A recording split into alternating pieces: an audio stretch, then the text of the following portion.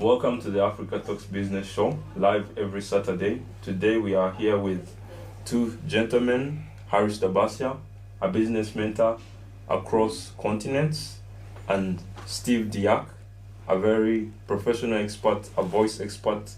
And today we are going to talk about a random teenage gamer who pulled up to Africa and performed what governments couldn't do, what tourism ads couldn't do. What do you think Speed did right? Let me start, and thank you for inviting us again. This tornado of content creator, tornado of attention has changed the narrative of the dark continent. He's showing light on a continent that was considered to be dark. No lights, no roads, no internet, no electricity. And people are connecting to him for a number of reasons. He's connecting people to people. He's unscripted. He has no agenda. He's unfiltered.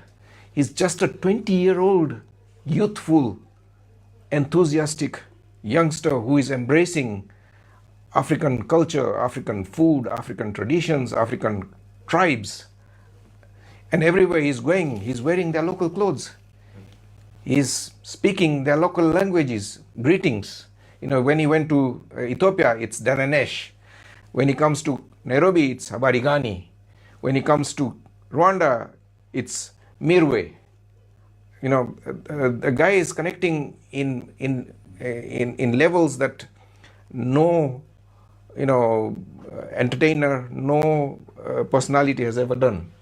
And he's one single streamer, one live content creator streamer is changing the narrative and for the good.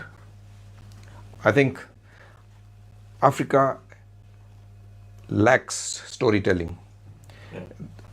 Africa has never been a dark continent. It has never been poor of resources. It has been poor in its storytelling, in its narrative. It was the colonials who dictated the story that the Africans told themselves. The Westerns told it the way they wanted it, but we've accepted it wholeheartedly. That narrative needs to break. We've become free nations, maybe 60, 70 years ago. But this colonial mindset is still lingering in the African psyche. The older generation, we can forgive them, but the youngsters, they are not going to accept that mindset. They are embracing I show speed like no other entity. So that's how I see it. In context of business, the guy has turned attention into cash, and he's showing he's showing the world, he's showing every business owner, every entrepreneur that we are now entered in 2026 into an attention economy. Let's hear from Stevie on how to monetize content and how this guy is managing to turn attention into money. Exactly. First thing I have to say about this young man is I used to watch his videos when he was in China, and I quite didn't understand in the beginning what he was doing. And then later on, I realized the government of China invested a lot in him showing the other side of China that the world doesn't know. Like going to villages, interacting with cities that we don't know about, not just focusing on Hong Kong, Beijing, but he went to the countrysides. He was mingling with just random people. Yeah, villagers, doing martial farmers. arts. I even saw him doing martial arts. I was like, this man is amazing. Now, when I heard he's coming to Africa, I was like, oh my God, that's the only God-sent opportunity for the African continent to really put themselves on the spotlight, not only in terms of tourism, to create that content which is going to attract more visitors, but also in terms of investment and also to break barriers of the psyche that people used to have about Africa. Because the moment you say, I even saw random vox pops when they say, "What's the capital of Africa?" and the person just says it's Nigeria. So they think the whole continent is actually a country. Yeah. iShowSpeed has broken those barriers. iShowSpeed has shown that Africa has a huge potential, beautiful places to see. And you know, ever since he came to Africa, I've seen more, especially Black Americans from the diaspora, visiting, especially the countries that he has been to. So it's like he has opened the doors. Now, coming to a content creation perspective, I think iShowSpeed is a wake-up call to African content creators to wake up and realize that we have a potential on the continent. We as Africans, no matter the nation, even a nation which is known as the so-called poor country, you know, it shows that we can tap into our natural resources to really display the good side of Africa, what we have. Now, coming to the monetization aspect of that, I think this is the time for people dealing in the tourism industry, hotels, restaurants, cultural aspects, people who market the cultural side of Africa, to really tap into that opportunity to portray, to promote their businesses, and also to monetize. And why not to create content and to monetize that content also for that sort. That's what I can say about this man. My conclusion is that this is just a God-sent angel, no matter the age, and the guy has really done a lot for us. Okay, let's talk about the elephant in the room, the dark continent narrative, right? Where did it come from and why is it there? I was surprised whenever I go to India. You know, you come from Africa and how come you're not dark? The Indians are telling me, you know, people in Africa, the notion is that people in Africa, the Africa continent is so hot, that's why you Africans are dark.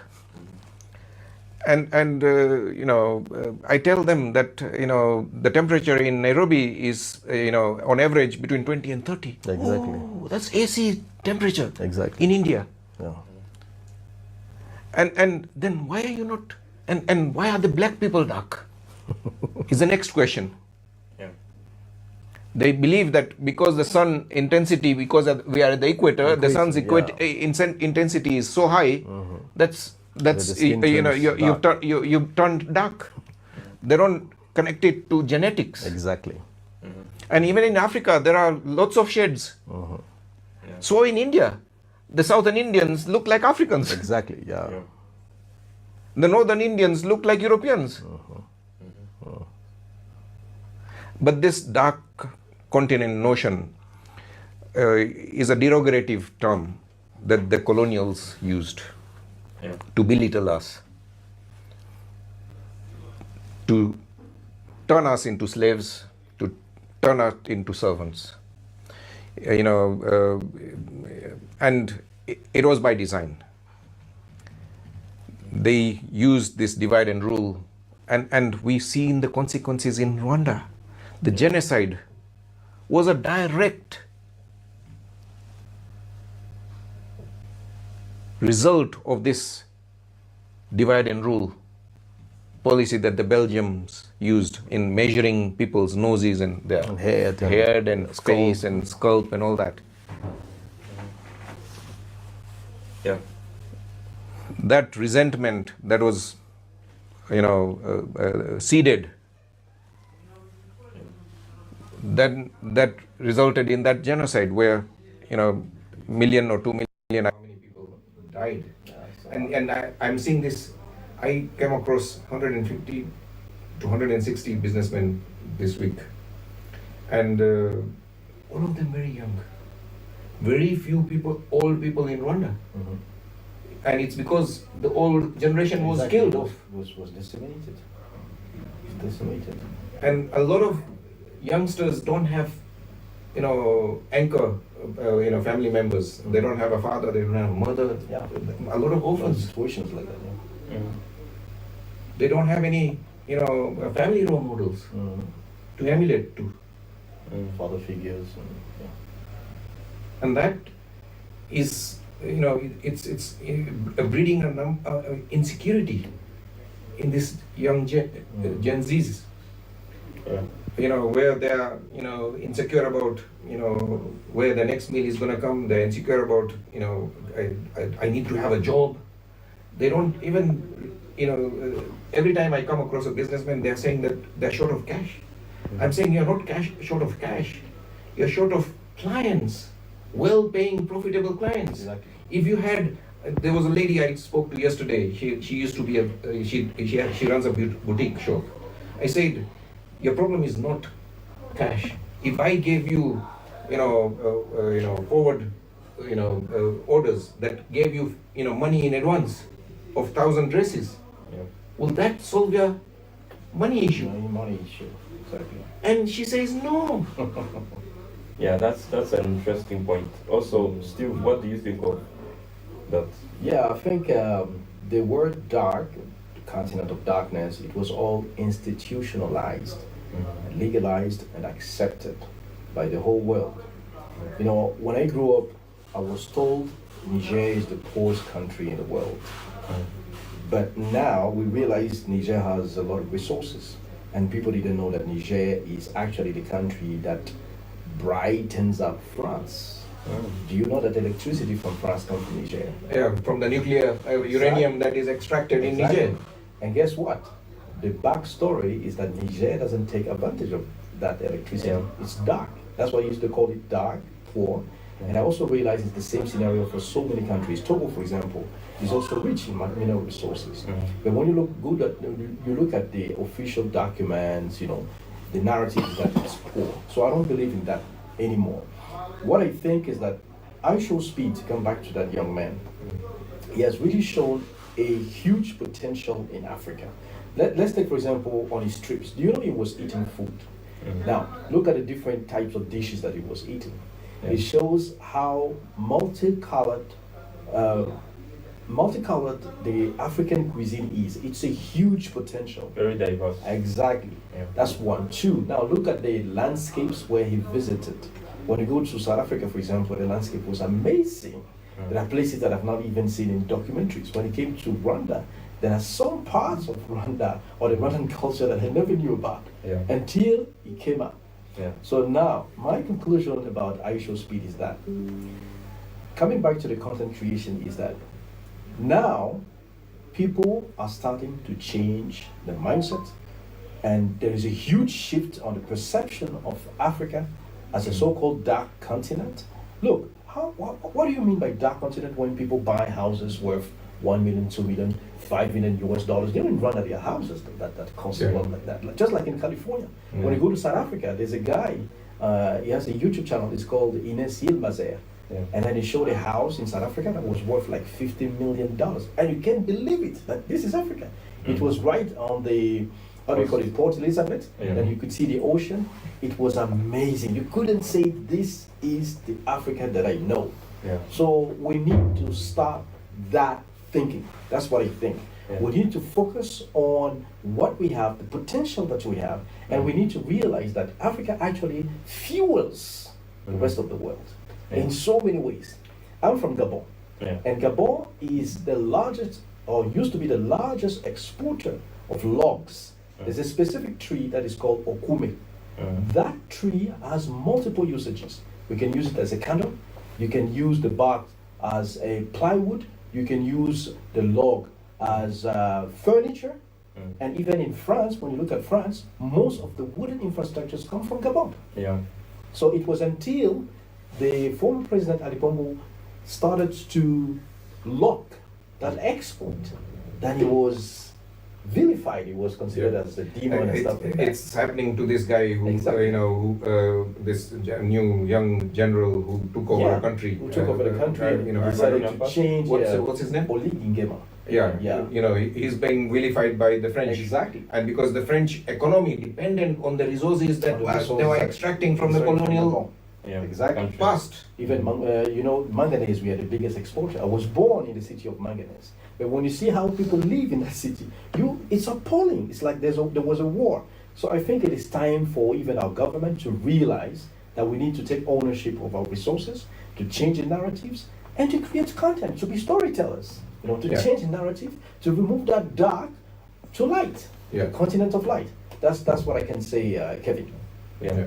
Okay, so talking about Africa, we've actually realized that most of the stuff you just told us hasn't really been highlighted before. So let's go there. Why do you think creators are important in this economy? We are moving away from the economy of sales and marketing to economy of attention. Content creation and also before we used to call it social media. It's no longer social media. Your content is not only shown to your subscribers, it is shown out to everyone. World. Yeah.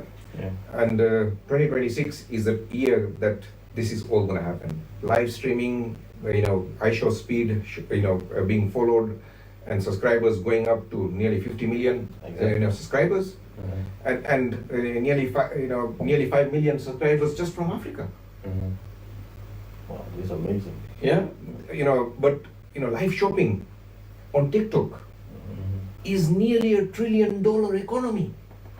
That's bigger than most African Nations economies. together. Yeah.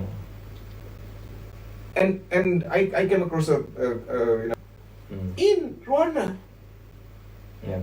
That's the first time, I used to think it's only in China that you can do No. She is buying her dresses Yeah. on TikTok shop live. This the TikTok shoppers, the girls. Oh, they are talking about this another product. Yeah. Oh, they are so efficient.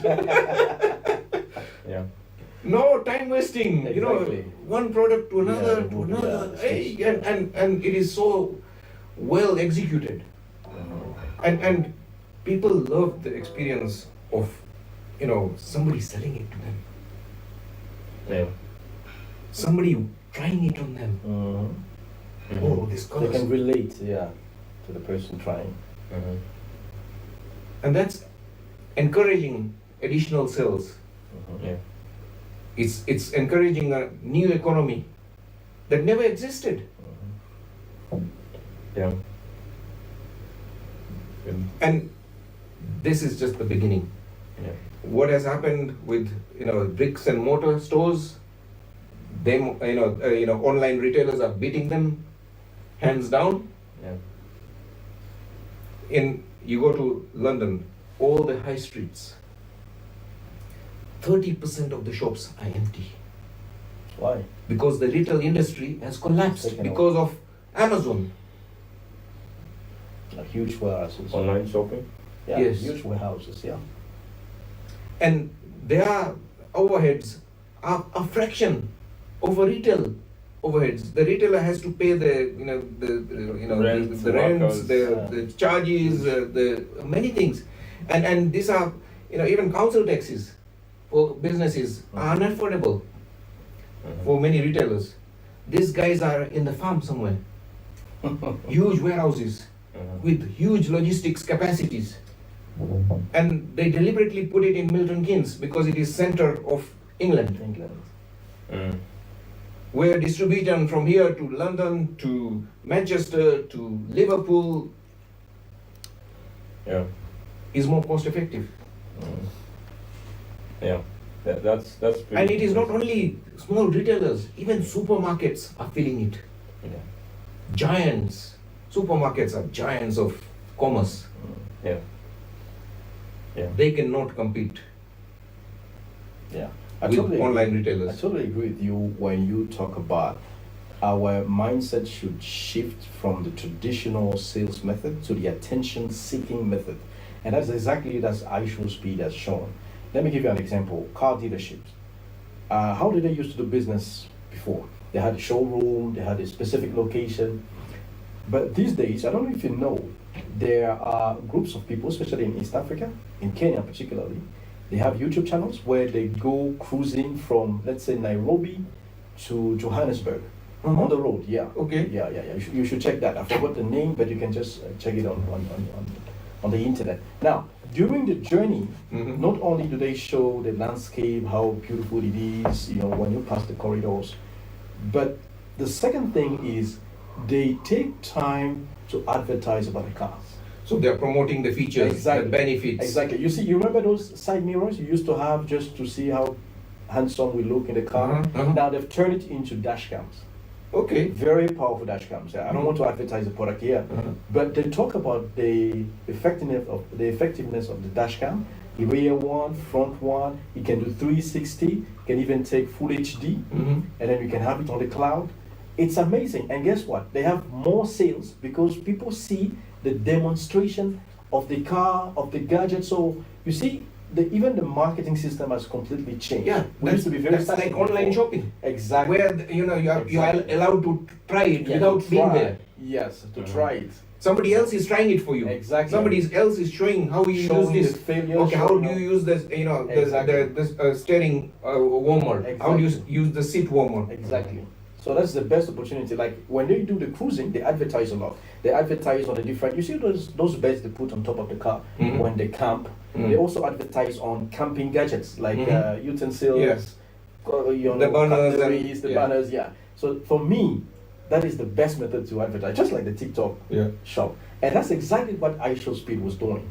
Yeah. It was indirect advertisement Of for people tourism. taking advantage. Of these countries. Yeah. And those countries that failed, Tanzania failed to Yeah. attract him. To attract them. And now they're crying. Yeah, we all know tourism ads did not do as a great job as iShowSpeed does, Yeah. or what he did in Africa. So talking about iShowSpeed, what should African leaders, African entrepreneurs and creators learn from what he has done? People don't want brochures. They don't want glossy brochures. They want Books. experience. Yeah. Experience. They want raw, unscripted The sensation. Yeah. sensation. Mhm.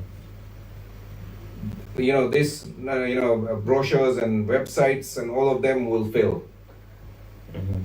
if without attention they are duds or dodo.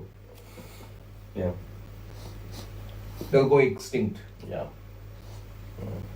We are now moving into an attention economy, and there's those countries that garner attention. Tourism is one industry that creates more job opportunities than any other any other industry. Every foreign tourist is creating 3 local jobs in every country that they're going to in Africa.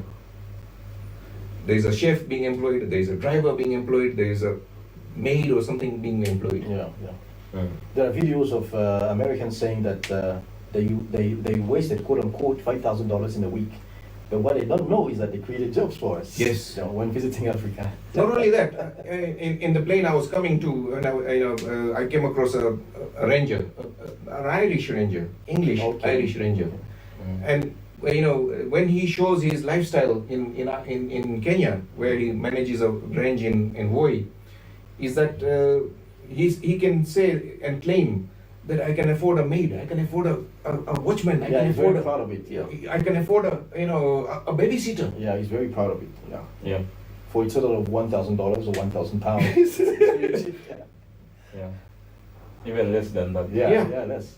And his friends, whenever he visits back his hometown in Ireland or in London, they're envious of him. You are living in the wilderness. You are living raw, fresh Exactly. lifestyle Pure. with all these amenities. Exactly. And here we are in a red dress. Mm. Yeah. Yeah. Exactly. And everybody in Europe is in a red dress. Mm. Too much pressure. Stress all over. Yeah. And this notion that both people going to work is benefiting the family Mm. was a lie that was sold to all of us. What happened in the 70s, they introduced that both people, the husband and wife needs to go to work. Mm. What happened is because now they were both generating income, the house prices went from 10,000 to 70,000. What happened? Who took that additional income? The bankers. Yeah. The real estate. Wow. In fact, 2 people working has been detrimental to the Western family structure.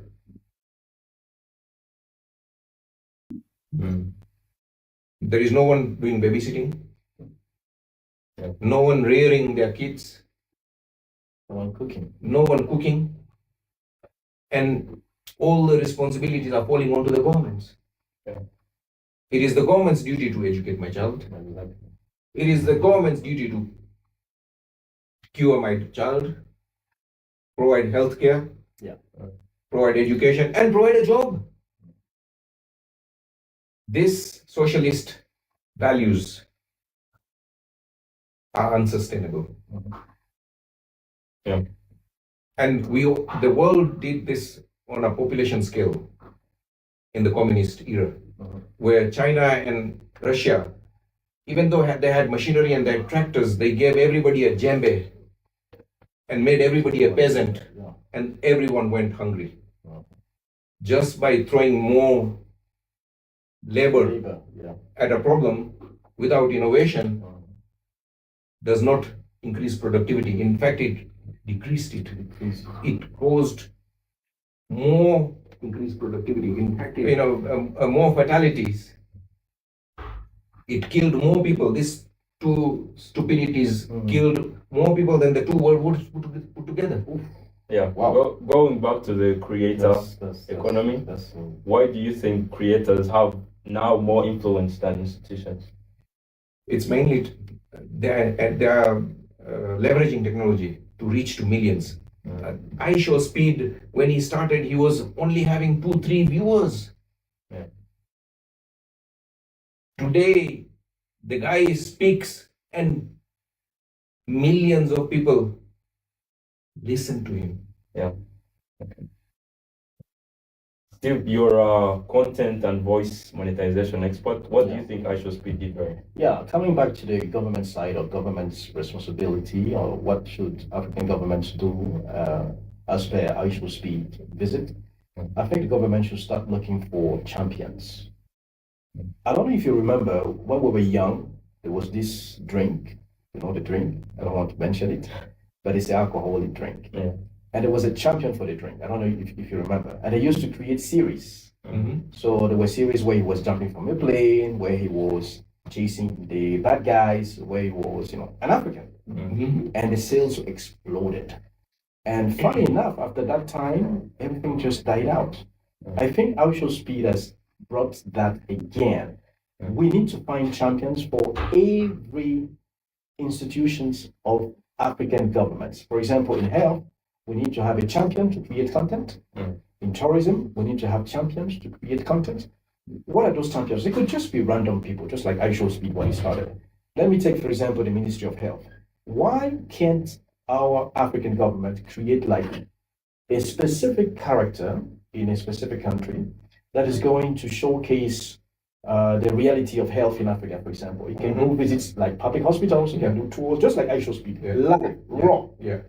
And advised, like they go to hospitals and they see real conditions, because this is what is going to make governments really react. Yes, because it will show that it will take the veil off. Exactly. Just random visits, like they go to a maternity and they see the conditions. This is where our government will definitely have to react, and they will improve. It doesn't just improve through government. No. If there is no accountability, there is no improvement. Exactly. If you don't measure, you don't focus on it. Exactly. You don't focus, you don't become. Exactly. Exactly. So they need those content creators who can just go live and then show people the reality on the ground. It's just like when you go to the traffic department, like traffic police, take a random guy, not necessarily a police officer, but just a citizen, and then let him do a live tour of the traffic situation. That's where the government can account for itself to see whether the actions they are doing on the grounds are good or not. So I think this is one side that I can take as a lesson from iShow Speed. We need to create more champions for content creation in order to improve the government and to have better accountability. Not only that, but also show off what you have. Exactly. No, if you don't tell the story, the dark continent story will stick. Exactly. Yeah. You have to erase it from people's minds, from people's psyches, from people's narratives. If you don't write your story, the world will pest whatever they want to pest. You know, there's a lady in Uganda. Her content is about those African huts. You know, because this is the image we have. But guess what? She is showing why we built it like that. It was for natural air condition. It was to avoid heat at night. This goes all the way Sudan, everywhere. So that mud hut, it was actually how can I say, climate friendly. Yes. Yeah. Ergonomic. Exactly. Yeah. It was economic. It was very cheap for us, and it was even able to sustain rainfalls, and stuff like that. So she has twisted the story. Yeah. Because it used to be a mockery. Yeah, it is a sign of resilience. Exactly. It's engineered. Yes. It didn't happen by fluke. It's like the Noscan house. Yes. You know, it is covered in clay tiles. Yeah, I've seen that deliberately before. because to minimize some the light and heat, so that this house does not require AC. Yeah. And they've done the same thing with living plants in the new building. So it's not only controlling heat and light, but also generating oxygen and bringing beauty. Exactly. Yeah. So you guys have highlighted that creator economy's influence on tourism and countries' problems. Government governance, accountability, there's a lot. There's a lot. But before all that, we have an issue of citizens, youth who cannot create because they think they have to qualify for some platform eligibility requirements, and they fall into that trap of like, I have to either reach 1,000 subscribers or some number that I can monetize. What do you think? I think of this? Stevie is the best person to answer for that. That's just a flat, or should I say a fat line. The only thing anybody needs is just a mobile phone. As long as you have a camera which takes color, even if it's not full HD, if it's just a normal phone, you just need a phone. That's all. You need a phone and you need yourself. Like you said, content creation is not something that has to be scripted. When iShowSpeed came, there was nothing scripted. It was just raw. It was natural. So if you don't start the first step today, and that's what I always say in my videos, if you don't start the very first step today, you'll never make it. And guess what? It is not only for Gen Zs. I'm 44 years old. I'm not a Gen Z. I am 54. There we go. We create content for business. You do that for business. I also do that for business. I'm into the field of conference interpreting. So my content on my other channel, which is called Conference Interpreting in Africa, seeks to educate not only interpreters, aspiring interpreters, but also clients on the conditions, on how we work. And that's why my videos, I realize them, I shoot them within the book. That's the working conditions for people to understand. So stop finding an excuse like, oh, I'm too old, I can't do that, I can create. I told you this week, I had 2 businessmen, they are into shipping and clearing in Rwanda. And they are like, Steve, you know what? We realize our sales have gone down, like our clients have gone down. And I asked them, what do you think is the problem? You know what he told me? They are not visible enough on social media. True. Can you imagine? Yes. So businessmen are realizing that visibility is an important thing. absolutely. So I told them to create at least a YouTube channel where they are going to give information for free about clearing, shipping in Africa, customs clearance. So they should make it sound like they are educating. Yes. If possible, they can also invite an authority, maybe the customs representatives or maybe shippers union. So this is going to give them credibility and it's going to generate sales because it is going to make them the authority. Absolutely. On the subject. Like the go-to for the industry. Yeah. And they were shocked. They were like, I thought it was for kids. I said, no, don't think social media is for children. Everybody needs social media. Trump has social media. Of course. There you go. That was one of his reasons for being re-elected again. Social media. Because what Hillary Clinton did, she talked about herself. Oh, yeah. And what Trump did is he talked about the pain of his citizens. Citizens. So the narrative changed. So it made it. even though she was better candidate in every Oh context yeah, she was a contestant. Yeah. than Trump. Trump got elected because of his messaging. Yeah. He focused on the pains of his voters, Mm. not himself, on like Hillary Clinton did. I will solve this, I will do this. No. You enable your citizens Mhm. to deal with their problems. Exactly. Empathize with them, Mhm. connect with them. Yeah. That's what this guy, youngster, is doing. He's connecting with local African, youths, Random, talent, not random. random Even stars. he came next to our, Norscan house, and on the street he didn't have anyone there, so he's grabbing people from the streets. Yeah. It's amazing. Yeah. He's grabbing people, off the street and saying, oh, midway and all Yeah. these things. You know the status quo. It used to be like we invite a football player, a world champion, or maybe a Influencers, star. so-called influencers. Absolutely. Yeah. Yeah. And influencer economy also is diminishing. Mhm. It's like the brick and mortar stores. Exactly. Okay, talking about that, why do you think content that is edited is performing poorly than natural content that requires connection? Okay, when I went to learn public speaking from my guru Andy Harrington, he had a cameraman, and the cameraman just used an iPhone.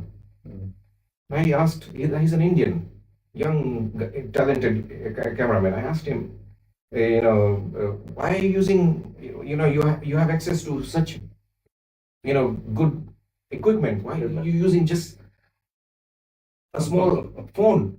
And he says, Harish, it is deliberate. Because you and I receive messages from our friends and families that are raw, that are short on their handsets, on their cameras, and we engage with it. When we see something that is polished, it looks like an ad.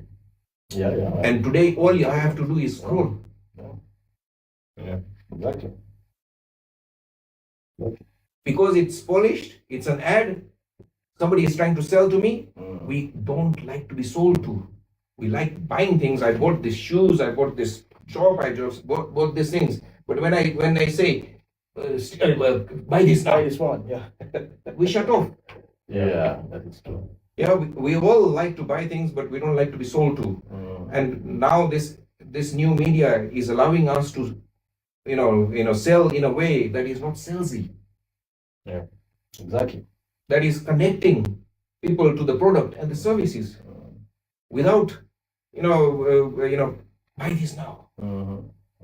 For example, the microphone that we are using, this mic, that tiny stuff that is giving us quality sound. I believe a lot of viewers will be like, what are you using? Because I've seen it on live streams. There's a millionaire, an American.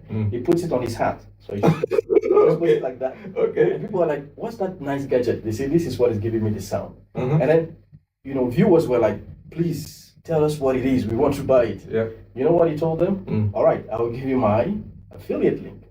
So they can also make some profit. Yeah. So, and this is a good point again. You don't have to have certain number of viewers. You can have affiliate links from day one. Exactly. Yeah, exactly. You can have a Patreon account. You can have a Buy Me a Coffee account from day one. Yeah. And yes, there is a payment issue, which is going to be, which Kenya has managed to allow its content creators to be monetized. Yeah. I think the rest of Africa should do the same. Yeah.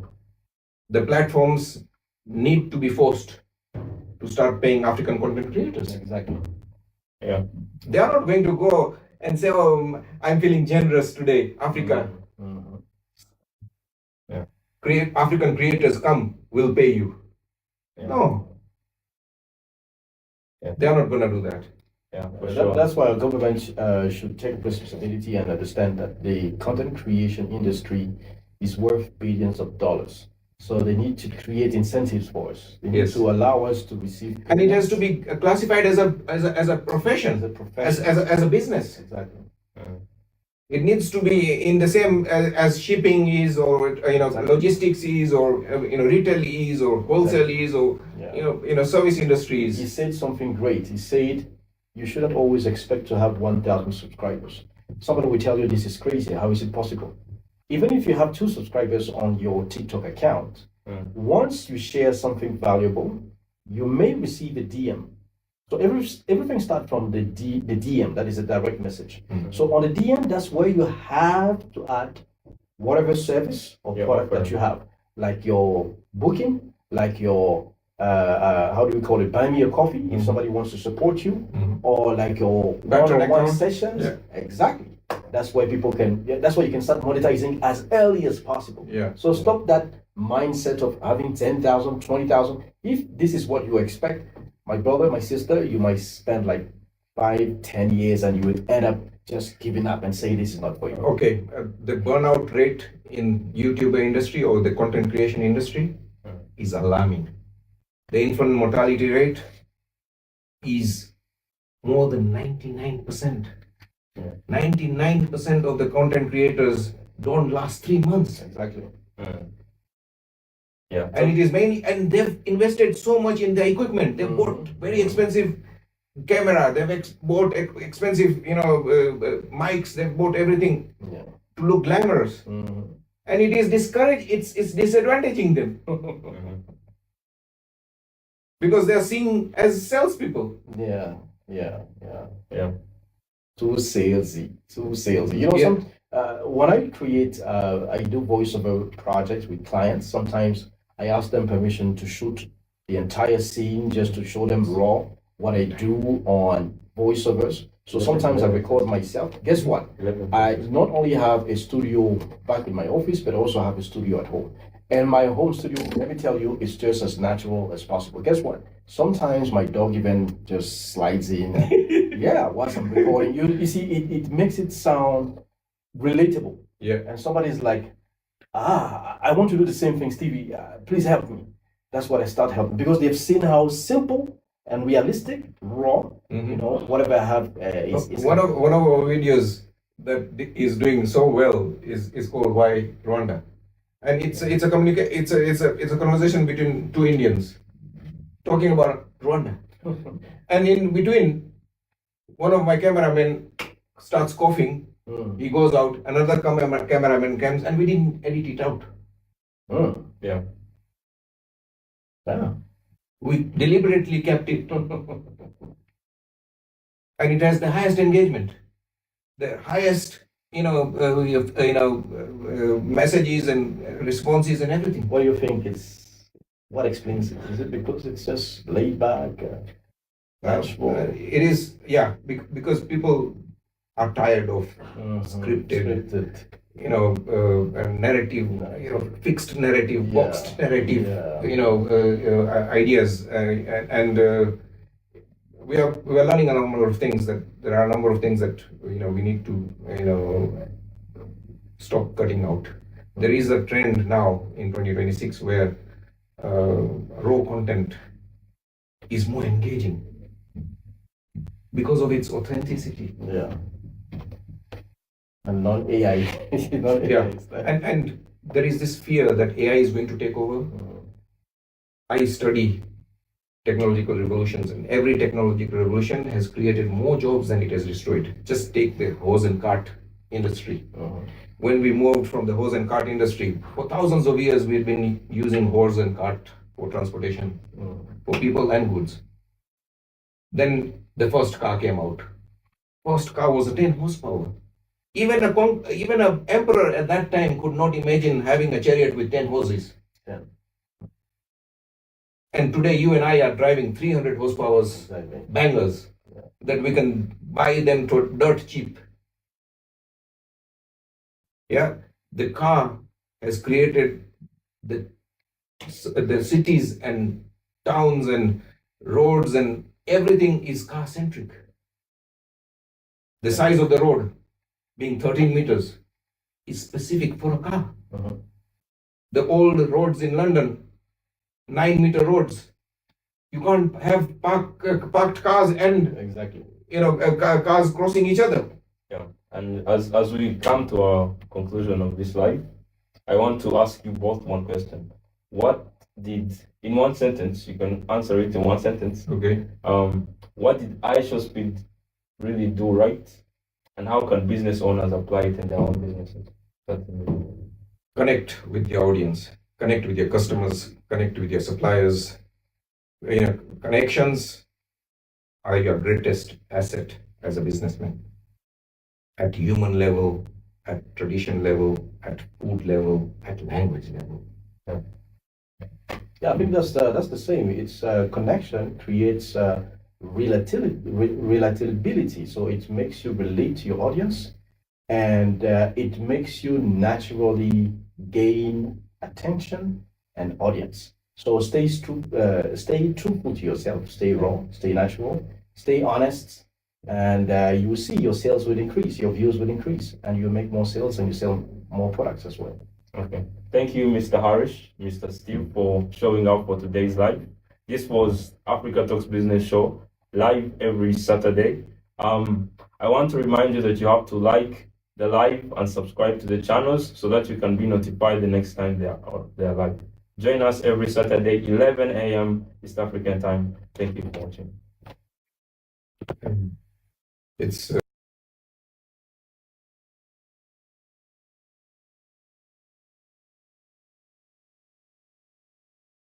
preserving our compassion, but we also have to look at ways to preserve our emotional resources to keep caring, which sometimes means finding ways to limit what we're seeing, but also to stay involved and to be active in the caring and supporting people who are affected.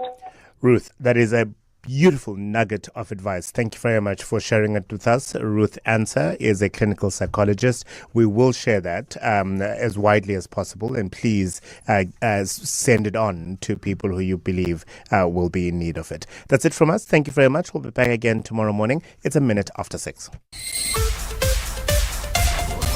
This is EWN. Alleged gangster amongst those killed outside Boysen's court, and Kasatu irritated by salary increases for politicians.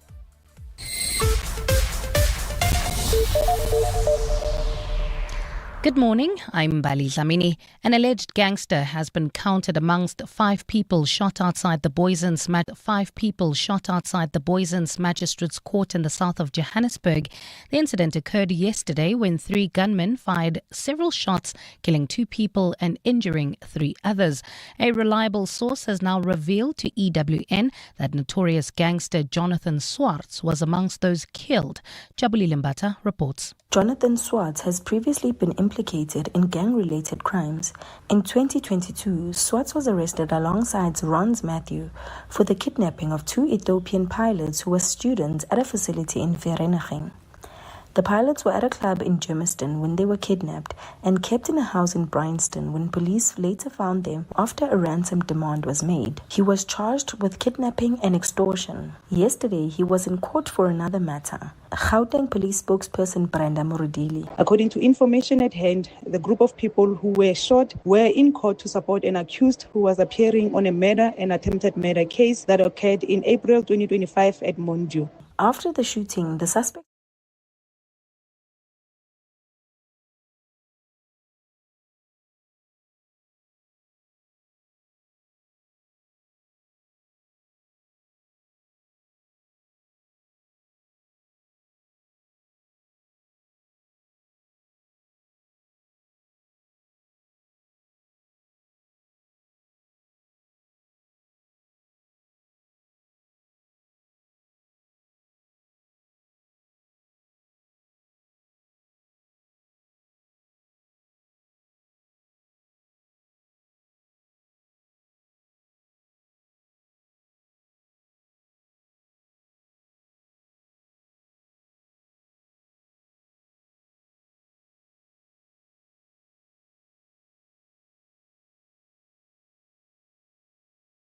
Selling construction services.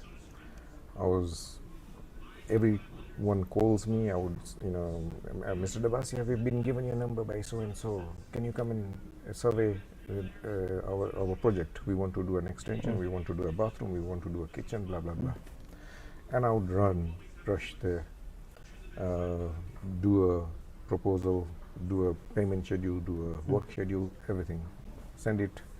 4 days later, call it up, a phone call and say, Mr. Kotecha, I gave you this quotation. What happened? Oh, Harish, you are too expensive. Oh, Harish, we found somebody. Oh, Harish, we are not going ahead with it. Blah, blah, blah, excuses.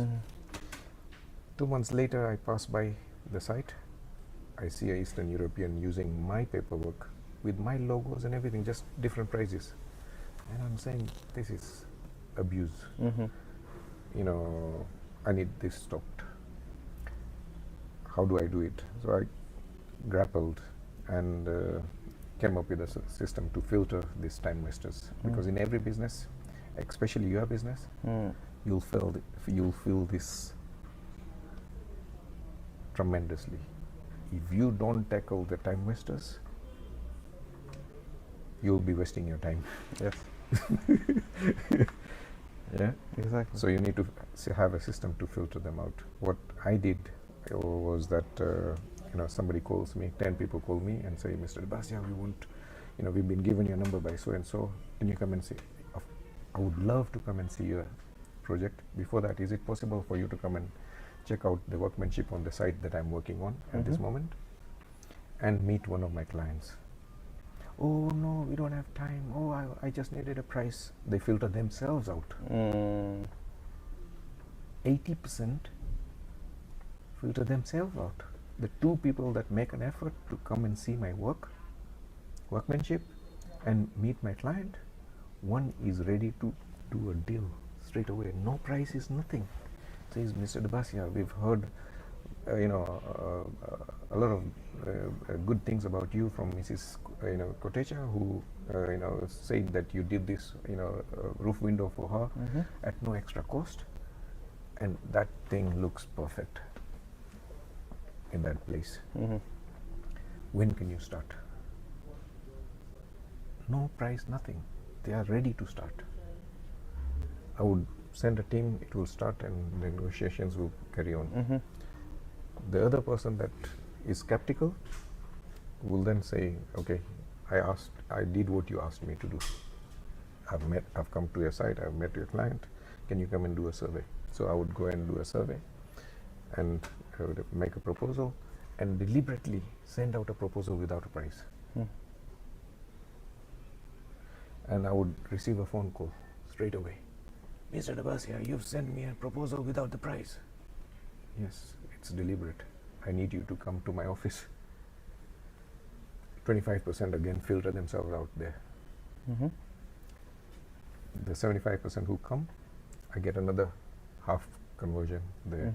So from 2 qualified leads, I was getting 1.5 jobs.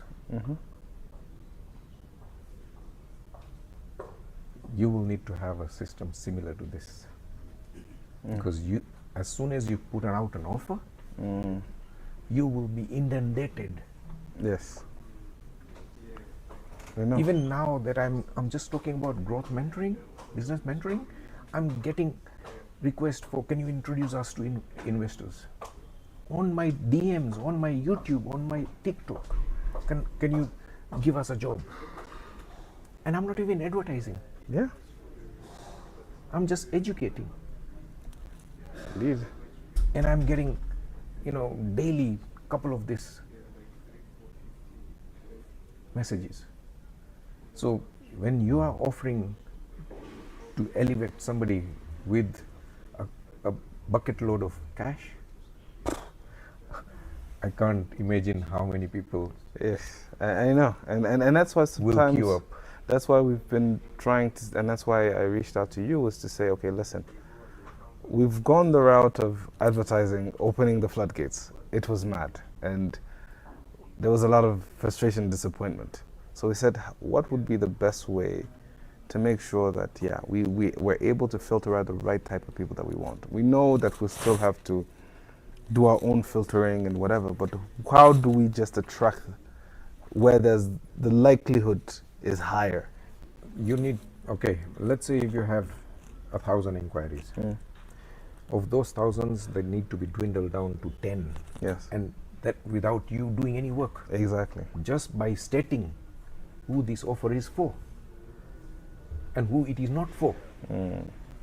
What will happen is that the 1,000 inquiries will dwindle down to 100, which is manageable. If 900 filter themselves out, that's less work for you. Yes. More focus on the 100 qualified leads.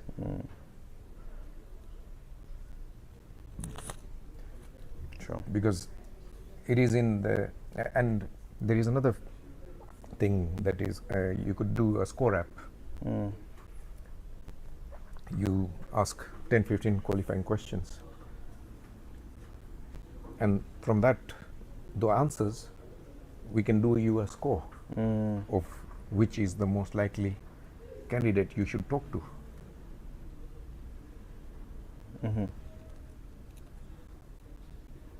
Yeah. And that again is another filter, but you have to introduce resistance. Yes. The right amount of friction. Yes. It should not be open to all. Tom, Dick, and Harry. Yes. Yeah. Yeah. If it is open to all Tom, Dick, and Harry,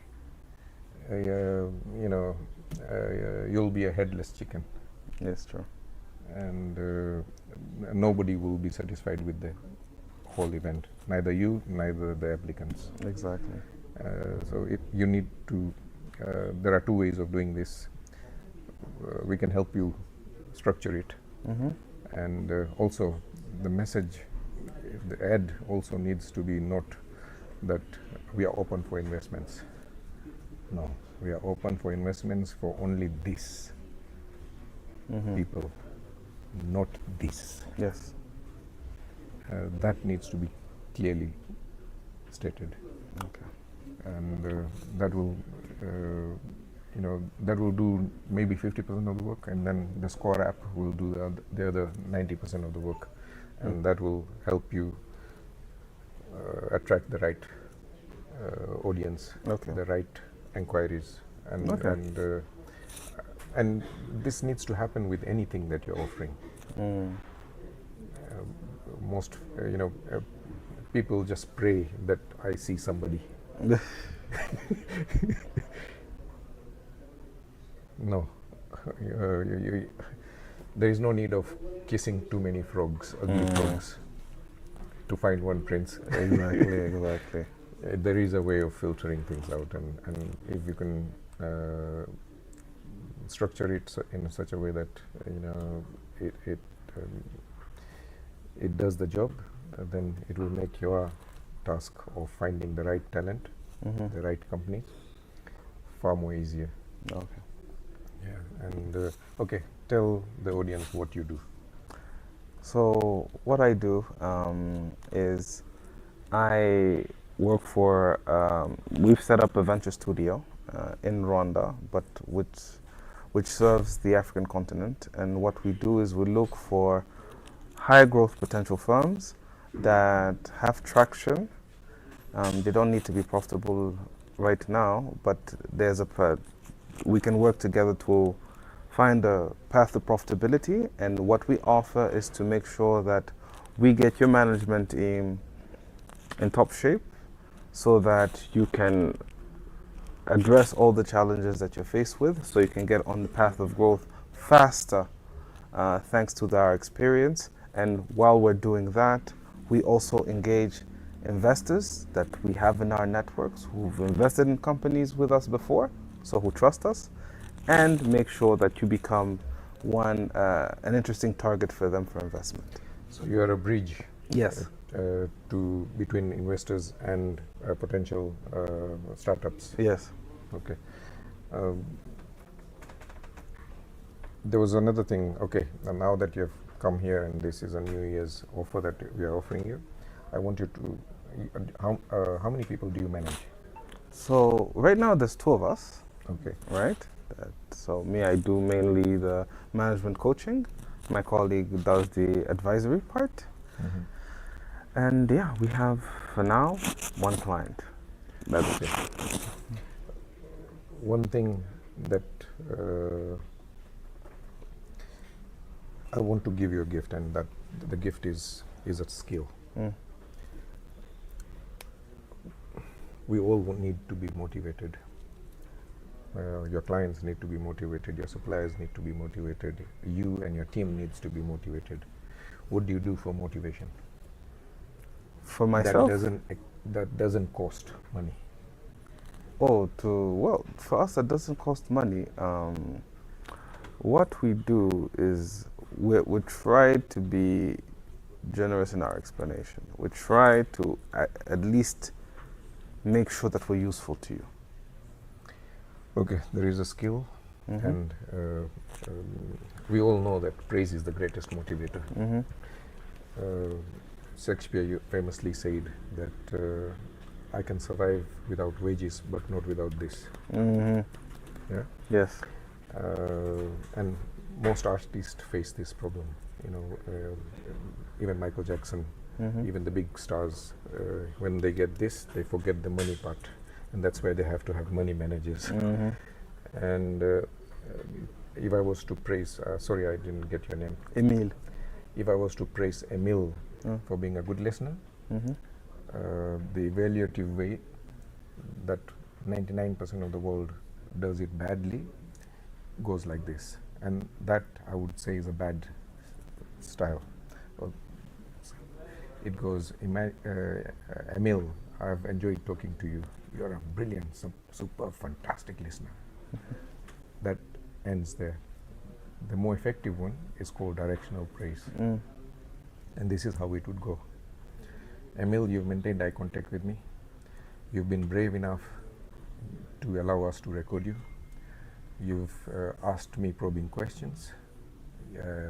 You've explained your pain points clearly, concisely. That shows me you're a good listener. So, of the two praises, which one did you like? The second one. Why? More contextual.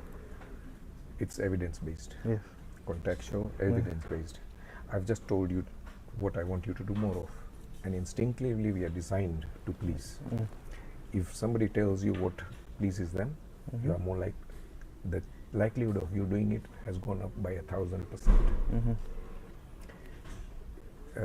You just have to notice and mention the things that they are doing right. Catch them doing it right, they'll do more of it. The stupidest mistake people in power and authority do is they take out the cane too early. How many times have I told you? Why don't you listen? You're stupid. You're lazy. You come late. Blah, blah, blah. The intention is what? The person barking these instructions, what is his intention? He wants the behavior to change. But does it help? No. Why? Because he's just relieving his himself. He's just unloading his emotions on the person. Because there is a clash of egos. Yes. What happens is that Emil is on his tornado. Let me bear with it now. It will pass in 5 minutes. I'll get on with what I was doing anyway. So the intention to improve that person has failed miserably.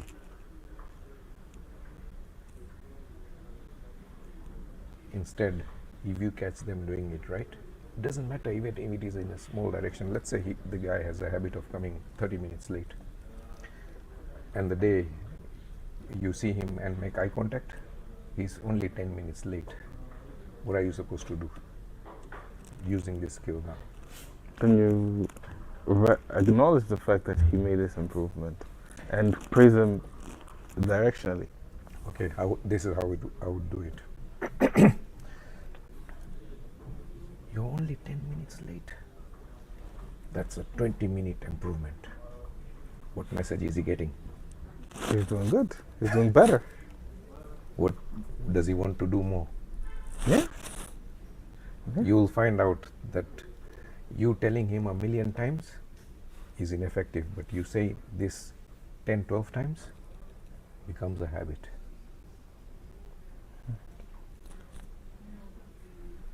This is my gift to you, Emil. Thank you very much. Thank you for Appreciate coming it. down. And let's find a way to work together. Sure. And if there are ways that I can also help you in identifying people who need mentorship, and if there's anything else you're interested in, please feel free. We will. Let's do that in the next meeting. Sure. Thank you. Thank you. Yeah.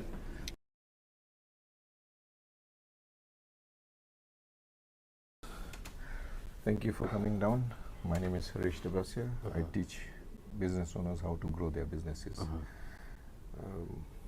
Most reasons why business owners don't grow is that their purpose, their message, and their price are not clear.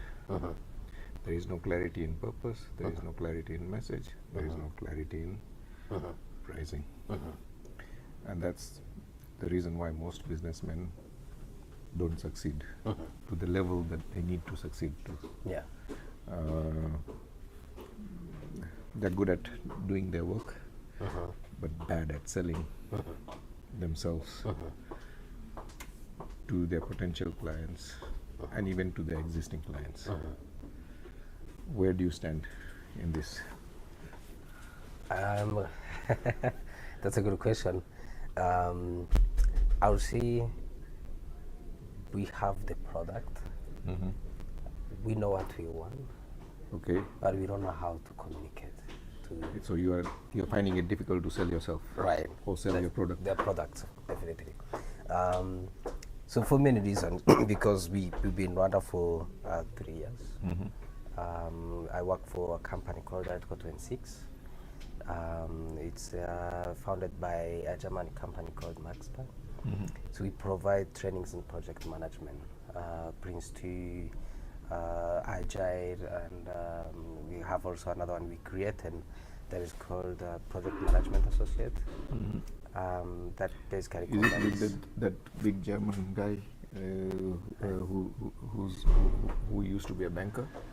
A banker? Probably not. Okay. Yeah, it's a different one. So we've been in Rwanda offering our service for company, for mainly public institutions, NGOs, and universities, and we are good at it. But we provide this service for free for the 3 categories I mentioned. So we cover the cost of training and certification. And now we want to connect to private companies because we want to make money. So we've been spending money. We want also how can we make You money. want to transition from giving free services to monetizing, charging for. But we want to keep both. Okay. We want to keep both. So basically, by keeping both, public institutions, NGOs, universities, they keep benefiting from our services for free. And you make it better Yeah, because you have users. Definitely. So it's more of sustainability. Like instead of always getting money from Europe, how can we get money from our country? Generate cash Right. locally. Definitely. Okay. So that is the challenge.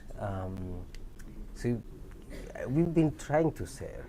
It's been, I would say, almost 3 months. Let me give you an example, and you then try and sell it in the similar way. We've got a client called Joroge. He's a clearing and forwarding agent. This is how he used to introduce himself. And he used to say, my name is Joroge, I am a CEO of this company, I am located in this location, blah, blah, blah. I said, Joroge, stop it. Tell me what you do, who for, and why you're different. The guy had to scratch his head. I see. But he did come up with something in which we helped him refine it. And this is how it went. He says that I can help business owners clear their containers in 2 days compared to 20 days. I said, that's something sellable. I can sell it. It's a solution. I said, what's the benefit of that? Let's add another line to it.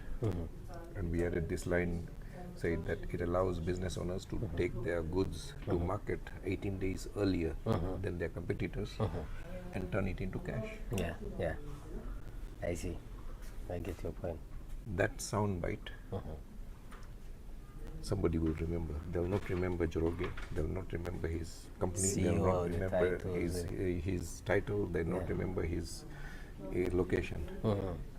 But they'll remember that there is a clearing and forwarding guy who can clear it in 2 days, and it allows their customers to beat their competitors by taking their goods to market 18 days earlier and turning it into cash. That sound bite is clarity of message. What do you have for your business? Something similar to what I did for Joroge. You mean how do you want me to practice like setting, or you want me? I need you to pitch, or come up. We need to come up with a pitch that I'm giving you a gift of New Year's. The only thing I can give you, or I can help you with, is clarity of message today. Let's do it together in front of the audience, for your benefit as well as the audience's benefit. Okay. So you want me to pitch now? Like, what do we do? How do you sell yourself? Tell me how you do. Like Joroge did. What do you do? We provide project management trainings with well-known methodologies that have been proven practices from all over the world, from Europe. And we offer the same training to big companies, big banks in Europe. Okay, what does this training do for the customer? So for this training, we improve the process. We save a lot of time, we save a lot of money that we spend on project management, because we show you the Okay, best. give me an example of a client or an NGO using it and what benefit it has provided to them. Yeah, good question. We have companies like Smart Africa. We have One Acre Fund. Pick one, and tell me what difference. Show me the before and after. So I would say, okay, I hope this will be moved from the final video. It's okay. Maybe that brings the question: have we going to do a follow-up to do our research to say, with this they have improved this? But what I would say, companies like it's an NGO, it's one of the biggest NGO in Rwanda called One Acre Fund, has already mandated the employees to take project management trainings, because they see the improvement of process, because they help farmers. So you're dealing with farmers. So we support the NGO that support farmers. Okay. So basically our project management is cross-cutting, can be applied in any field. So an example was that One Acre Fund that is asking the managers to take this training, because they see it as a benefit to reduce the process, to save time, to save money, and to provide efficiency in their services. Okay, yeah. I know 3 chili farmers and exporters. That could benefit from your software or your system or whatever it is. You've not been able to even describe it well. Whether it is a software, it's a training. What is it? Okay, good. So it's a training. It's not a software. So basically, it's a training, because we offer trainings Prince 2 and Agile methodology. So these are trainings, hands-on practices that we offer to people, so they can. How do you deliver it? So online, or they have to come in person? We have I would say 3 options. We have online, we have face-to-face, and we have hybrid. So people can choose which one they would like to. Okay, because the farmers or the managers of the farmers could be far and wide, all over the country. May not be possible for them all to travel to Kigali. Yeah, definitely. Yeah. So basically, the way we do it, we have a place we do training face to face, and you have trainers who are available. Do you utilize the Norskin facilities, or do you do it outside? We are still considering using Norskin, but there's another place called the Digital Transformation Center. Okay. It's in the career building next to Gigabyte. Okay. That's where we offer trainings face to face. Okay. And for online, our trainers can also do it from Germany, because we have qualified trainers from USA, from Rwanda, and from Germany. Okay. Yeah. Okay. If we need to come up with a pitch that we can sell, we can market, we can advertise it to maybe 2,000 prospects. Your pitch or whatever communication we say needs to attract at least 50 to 60 participants. Then only that ad spend is going to be worth it. We do ads as well, and our target is that if 2,000 people view it, then I need to have 50 to 60 people in person in a boot camp. Okay. And I have been doing this for 3 years successfully. So it's a tried and tested method. Okay. But I need a message to sell to the audience. Okay, cool. I don't know if this message you definitely use, and I hope you cut some parts of the video. Yeah. But here is the message. So we are bringing to you trainings in project management, namely Prince 2, Scrum, and PMA. And these trainings are offered by trainers from all over the world, from Germany, from Rwanda, and from USA. And these trainings have been proven by international companies and national companies that are efficient to improving the process, to improving the efficiency of project delivery. And that will save a lot of time and will save a lot of money spent on different things, as the project takes too long, that will save a lot of money. Let's bring it down again. If I am a chili exporter, chili farmer, and I have 20 farm managers, I send them to you. They've been doing what they've been doing. They come to you. When they come, return back to me. How improved will they be? I need to show transformation. I can sell transformation, and you can sell transformation. The biggest transformation that nature provides is called metamorphosis, where a green, ugly, crawling caterpillar turns into a butterfly that's colorful, can soar the skies in grace and in color.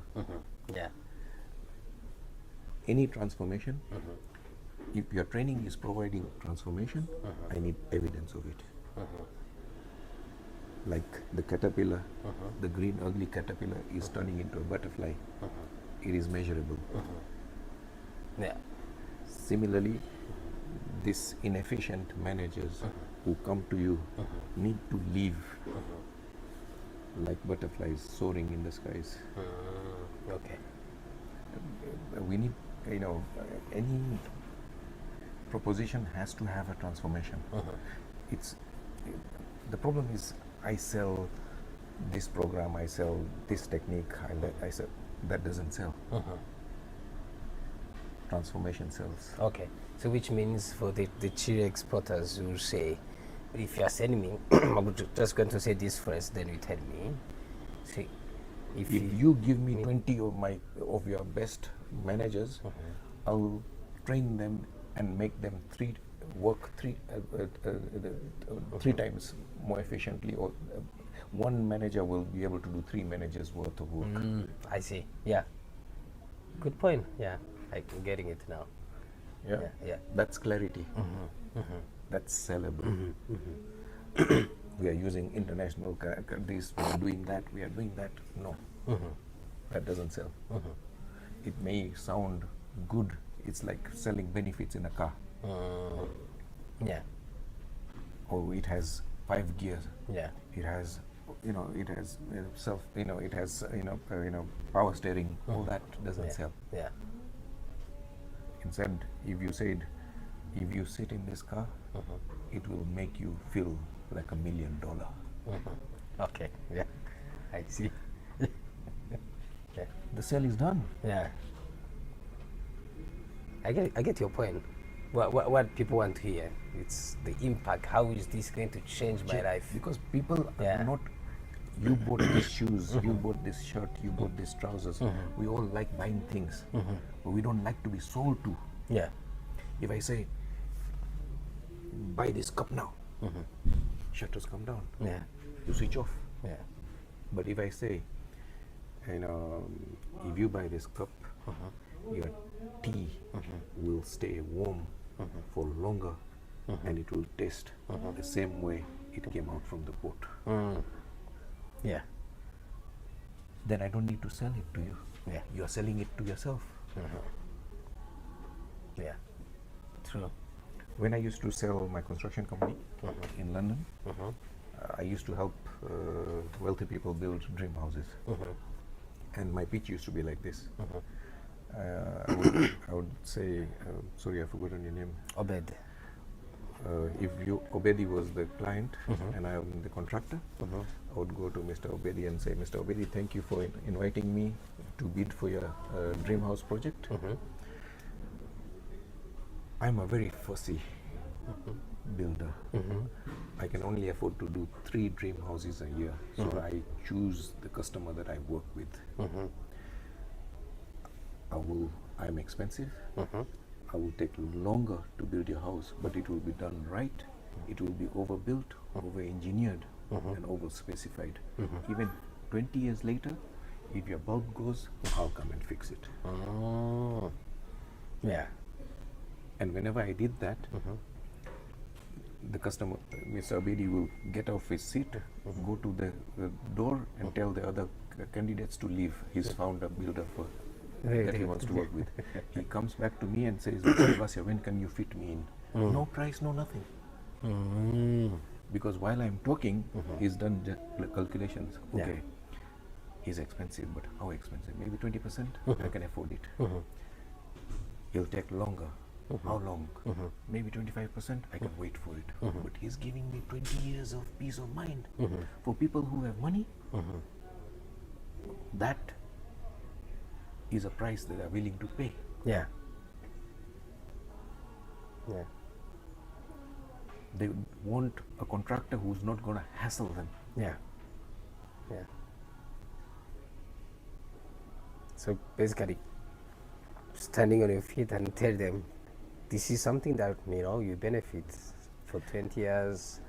For I'm giving those benefits. I've moved away from selling construction services to selling peace of mind, because that's transformative. Yeah. Yeah.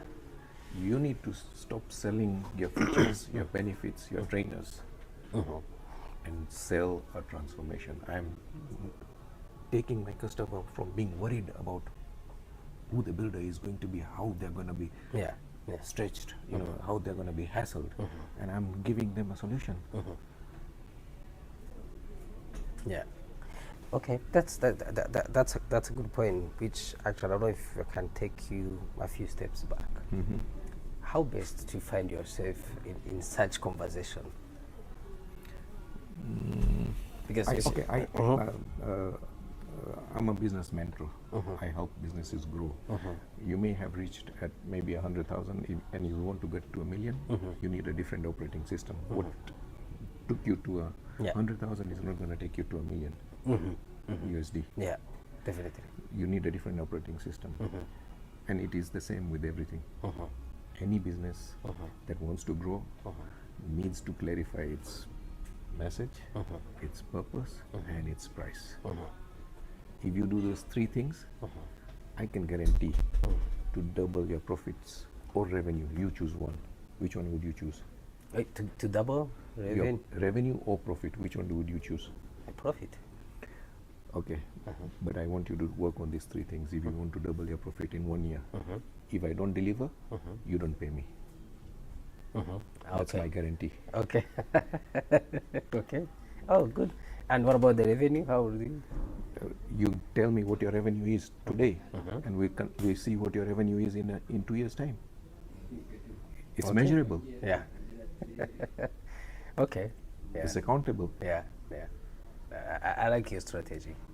Yeah. Yeah. See, which maybe let me take you another step back. One of the challenge we have now, like right now, we are having this conversation. I think there's a time we met previously, telling me that in the UK, I think it's last year that you came. Yeah. Then now we are finding ourselves here because I saw on the email and so on. How best have you realized that people can meet up? Because here are things we tried so far. I tried to find emails randomly on website, send emails and so on, scheduling meetings. But there are few people. Cold calling, cold emails, cold contacts will not generate sales. It doesn't work anymore. Just knocking on people's doors, they'll tell you get lost. I'm not interested. How best then would you? It doesn't work like that. All business transaction happens once you trust each other. To build that trust, you need to have at least 6 or 7 steps before they buy from you. So they need to see you on LinkedIn, they need to see your YouTube video, they need to see your TikTok account or something. But I need to position you as an expert in training. Experts can charge expert prices. You can't.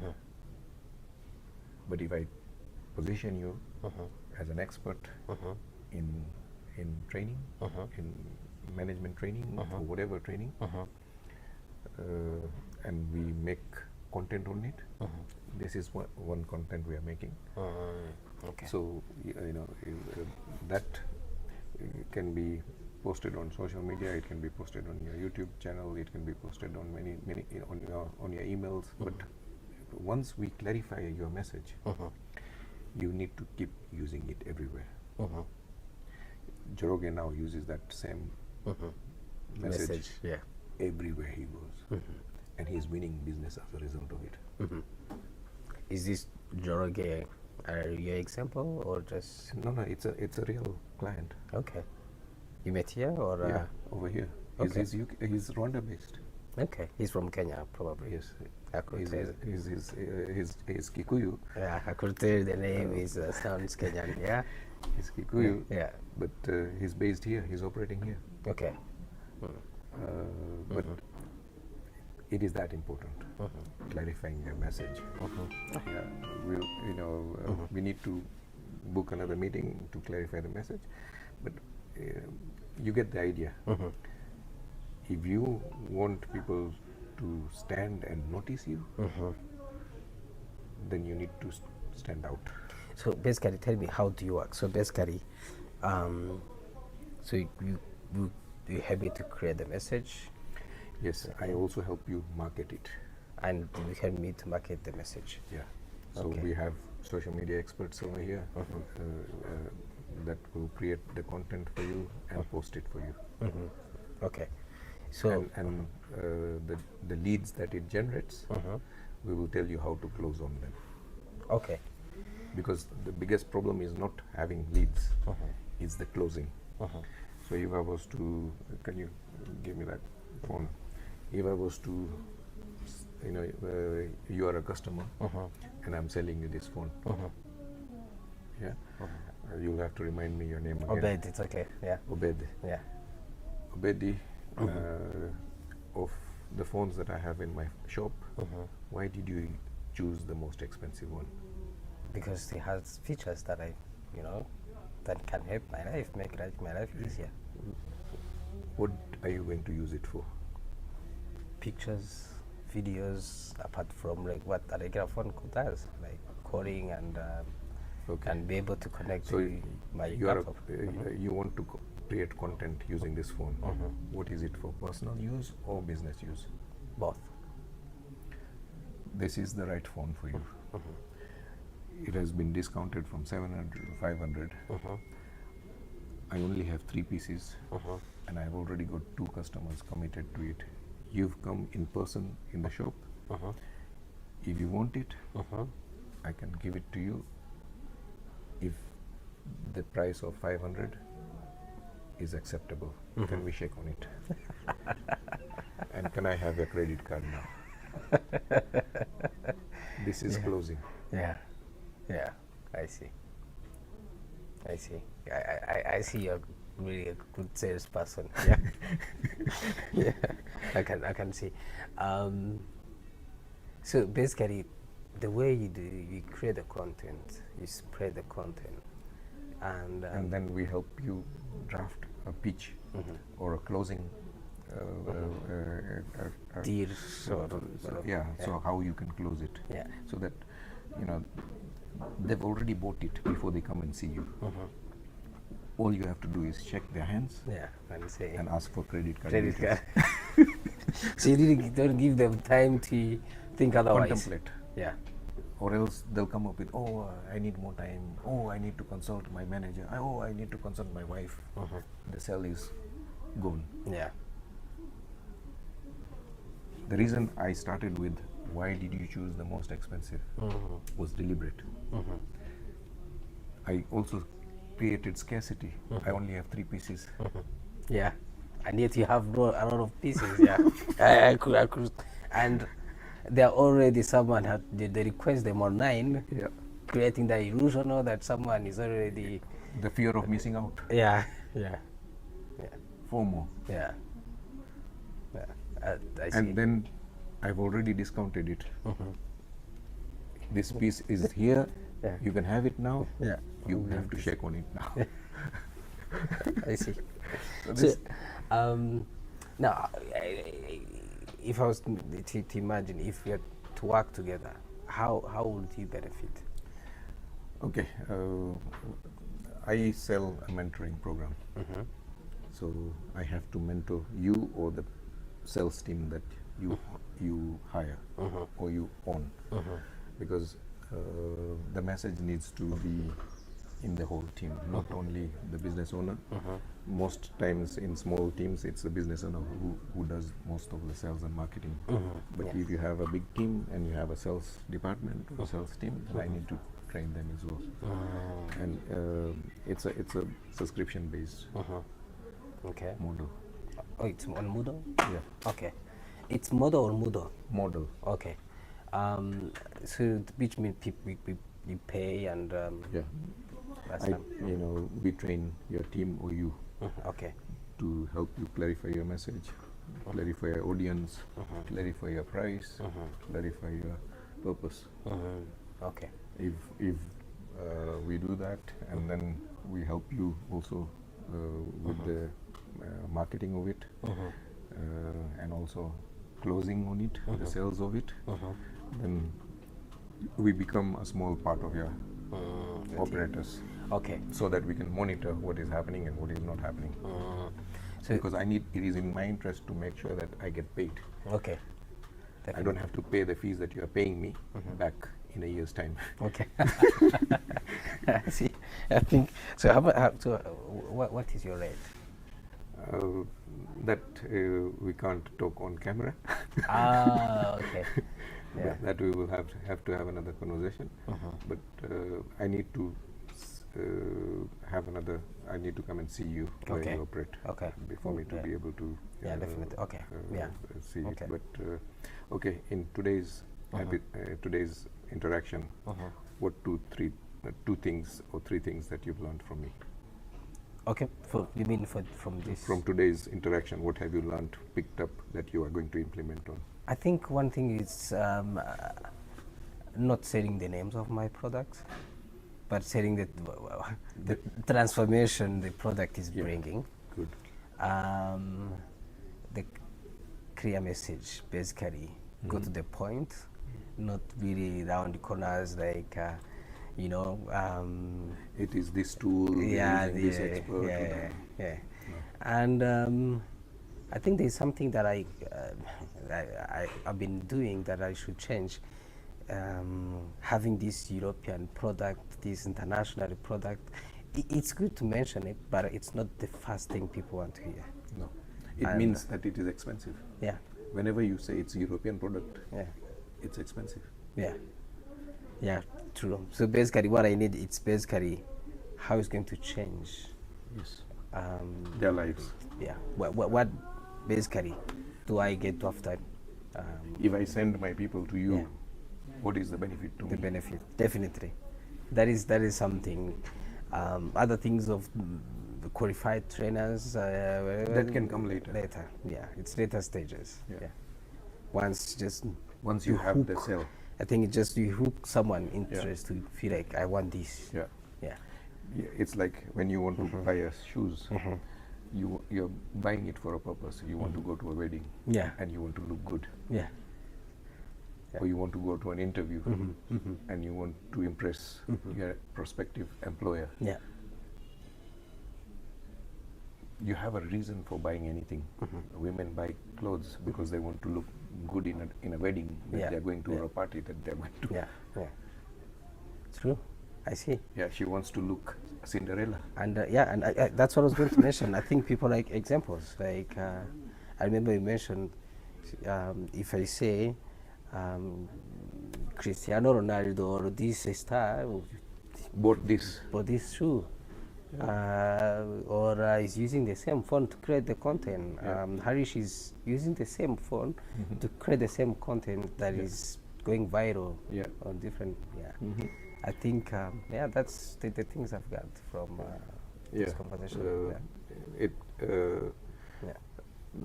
Let's work together. Let's have another meeting. Definitely. And I need to understand your product and your services better for me to be able to assist you better. True. I think some of the next steps. I think we can schedule a meeting. I'm a country manager of the company. Okay. So the owner is a German and he's in Germany. Okay. But we can do another meeting basically with my line manager to understand how you do it. Then you can see how best. Before that, I want you to show me what your product does, what it is. Okay. So that I can understand the transformation is going to generate.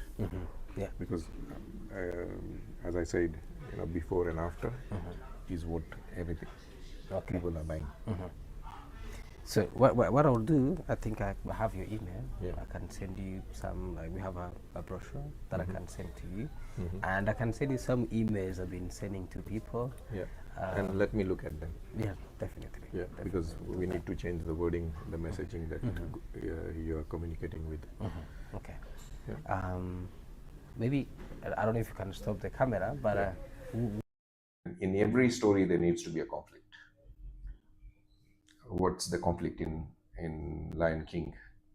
The conflict in Lion King is that a new prince is born, and the Scar who's not happy about the newborn because he's gonna take over the crown as a king when he grows older. Yeah. So Simba, Mufasa, the current king, gives birth to a new,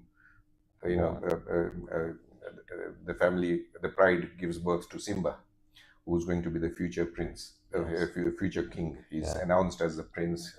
They take him to the rock, display him to the jungle kingdom, and there's one person who's unhappy about this situation. Yes. And that's Scarface. Yeah. And with every villain characters, they have a deformity. And Scarface is not only the name, but also he has a huge scar on his face. Yes. Yeah. And so there and that tension, that jealousy, leads Scarface to plan the downfall of Mufasa. Yeah. And Simba. Mufasa tells Simba, "Don't go to the graveyard, elephant graveyard. Never go there." Yeah. And as soon as you tell a child, "Never go there," that's the first thing that they want to do. They're curious. They're curious. Yeah. And Scarface in the background hears this and says, "Simba, I'll take you there myself. I've been there many times. There is nothing scary. You let me know when you're ready." "Oh, I'm ready now," says Simba. And he takes him to the elephant graveyard. It's a trap. He has his hyena friends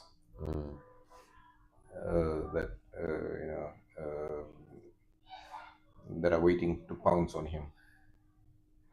And when they're about to attack him, Mufasa comes and saves the day. But in the process, Yes. falls in a cliff, and while he's trying to climb up, and he sees Scarface and says, "Can you help me up?" What does Scarface do? He dumps him. Yeah. And he loses his grip and falls into the depth of valley. Yes. And who blames himself for that tragedy? Especially Simba, because he was prevented by his father not to go. Now he went, his father died. Yes. And because of that, he's now disillusioned. Yes. He's in denial, that is a huge loss or a setback that drives him away from the pride. He's no longer fit to show his face to this pride. Out of shame, he goes into the wilderness. Yes. Away from the pride. Mm. And he's happy with his Pembe friend and the Kasuku friend and all that. He's enjoying himself, and then a catalyst appears in the form of his previous childhood girlfriend, Nala.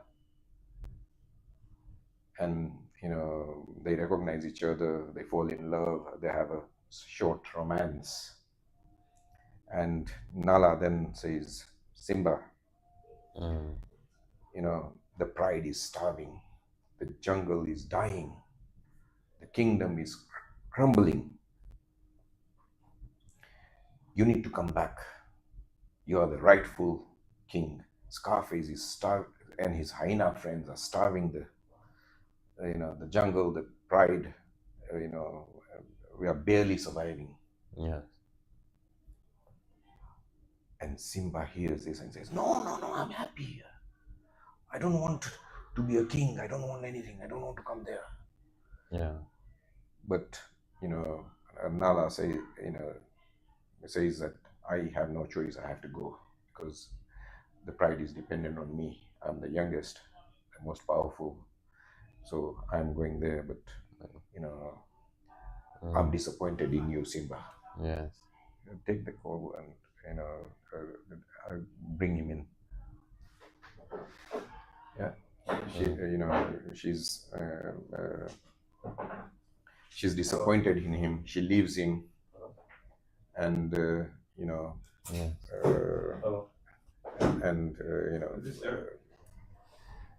So Okay. Let me come and get you.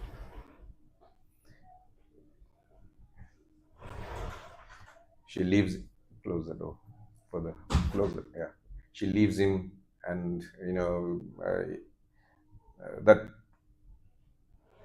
makes Simba start thinking. Yeah. It forces him to think. It forces him to think. It forces him to make a decision. Mm. So that's the second summit. This The loss and setback was the first summit. The second summit is now this lousy has to make the decision to go and confront Scarface and his hyena crew. Yeah. Yes. Yeah. Yeah, So when he reaches there, he's ridiculed. Here comes the rightful king. Let's see how powerful he is. Let's see what he can do. And the hyenas attack him. Initially, he's losing, but then he finds the courage, fends them off, and then attacks Scarface. Yes. Wins the day. Yes. And the pride is restored. The jungle is restored. Yeah. And then he becomes a hero. And the circle of life continues. Yeah.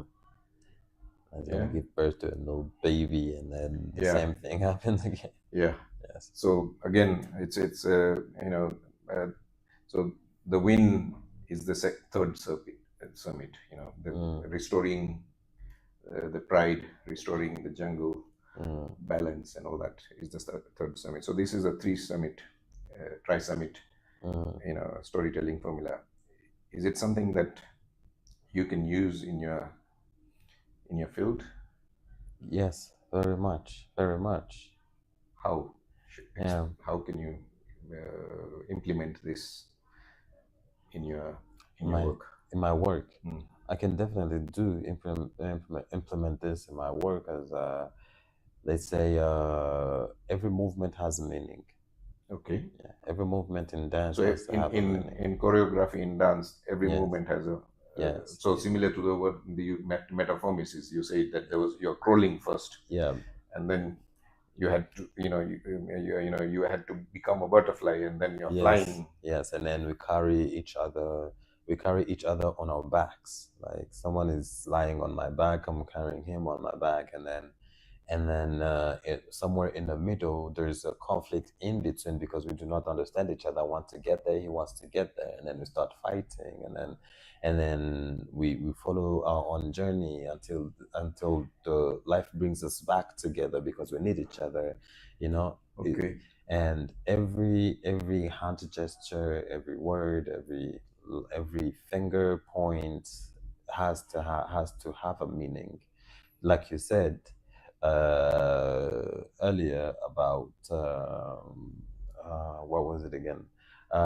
We are dancing for the people. We're pleasing ourselves too. Okay. So you're dancing for the audience. Yes. Okay. Yes. The story is for the people. Like it might not. Of course, it pleases us because we're dancers. However, it might not please me, but I want to please. I want to. You are an entertainer. You want to please the crowd. Yes. So I believe this will definitely help my creation, my creative movement. As in, I really have to think about it more often. You see that's what happened, but it happened unconsciously. It happened unconsciously. Like I did have a story, but that's not you what didn't know based. you didn't know the meaning of it. Yes. You didn't know the structure of it. Yeah, I did not know the structure of it, and I did not base off of that until I met you. Okay. Now it makes sense. It's clear now that I really have to. Yeah. Okay. One thing you mentioned about every movement has gesture, every finger, every eye, blink has that is very common in the Eastern culture. You have the Bharatnatyam dances, or the Japanese dances, or the the sumo dances, or all of them have every finger movement, every lip movement, every eye blink, every head turn has a meaning. Yes, and it's one of the oldest and most well-defined art is dance and music. Yes. When you go to an Indian or a Hindu or Eastern culture temple, all the columns, entrances are full with statues of dancers and musicians. Yes. Because that's the highest art form that humans have created, and it's the best to welcome somebody's important. So if a president visited you at your house, how would you entertain them? By dancing and singing. Yes. Which is what's done mostly at the airport. There's always choreographies, people dancing when somebody comes to visit the country. Yeah. Because that's the highest form of art that the humans have created, and it is also a very useful tool in elaborating on a story, giving it some movement rather than just using words. You're also using actions. Actions, yes. You're using movement. You're using music. Yeah. And in movies, music, apart from the moving images, you also have music to enhance the mood, to enhance the fear, the excitement, all these things. And Bollywood has a successful formula of using dance and music within the films. Yes, they do. Yeah, and it's getting popular throughout the world. Not only Indian viewers are watching it, but also rest of East Asia is watching it, as well as Middle East, and now Western, countries are also watching Bollywood. Yeah, yeah, it's famous now. Yeah. Mm. Okay. I'm glad that I was able to teach you this Tri Summit. If you want to go into detail on this Tri Summit, then there is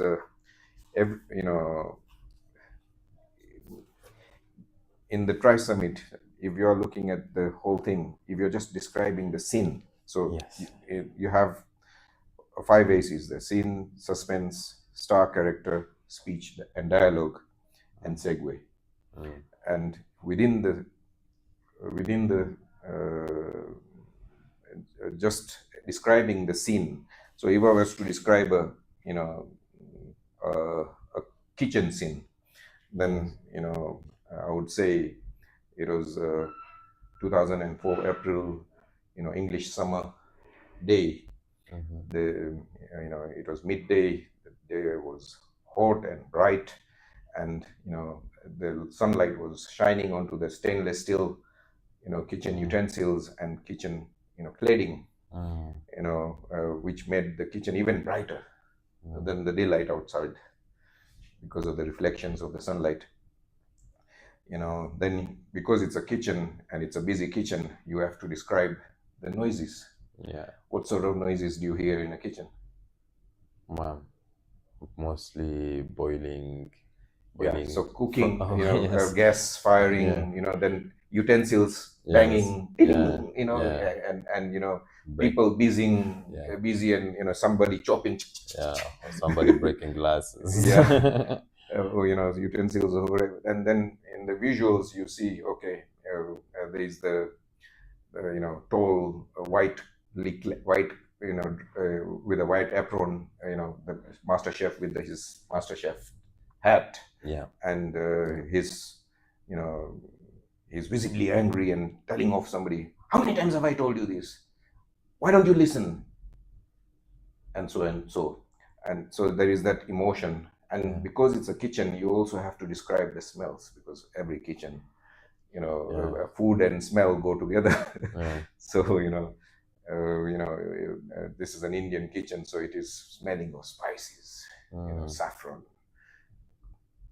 cloves, chili. Yeah. So that just in describing the scene, there's so much involved. Similarly, in every story, you need to have not only the scene, then you have to have the suspense, the stars, the speech, segue. So for every single element of the story, there are 3 levels of teaching. Yes. And I hear you're going to go to Germany to perform. Yeah, to perform. Okay, and is the dance based on a story or event or what? The dance is actually based on let's say learning men in feminism. Okay. Yeah. So it's basically the theme is how does men perceive feminism in Rwanda? Do we cope with it? And basically saying the word feminism does not exist in the Kinyarwanda language. So the performance is about learning how we as men perceive feminism in Rwanda. Okay, and is this a big issue in your culture, in the Rwandese culture? Well, yeah, it's kind of challenging, and it's contradicting, like in the stereotype, men.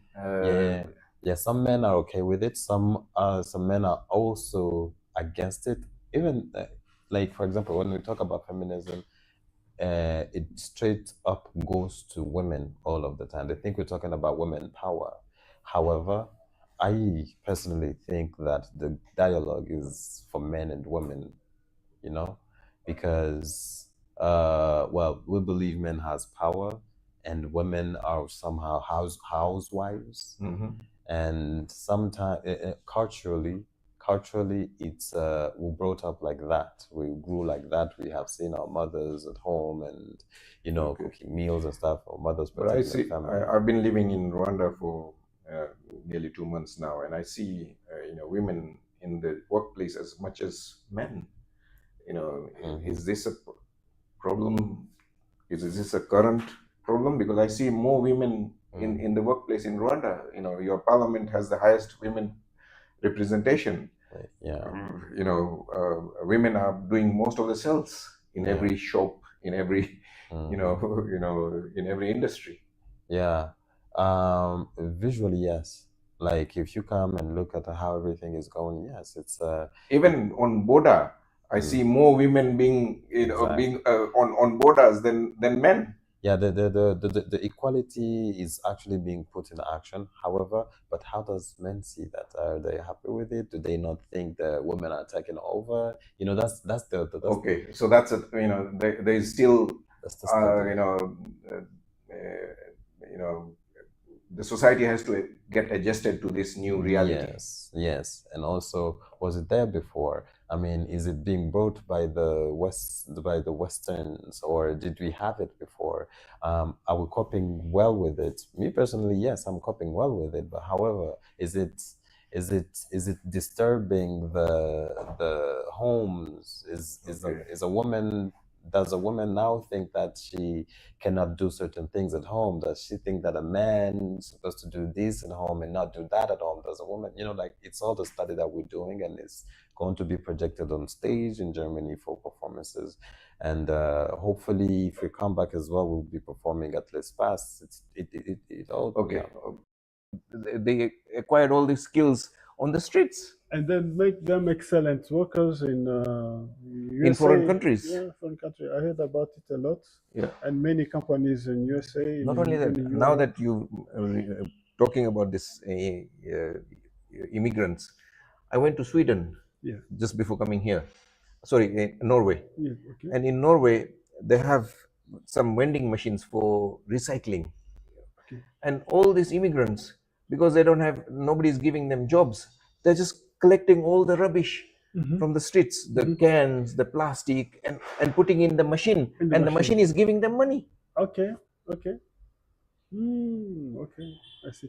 Because the local people don't want to do that. Yeah. These people are going to the beaches, they're going to the, you know, to the shopping malls, they're going to the streets, collecting all this. And they saw opportunities that the local one couldn't see or didn't want to do it. Yeah. Okay.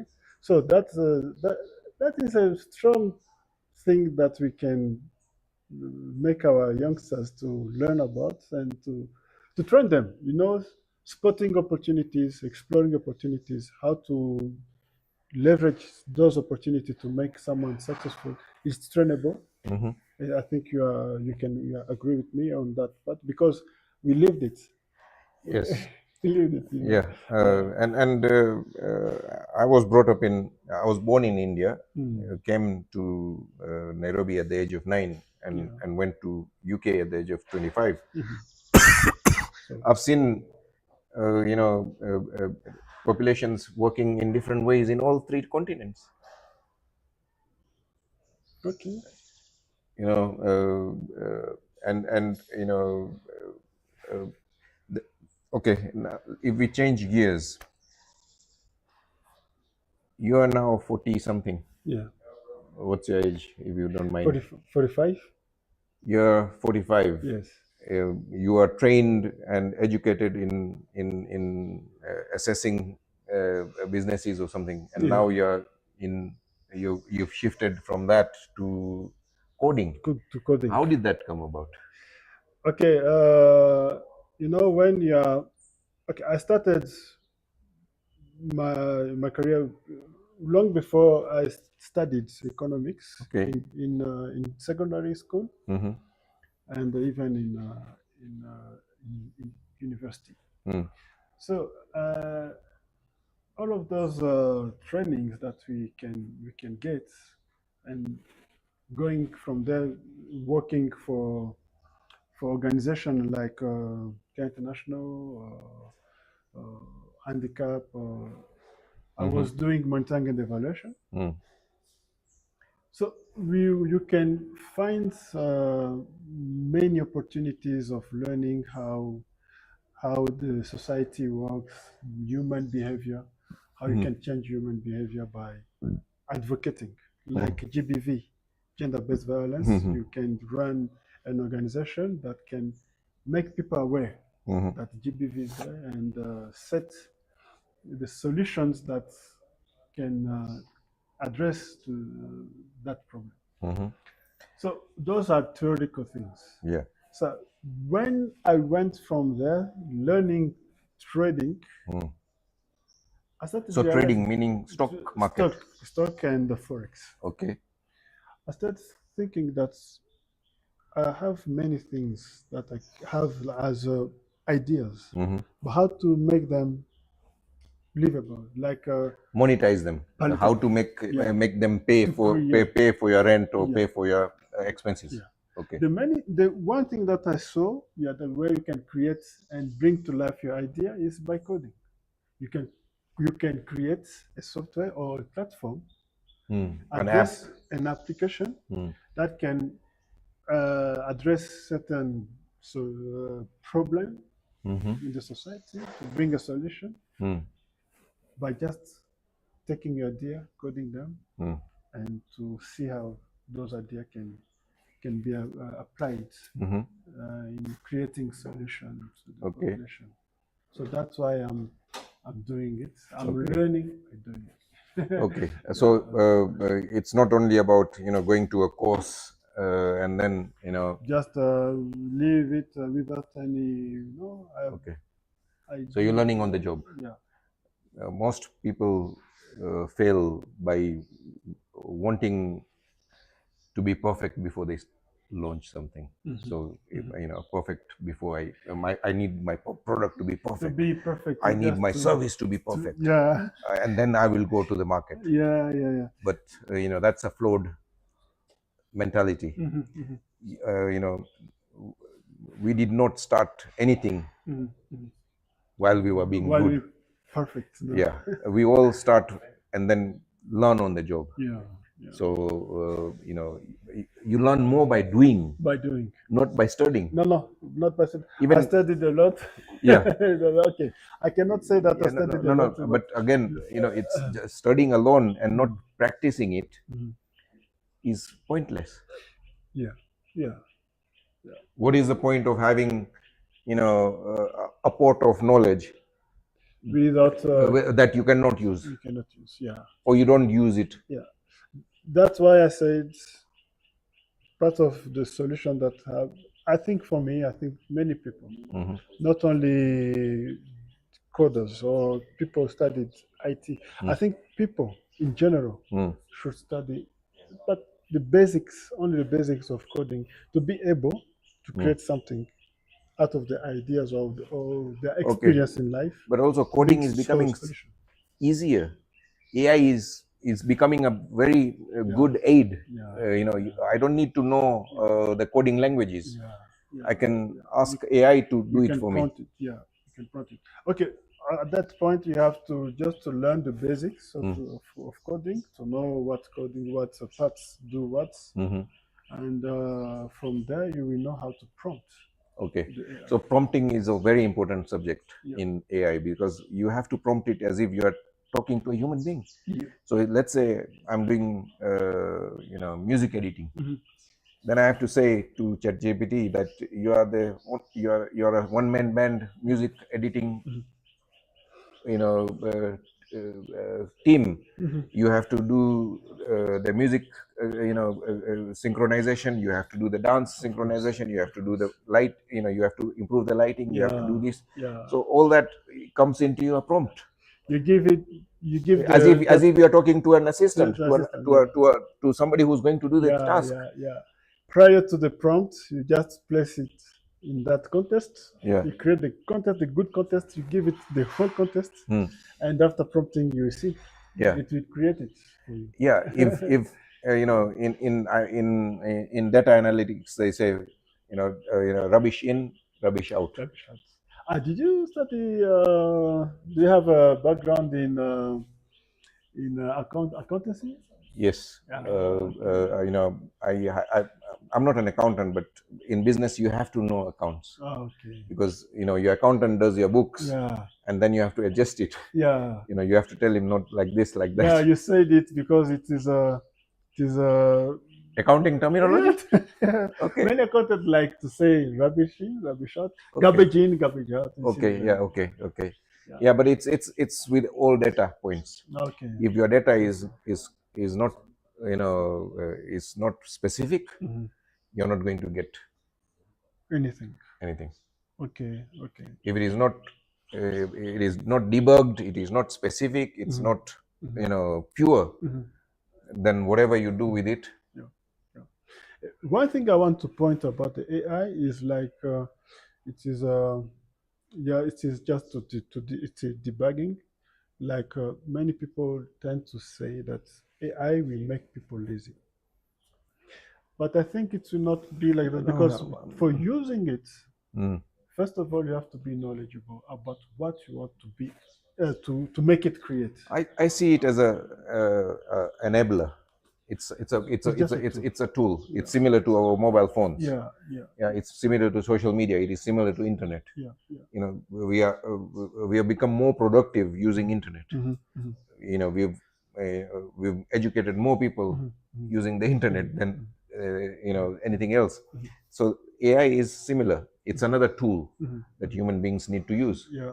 And it's a much more powerful tool than any tools that we have used in the past. But it is still, end of the day, a tool. It is a tool, and people should know how to use it, because yes, how to use it is also a skill. It's a skill that needs to be acquired. It's a skill. And AI will never work or replace people. Okay, no technology is going to replace human beings. Yeah. You know, okay, it may replace some, you know, AI combined with robotics may replace you know, a lot of repetitive you know, jobs or repetitive tasks. But you know, even general AI will not be able to be emotional. It will not be able to, you know, okay, to replicate selling, you know, convincing people, no. You know, communicating and storytelling and all these things are human, you know, skills that will not be replaced pretty soon. And even AI is in its infancy at the moment. It will develop much. It will develop much further. It will develop in other things to think fast and to create. It's improving, and it's improving exponentially. Yeah. So that's why I took that opportunity to use even AI in coding and to learn fast and start to think how to create things or services that I knew that people need while I was working in my career. Yeah, I think that can help people, like how you can create a platform that can help those who are unbanked to be banked. Okay, so is that an issue in Rwanda? Yeah, it is an issue, and okay, the gap is closing very fast because of this mobile Momo. Okay. Because many people can put and push the money easily. Okay. From But Momo is not counted as an accounting software. You can't take it take your Momo account to a bank and say this is my credit worthiness proof. I think we will come to that point that where Momo will even be able to give you a credit score. Okay. Because we have Mocash. Do you heard about Mocash? No. Mocash, it is a way of getting a loan from Momo. Okay. Yeah, you can apply. Okay. And you can get like 10,000 francs. Okay. To 50,000, 7,000, even 1 million. So microfinancing will take place using Momo data. Yeah, it's already there. It's already there. So it is like Momo itself, MTN, is like a bank. It is at the moment. It's a transactional bank. Yeah. it's it is still limited. It It's doesn't still allow you to limited. do savings. It doesn't allow you to do Yeah. transfers, Yeah. international transfers. Yeah. And I have this idea to create a platform where women, like women selling vegetables, Okay. they can save their money Okay. collectively. Also cooperative. Cooperative. Okay. And they used to do it, but it is not formal. It is unstructured. Okay. Sometimes they end up losing their savings. Yeah. By one member who can steal Okay, the unbanked issue has been resolved by two major economies, China and India. I know the Indian case very well. Yeah. The Indian government forced banks to accept people to open accounts without any deposits. Okay. Every citizen needed to have a bank account, whether they had money or not. Okay. Yeah. So that worked wondrous. Okay. And then all the benefits that the government was giving, food aid or medical aid or whatever aid, it would only go to somebody with an account. If you don't have an account, no benefit for you. Okay. I understand now. So and then people thought, okay, these are poor people. What are they going to do with this account? This account. And they were surprised that because now they have an account, they can do more business. They can travel more. They can do many things, and they started putting little savings, and you're talking about engaging nearly 400 to 500 million That's a lot. Indians into the banking system. That's a lot. And the other thing that they did innovative is that they used QR codes. They know QR code now. They even a vegetable stall woman would have a QR code, and you can pay with your phone. Wow. And the transaction fees up to 2,000 rupees or something is nothing. Okay. So the access of on smartphones in India is more advanced than yes. Even European and Australian and Canadian governments are using it, because India has open sourced this technology to any country that wants it. Okay. If Rwanda wants to adapt the UPI and the QR code systems, then it can adapt it. It doesn't have to be the government led. It can be private led as well. Okay. I see it, because my platform, what I'm thinking of creating, is in that sense of making the payments or contribution, that saving contribution, be able to be easy. Like because sometimes you can find someone in the cooperative, someone can have a smartphone and another will have a dumb phone. So the other one we have to push to Momo, like using USSD. It is an old technology, the old way, and there will be a discrepancy of. And Momo is very complex. I used to use Safaricom in Nairobi. Okay. And you have to hashtag number blah blah blah and then something and all that. Yeah, that's USSD. Yeah, it's a lot of effort. Yeah. You need effortless. You have to know those codes. Yeah, it needs to become effortless. Okay. You need to try, and QR code allows you to do that, because the adoption of smartphones is going to rise, and smartphones are becoming cheaper. Okay. Because it's the technologies have a cost curve, declining cost curves. Wright's law says that every doubling of production equates to 25% reduction in cost. Yes. Okay, let's okay, now you be the client and I'll be the salesman. Yeah. Yeah. Okay. Yeah. And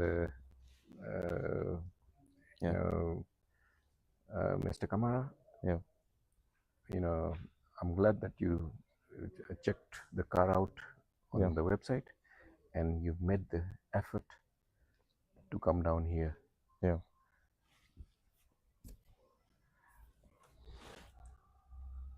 Why? I'm curious. Yeah. Why you chose this twin cab? Yeah. In a Toyota twin cab, it's not the cheapest. Yeah.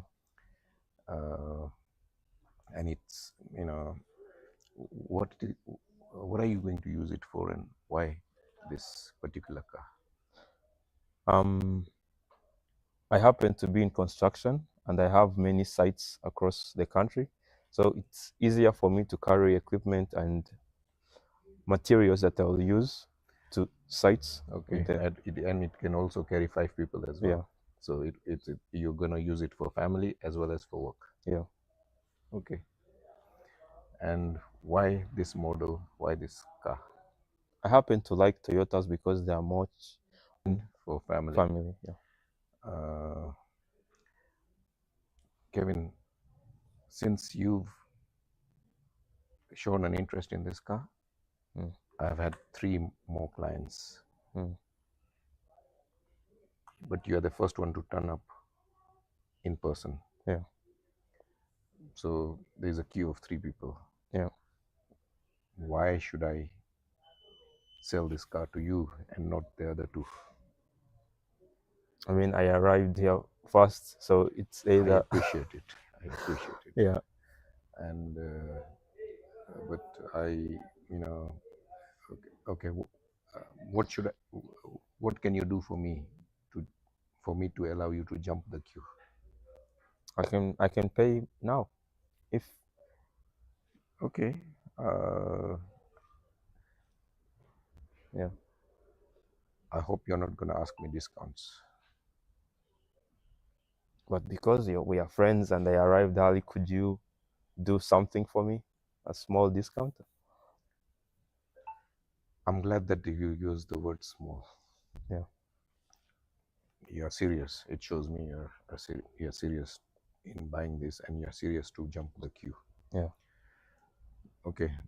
I cannot do a discount on the price, but I can give you a full tank. So that you'll get 500 miles complimentary of Mr. Dabasia. Yeah. The full tank will give you 500 miles. Free of charge? Yes. No, I'll make sure that when you receive your vehicle, the tank is full.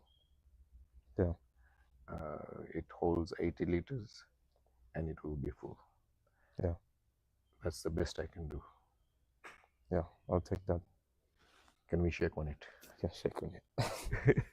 Yeah. Yeah.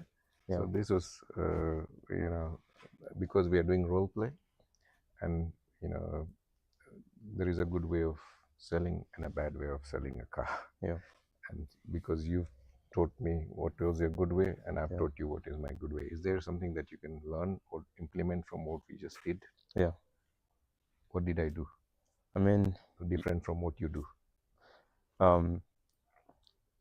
I usually approach that matter with trying to reduce the price, but you didn't reduce the price.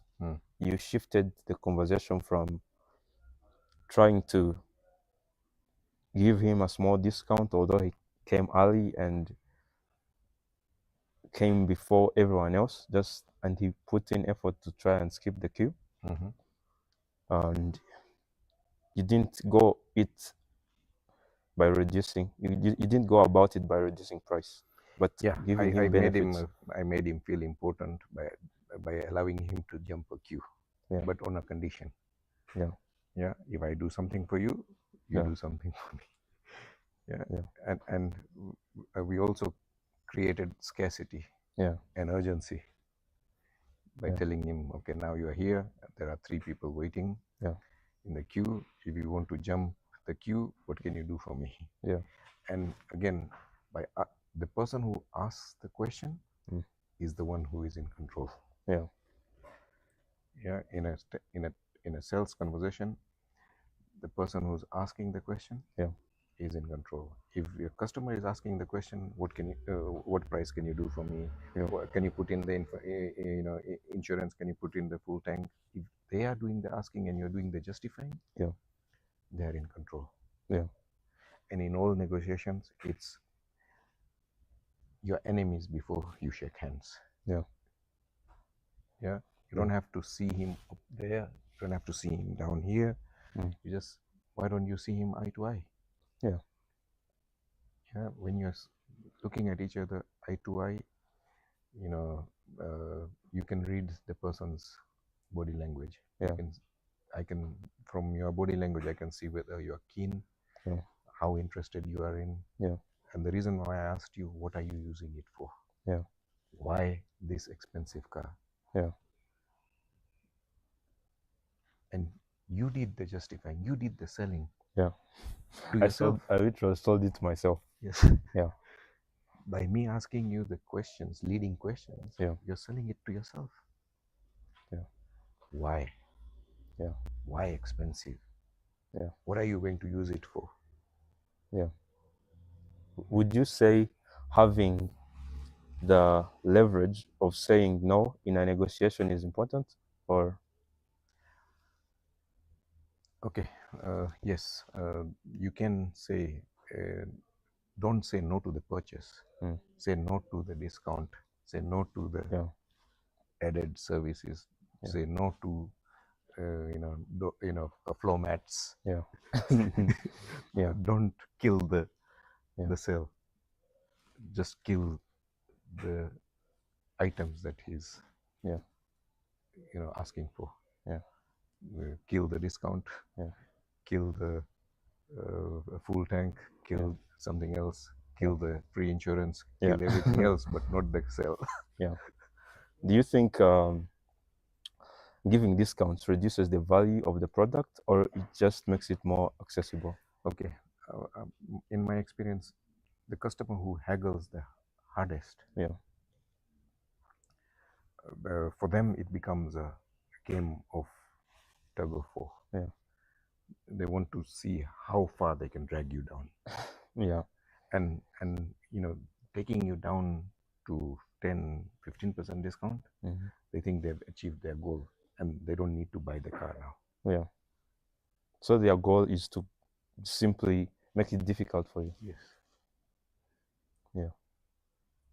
They've won the battle, not the war. They Yeah. They can win the war somewhere else. Yeah. The war, winning the war is getting the car. But by haggling you down, they've won the battle. Yeah. Which is why they don't buy after that. Yes. But also, most of them who haggle, they were interested in just the price. Yeah. They were not interested. They were not that keen on, like you are keen on buying this car. Yeah. You are keen on using it for business and for family. Yeah. They didn't have those, motives. Yeah. Their motive was the lowest price that they can take Kevin Kamara to. Yeah. And then escaping with an excuse, oh, let me talk to my wife before purchasing it, or let me, I need to talk to my boss, or blah blah blah. So they find excuses to, not complete on the sale. Okay, what's your advice to reducing those kinds of customers? Okay, I used to, in my construction company, I used to force them to do certain things before I could give them a price. Yeah. So I would have, 10 people calling me and saying, Harish, we've been given your number by so and so. We would like you to come and do our extension. Can you come and, survey it and give us a price? And and I would say, I would love to do that. Yeah. But before that, is it possible for you to come and, see one of the jobs that I'm working on, so that you can judge for yourself the workmanship? Yeah. And meet at least one of my previous clients. Yeah. Before we can proceed, before we can talk about price. Yeah. And the 8 out of 10 people will say, oh no, I just wanted a price. Oh no, I don't have time. Oh no, blah blah blah. And they'll disqualify themselves from the equation. Yeah. And the two that turn up on the on site and meet my client, one of them doesn't even ask for the price. They says, Harish, your previous client Sunita gave us flying reviews about you. She liked the way that you put that additional roof light. That wasn't part of the contract, and you didn't charge them for it. She's talking very highly of you. We would like you to start our work. No price is, they want me to start. When can you start, Mr. Dabasia? No price, no nothing. That person's job, I will accept it straight away. I'll send people on site, and we will, do the negotiations later. And then there will be one guy who would, of the two, one guy would say, okay, now can you come and do the survey and give us a price? So I would work on go and do a survey, work on the price. And while doing survey, I will also understand what is the motive behind, behind the construction. Is it they need more room? Is it that, they want a bigger kitchen? What is it that they want to do? So I'll understand their motive behind the build. And so, and once the price is ready, I don't email it, I don't text it, I don't fax it, nothing. Invoice it. No. Once the quotation is ready, I invite them back to my office. So they don't get it on message or email, they just have to come back again? Yes. Yeah. They have to come and see me at my office to receive the price. And when I present it to them, I will explain the price and why. And what are the things that were not included in the quotation that you are still going to do, or what you're not going to do, or why, so I will explain it before I hand it over to them. And when I'm handing it over, I'll have eye contact with that person and say, now that I have explained the price to you, you've now received it.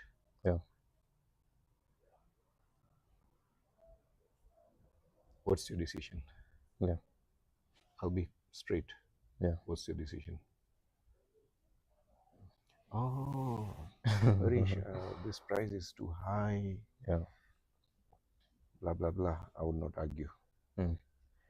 But in most cases, 50% of the times, when I ask this question, what do you think of it? It will be a thumbs up. We like the price.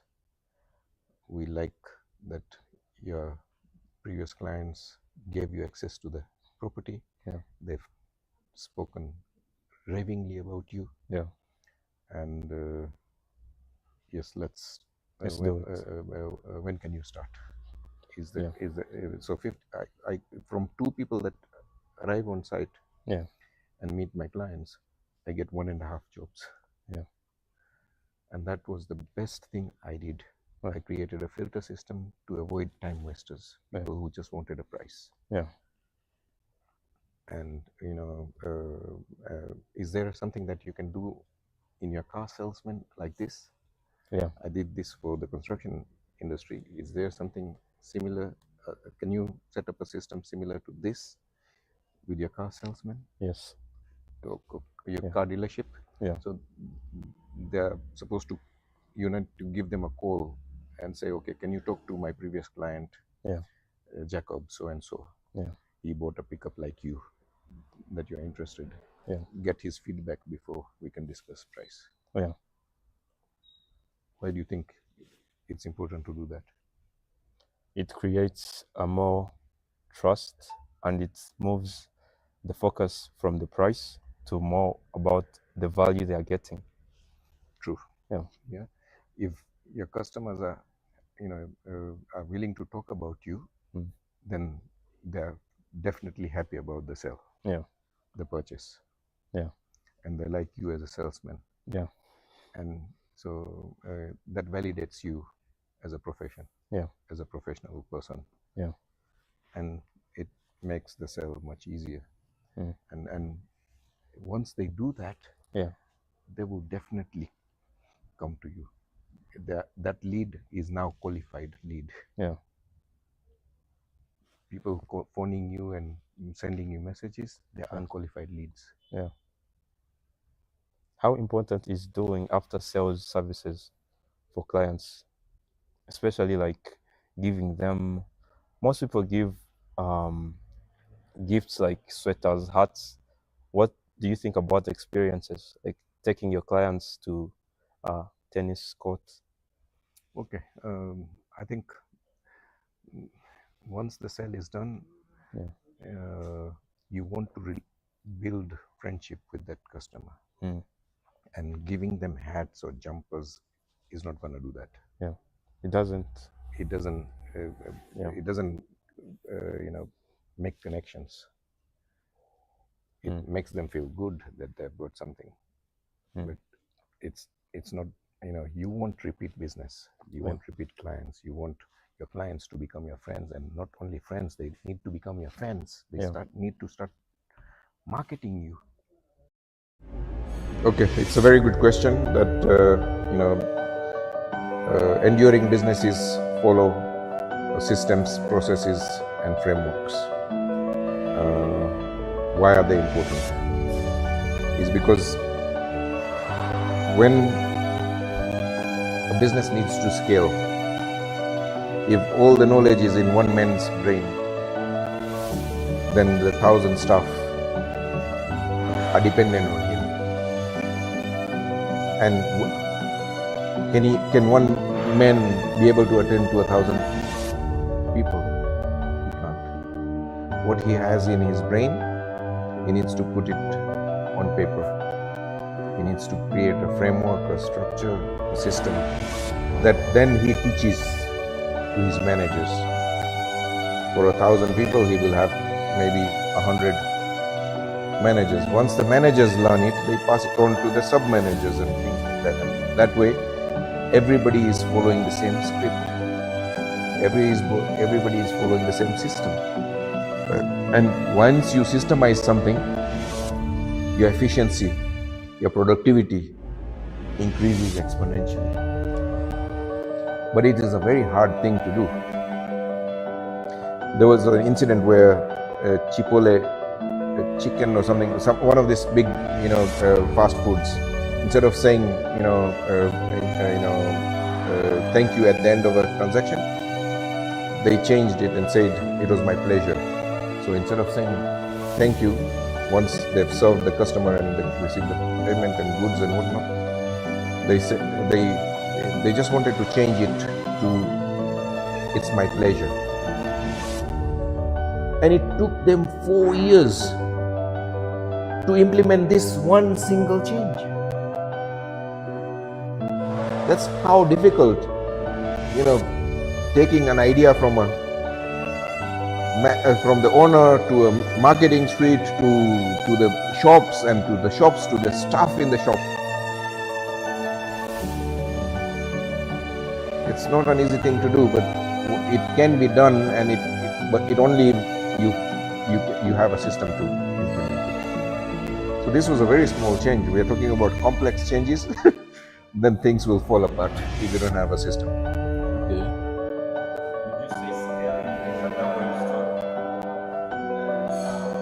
Yes, if you scale too fast and don't train enough people, then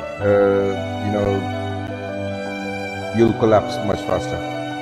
There was an incident where I spoke to a client a week ago.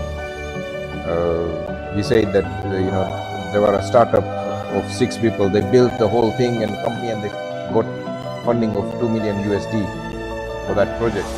And that team went from 6 to 60, and the decision making slowed down. What they could decide among themselves, in the 6 of them, and get things done, within minutes and within hours, was now taking days and weeks. and they blew the 2 million USD within 16 months by bloating, making the team too big. Instead of making your team big, make your team lean. There was an example where you did an interview, Kevin Karama, of that Caucasian gentleman who went from 8 staff to 3 using AI. Sure. Yes. He reduced his staff count from a team of 8 to 3 and replaced the 5 people with AI. His turnover and his profit doubled. So your advice would be, instead of scaling it to more people, scale it to investing that money in AI? Into technology, it's easier to, it's much harder to teach and train people. Yes, there are things that only humans can do, that you keep it to that, but whatever that a machine can do, you should make the machine do it. because machines don't get tired, don't need to go for a break. You get it? Yeah. And this new age of AI and robotics is going to make labor so abundant and so cheap.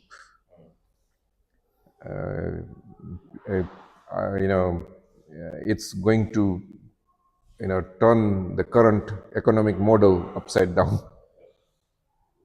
and whoever dominates that will be that company, and that person will be the richest person that throughout history of mankind. Okay, or as you said, I'm Eric. Yes, I do poultry farming as a side thing. I have other things I do.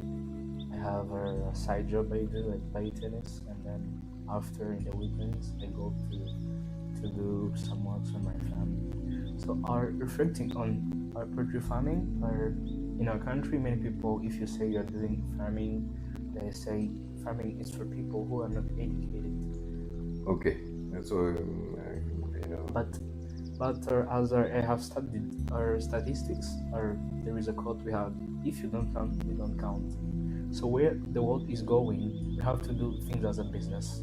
Many people do like poultry farming. It's like a hobby. Yes, a simple thing you can do at home. Chicken can have eggs. You can do omelets, but it's a business you can do. Not only like raising eggs, you can do it for meats, because nowadays they have said in Rwanda our population is boosting up. It's growing. You're a young population and it's growing fast. Yes. Okay. Many people used to rely on cow meats. Okay. But someone used to say, let's see how the cow can be produced, things, and then they have said to get a cow from a baby cow up to a cow that can be slaughtered. Yes. It can take like 2 years. Okay. So that means the population need meats, and you don't have enough cows. So someone said the only thing you can do is to cover the gap. But to cover the gap, you have to implement other stuff to eat. Okay. There is chicken, there is fish, but let me focus on chickens. So chickens we can do our broilers for meats, and in 42 days you can have like our from a chick brooding, yes, from a chick to being taken to a slaughterhouse in 42 days. Yes, 42 days. Okay. Because our due to the feeding and everything they do for the chicken, it have like the average weight. It have like 1.7 kgs. Okay. And that's a perfect. Okay. That's a perfect one to do in the market. So as realizing that, we have to start. So for me, let me give you a short story to what driven me to poultry farming. My parents bought like 5 chickens. Okay. So you had chickens before even you started? Yes. Okay. I used to buy 5 chickens. Okay. Just to be at home, just to have like Pets. Yes, pets at home. Okay.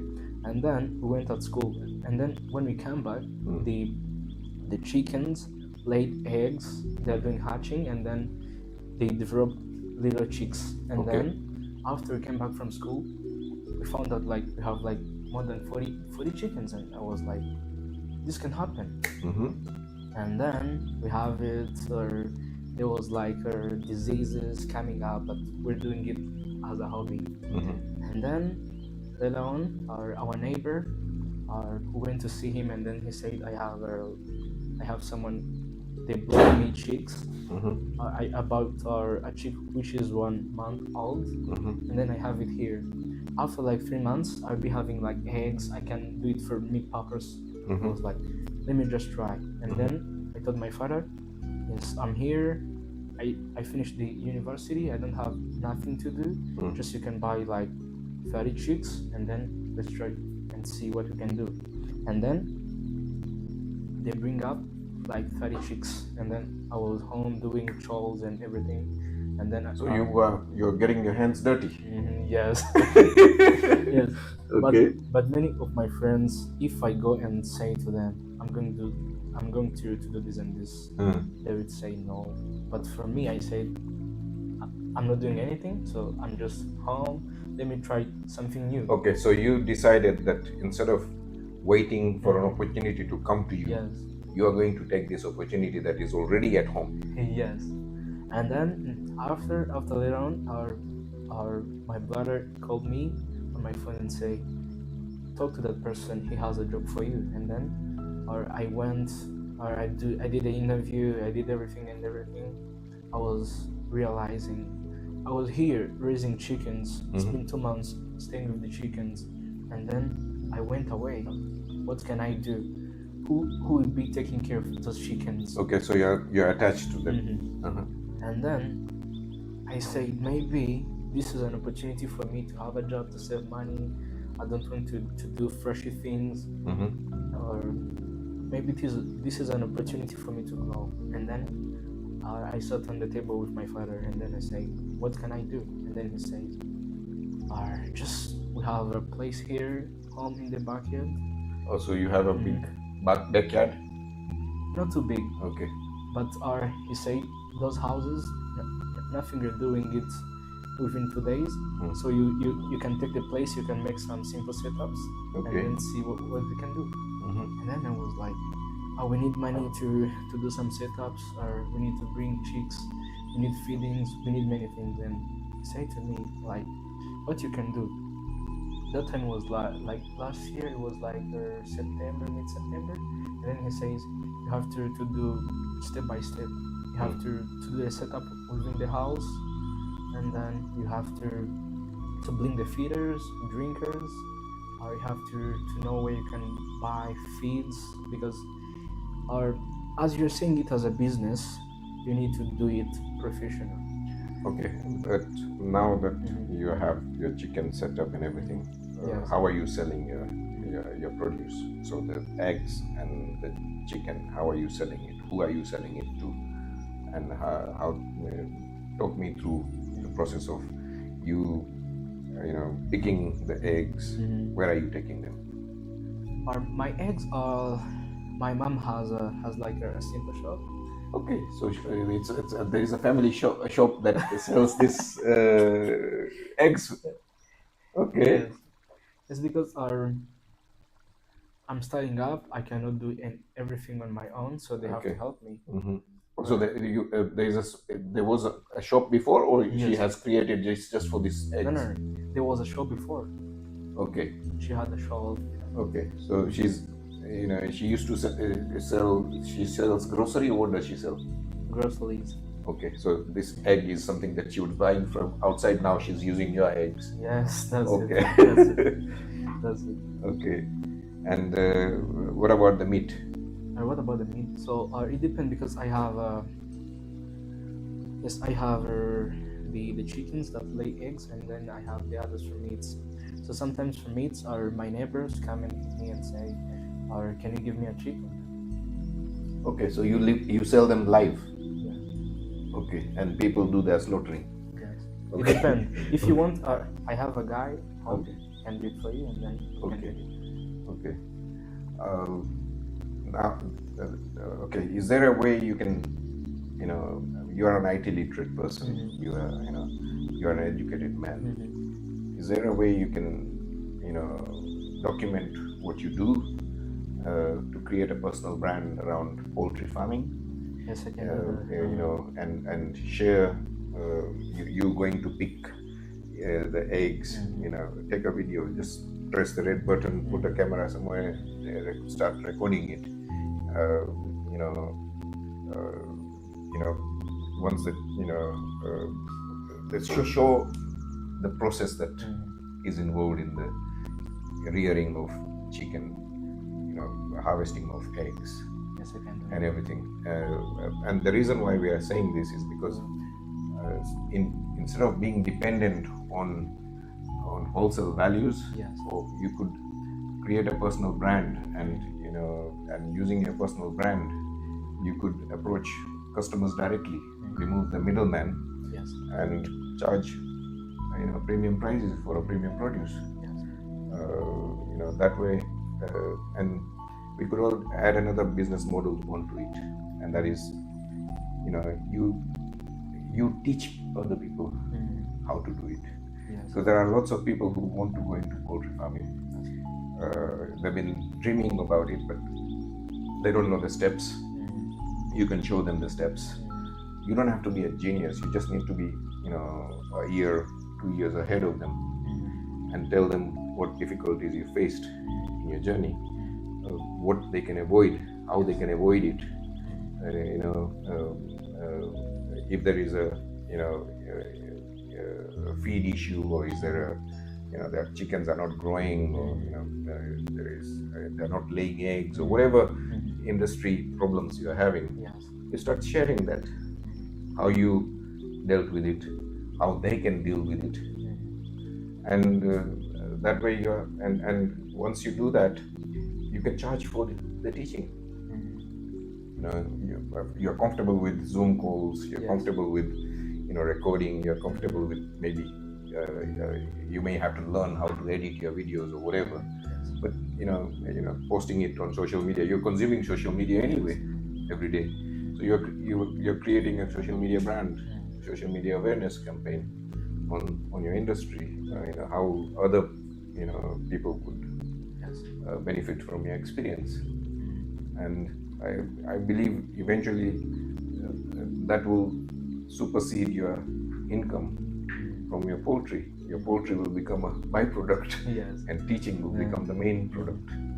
And because of your education background, because of your IT background, I think you can do this much better than most people are doing it. Yes, I can. And there must be some, poultry-related poultry champions around the world. Yes. Learn from them. You're not going to create a new wheel. You're just going to copy it and give it an African context. So AI prompting, it's not about the results. It's about what are you going to give before the result. So for example, I want to make sure that someone will accept my offer. Okay. So before making that prompt in the AI, it's better to understand what will be the key in my prompt. First of all, it's offer related to, for example, you want to compete. Let's take an example, small one. You have a tender. You want to compete with this tender and won the tender. So the tender is about supplying computers anywhere. Yeah. So the first thing is to know the description of that tender. And also, if, for example, it's about a tender of 15 computers, it's better to mention in your prompt, the tender will be with 15 computers one computer will be having like a printer, a modem, yes, all the accessories that will go with the computer. Yes, and also the price. Okay. You remember to mention the price in your prompt. This will help AI or ChatGPT or Copilot to give you the good result. Okay. And also the mistake we make, most of us, it's to just say, ChatGPT, give me five examples of a business plan, for example. Okay. The ChatGPT cannot know what is the business plan. The business plan is for which industry, which for which industry, business, and what is the business model behind it. Yes, of course. But when you say, please, ChatGPT, I've been working on this project, and I need to get a business plan of this project. It is based on, for example, agriculture. It will have implementation of 4 years. The project will be based on this location, and the total cost will be this. ChatGPT will give you, or any AI tool will give you the good structured business plan. Okay. So on my side, I think that will be the good way. So just in simple way, it's just to think, what are you going to ask? And what is the information, the key one, the key information I'm going to ask this AI tool. Yeah. Like we use it for video editing. If I was to prompt ChatGPT to do a video editing, to do video editing for what we are going to do today, then I have to say that you are a one-man band video editing suite, or team. You will need to do the prompts, you will need to do the captions, you will need to do the thumbnails, you will need to do this, you will need to do that. Like I would explain it to a human being is how I would explain it to the ChatGPT. Of course. If I was to have an assistant and I want her to do this stuff, then I have to explain what she needs to do. For me to receive the results that that will be satisfactory. Yes, of course. And also, I think the way of prompting, it can be when you are sitting with your colleagues, as you said, you first need to explain. But the difference with ChatGPT, how are you going to explain this? Or another AI tools? Is these things very good or is bad? When you provide bad prompt, it will give you rubbish result. Yes. Rubbish input, rubbish output. Yes, of course. Good example. Yeah. So if you don't know how to prompt AI, then the results will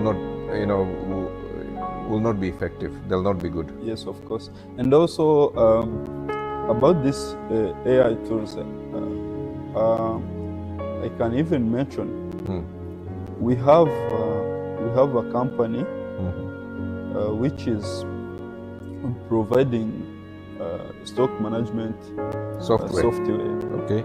And you want to use AI in that? Yes. Okay. We have already implemented AI in that. Okay. So, as you know, it's like a POS. That software, it's like POS. Okay. So the software can suggest you, okay, you have this stock. For example, 5 iPhone 13 in your stock, and you have another iPhone 15, or you have Samsung in your stock. So this AI will suggest you, basing on the sales, you have 50% remaining in your stock of iPhone So 13. because it has previous Yes. data, okay, last month you sold 50 units. Yes, of and course. now you only have 5 in stock, so you Yes. need to order more. Yes. It's like not in-app notification. It will give Okay. you in-app notification. For this product, you have 50% remaining in your stock. And this is the favorite or trending product. This has sold more. This Yes. is a hot And selling also, item.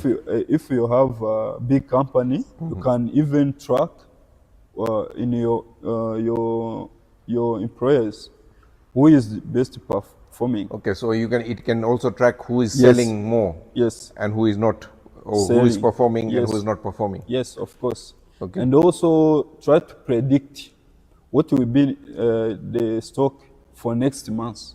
For Okay. example, we try to build something that can be small and easy to use, but with a good AI backbone. Yes, backbone. Thank you. I've forgotten your name. Dallas. Okay. Thank you, Dallas, for coming down. Thank you for hosting me here. Yeah, and this is our second meeting. We discussed a number of things in the first meeting. I want you to tell me 2 things that you learned from me and have implemented on. Yeah, thank you very much. I really appreciate from the bottom of my heart. According to the previous conversation we had, have gotten very big idea from it and good approach from it. For example, first one I can say, the strategy I used from beginning of my business and where business is now, I have seen it is very difficult to do more than what I have done if I keep Okay, so you've come to a limit. Yes, like limit of. So there is a ceiling that you can't go beyond. Yes, you can't go. But you see, usually even what is amazing is you find opportunity, but once you are putting it in that same strategy, profit is still same like one you have been making last year. Okay, so we are coming to an end of 2025. You learned a few things. What are you going to implement in 2026? How is 2026 going to be different for you? First of all, it is a new strategy as like a new year. Okay. Yes. Okay, so New Year's resolution, yeah, New Year's strategy. Yeah. Okay. Not only that, as we discussed, I was a person who used to be very feared of camera, but now I'm looking at it and there's no problem having it. Yeah. Which means this 2026, I have something I can share to people according to experience in their businesses. I have many things to give to the people, as even you say that more you give, the more you get as well. Yeah. And I've been very close to give your wife that you don't tell anybody how things work, how my business works and whatever. But according to the idea you told me, now I'm going to change that. And in 2026, I come with a camera as well. I've been doing it. I'm glad you are brave enough to face your fear and overcome it. First time we spoke, you said no cameras, please. I'm afraid of cameras. And one of the reasons why you used was that I get a lot of negative feedback. So a lot of people procrastinate going on camera because they feel, what is my family going to say about me? What is my father going to say about me? What is my wife going to say about me? What is my children going to think about me? Nobody cares. And as long as you are making money, they'll all think good about it. Yeah, at the end to justify the meaning. Yeah, so it was a fear that was up here. It didn't exist in reality. You overcome it by just changing your thoughts on it, changing the values you attach to it. Before you attach the value of criticism, now you are attaching the value of generating sales and generating marketing, generating revenue. You're using it as a tool. So that's one thing. You mentioned there were three things that you learned. Continue. Sorry for Second disturbing things you. I learned, it was referred to an example of like if somebody want to give you a gift, you have right to take it or not take it. Okay, so it is up to the receiver to accept the gift or reject it. Okay. Yes. And what were you? In what context did I say this? In the contest, it was about I told you that I fear Camilla because of some people come and just drop bad comments like, your voice is not to be taken out or whatever. So what you told me is, take it as a gift. But this gift of that comment, you are the one who have to donate and say, is it gift I can take? Or I don't need to take it. If I don't take it, it will be kept for somebody who gave me that gift. But if I take it, it becomes yours. It becomes mine. So that was a second notch I got from it. Yes. Yeah. So this was in the context of criticism. So if somebody criticizes you and says you are a donkey, you don't know nothing, you are stupid, it is up to you as the receiver to accept it.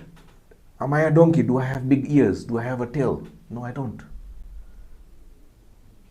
You can keep your criticism to yourself. Thank you. I don't need it. Yeah? Yeah. So, okay, that's the second thing. Now, let's go to the final one. Yeah.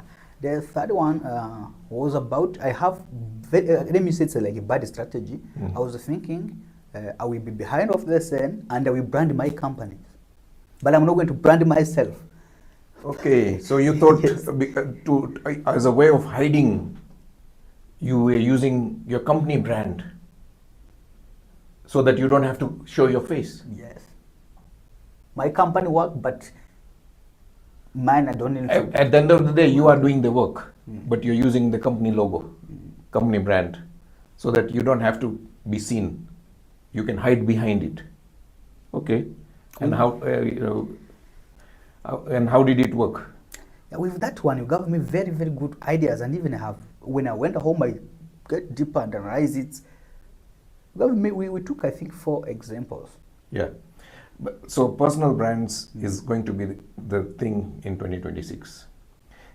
This trend has started a long while ago. There was a success story that I read just recently, I think today, where a personal brand soap that was designed for cirrhosis. It's a skin condition that you get, irritative skin and all that. So the soap is called Dr. Soap, and the husband and wife promoted this so heavily, and it just got acquired by Procter & Gamble, because they had another soap that is doing the same thing, so they bought it for 1.5 billion, and that would not happen if it wasn't the personal story of this doctor. This, he used to suffer from psoriasis, and every time he used any soap, he would document it. Oh, because I used, Dove, this is what happened. Because I used Lux, this is what happened. When I use this is what happens. And there was no solution in the market. He came up with a solution and said, I used to do, look, my skin is so great. I'm using this for this many days, and all my blemishes have disappeared. He had overwhelming evidence of it working. And that's the reason why he could charge 10 times. A normal soap bar is $1, and he was charging around $10. And that's why he got bought up by Unilever or Procter & Gamble, one of the big two. I think it was Unilever or Procter & Gamble, one of them bought it. So this was a David and Goliath story. Yeah. Procter & Gamble or Unilever, they are the Goliath. Yes, yeah. And this guy from nowhere, because he was eating into the market of Procter & Gamble, they bought him over. So that they can have. And that is the power of personal brand. So personal brands, and you look at Cristiano Ronaldo, one player has 660 million subscribers. More than the whole of the football league put together is less than 200 million. Tim Cook, the CEO of Apple, has 3 times more subscribers than Apple. And Apple is doing promotions and marketing and everything every day. And Tim Cook does nothing. He's a very reserved, he's a very introvert guy. He hardly posts. And even the posts that are on his channel are mostly Apple launch related, not his personal. He doesn't talk about his family, he doesn't talk about his his eating habits or anything. So even for Apple, a personal brand is more relevant than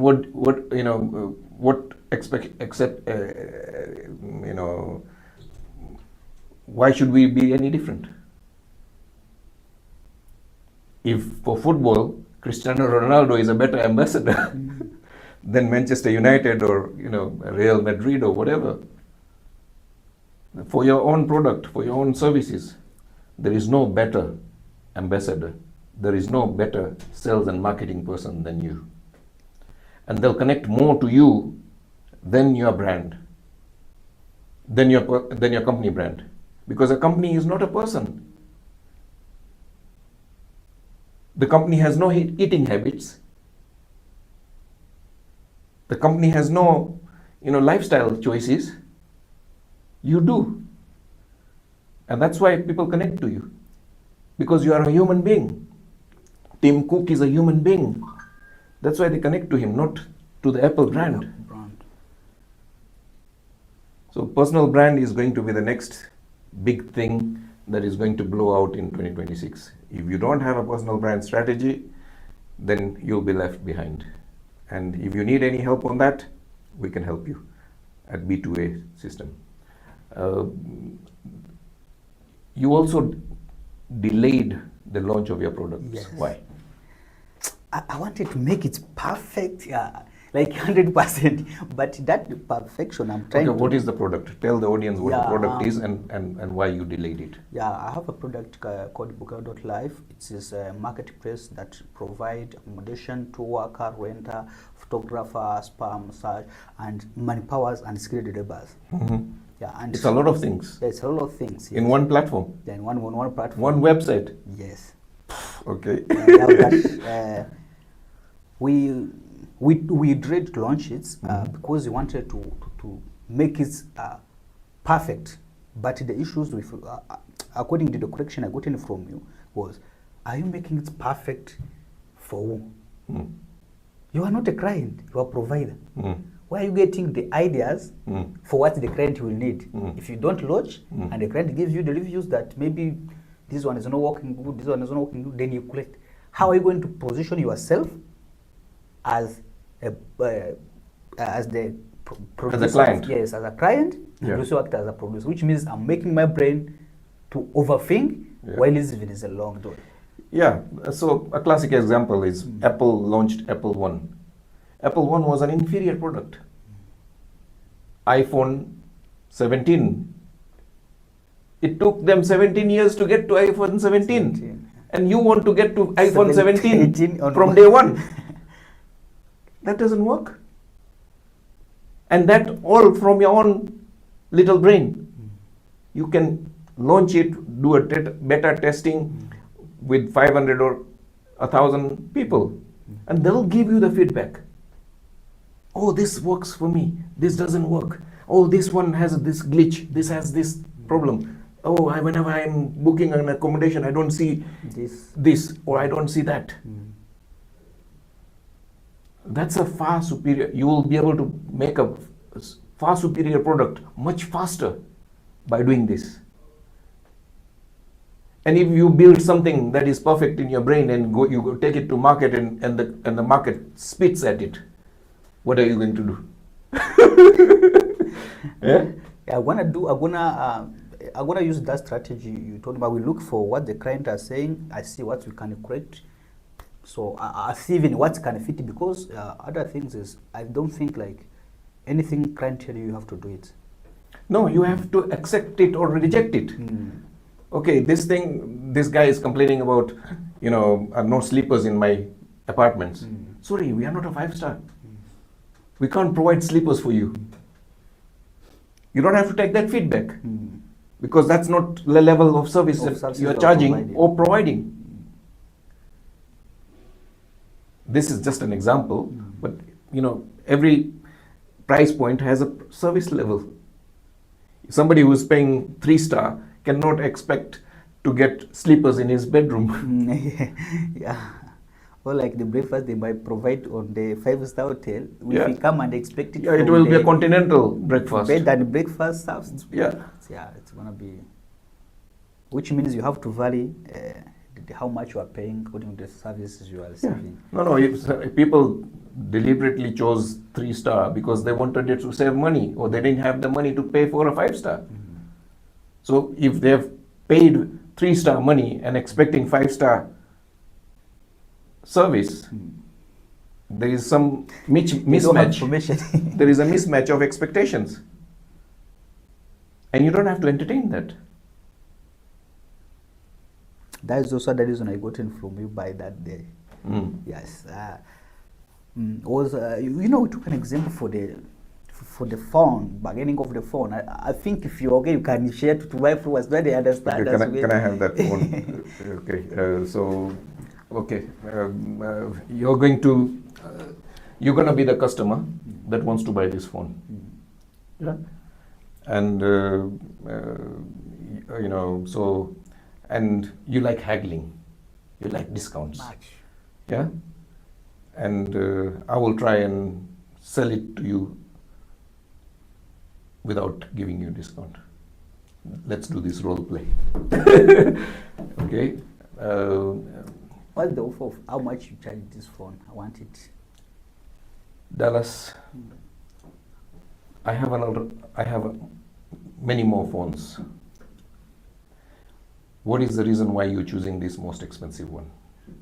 According to what I have seen from the catalog, the storage, the way it's working, even the recommendation from the people who have been using it, and even to what I want to do, because I want to be storing my video as a content creator.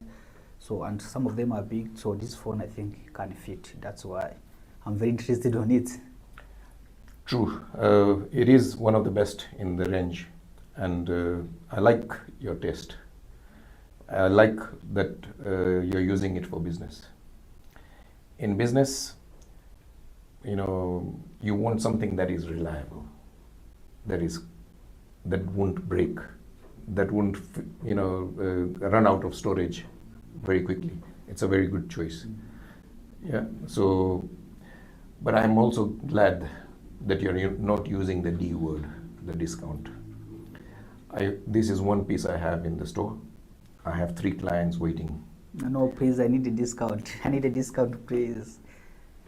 Because the person who gave me, the one who bought it last time from you, so he told me how much he bought it, and I think there is no long time passed.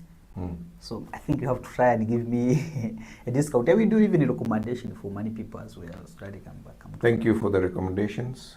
But as I told you, I have 3 customers waiting. You tell me why I should sell it to you now, without a discount.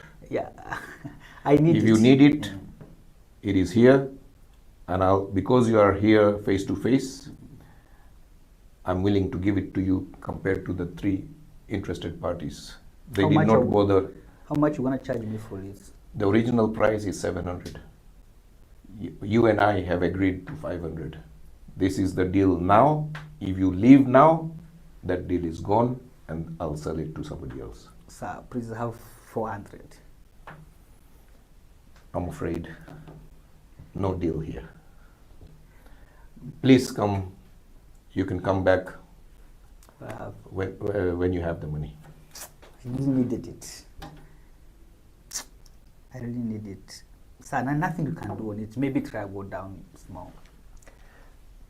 You're trying very hard, and I'm not going to entertain it. Okay, let's make a deal, and maybe leave all those other packages like. Okay, I can give it to you for $4.90, but you have to shake on it now. Just $10, sir. Yes. Deal. Thank you. I like people who are decisive. Okay, now let's do a review of what happened. This situation is faced by most retailers every day. And every time you discount a product, who is getting the short end of the stick? Most time is seller. Seller. Why? Because he's cutting into his margins. Yes. And with most technologies, the margins are very thin. Thin, yes. And sometimes you go out of your way to please that customer, to get their money. But because you've discounted it so low and the person doesn't value it, they'll start coming with complaints. Oh, you sold me this and it doesn't do this, blah, blah, blah. And many times, even after giving discount, you see the customer walk away. And you've spent half an hour convincing that person. Why? Because you devalued yourself. By giving discounts, you're devaluing. And if I gave you a discount and it was only £10, but I want you to shake on it now and give me your credit card. Don't be shy. Once the deal, the handshake is done, ask for a payment there and then, or else that deal also goes away. Which means you don't have to be shy in the money. No, okay. Supermarkets charge you fixed prices. Why are you paying? A lot of African supermarkets, are using fixed price policies, and a lot of customers are going to that. They are tired of haggling. They are tired of negotiating. They are tired of confusion. Supermarkets can charge fixed prices because they have fixed amenities. They provide you with a car park, they provide you with a trolley, they provide you with a bag, they provide you with an air-conditioned supermarket. The products are displayed uniformly, the price is consistent, it is displayed. When you go to a supermarket, you don't think of bargaining. Even many of us have started to just be taking without even looking at the price. Yeah. Because of clarity of message, clarity of pricing, clarity of purpose. If you want, you buy it. Or else you can go somewhere else. And when you really need it, you buy it at any cost. Yes. Yeah, so don't need to entertain discounts. Yeah, but you have to show that, okay, there was a reason why I said, I deliberately used, why did you choose the most expensive one? I deliberately made it, I only have one piece. There are 3 customers waiting. It's to create urgency. It's to create scarcity. Yes. Lack of availability. If you want it, this is the price. And leave it up to the customer to decide. Why are you going out of your way to please him?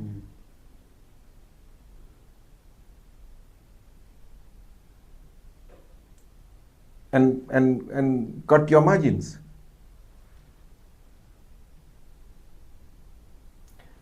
There is no growth without profit. If you want your business to grow, then you need to sell things with a profit margin built into it. If you discount your profit margin and expect to grow your business, that's not going to happen. Yeah. So, thank you for this role play, and I'm glad that you reminded me of it. I think it will be a useful tool for the audience, I hope they implement it in 2026.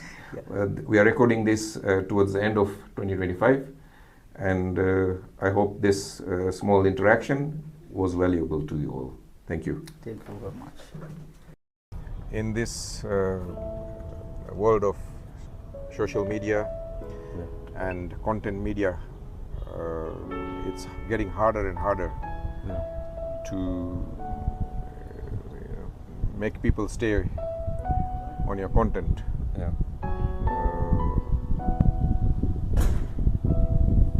What can you know, what can somebody do to grab people's attention?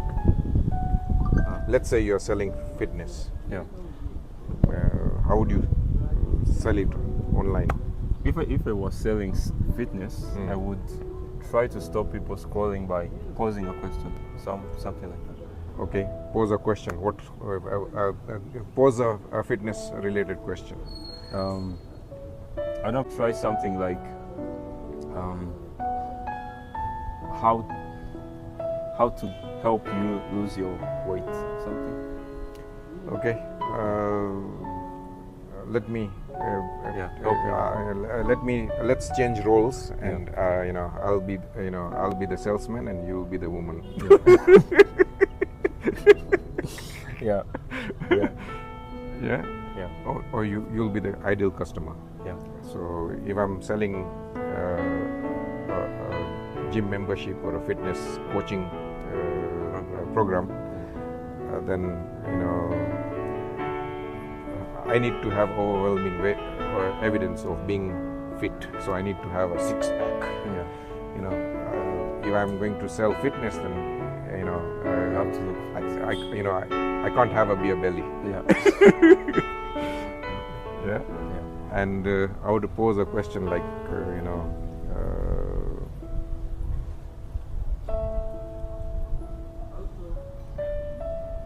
there's an upcoming wedding, and you feel that you're not going to fit into the dress. What can you do? Or would you like to fit into your wedding dress again? Something like that. So you know, it's a question, and again, the question needs to be framed in a way that the wedding is okay. It will be. Would you like to, you know, reduce 3 sizes so that you can fit into your wedding dresses? Yeah, that sounds much better. Yeah, and my fitness coaching can help you achieve that in 3 months. Yeah, something like that. So it has to be outcome oriented. The question needs to be framed on a problem and a solution, and your service becomes the solution provider. Yeah. So you know, your fitness program or something like that becomes the solution for them to be able to, you know, fit into a wedding dress and look pretty. Yeah. You know, she's been chosen as a bridesmaid or something. She has an important role, you know, of carrying the bouquet, or so, or she's close to the bride, or she's nowadays they have a harem of bridesmaids. They have 10, 12 bridesmaids. All the friends from everywhere. Yeah, they all become bridesmaid, and they all wear matching dresses and everything, and for an event like that, all women want to make an effort. They want to look good. Yeah, and they want to not only look good for the wedding, but also for the cameras. Yeah. So a wedding is a good, attending a wedding is a good, reason for somebody to make an effort to lose weight 3 sizes down, or something like that. And so you have to start with a question and make it one with high probability of agreement. And make it about an outcome they want. So they want to look good on camera. They want to fit into that size 4, 4 sizes below. Make it about an outcome that your solution provides. Your fitness program will help her lose 3 sizes in 3 months or something like that. Yeah. And then you also have to get positive affirmation from your audience. Yeah. So you have to engage with the so can I have a thumbs up for those who would like to fit into a 3 sizes smaller dress. So in public it would be raise your hands if you want, you would like to fit into a size 3. Yeah. Or for audience online, it has to be wave your hand or put a thumbs up or a heart or type in one, or something like that. And then you have to repeat it again. You have to do 2 positive affirmations. Raise your hand, and the second one is, it's an optional, but I see that if you want the person to get the message, then you have to repeat the positive affirmations twice. And you would say, say I. If you want to reduce your weight by so and so kilo, or reduce your size by 3 sizes. Or say, for the social media, it will be type yes. Or say I. Type I. Something like that. So that's how you hook people into your content. And this same format can be used in live presentation, it can be used on social media, and it can be used also on written text.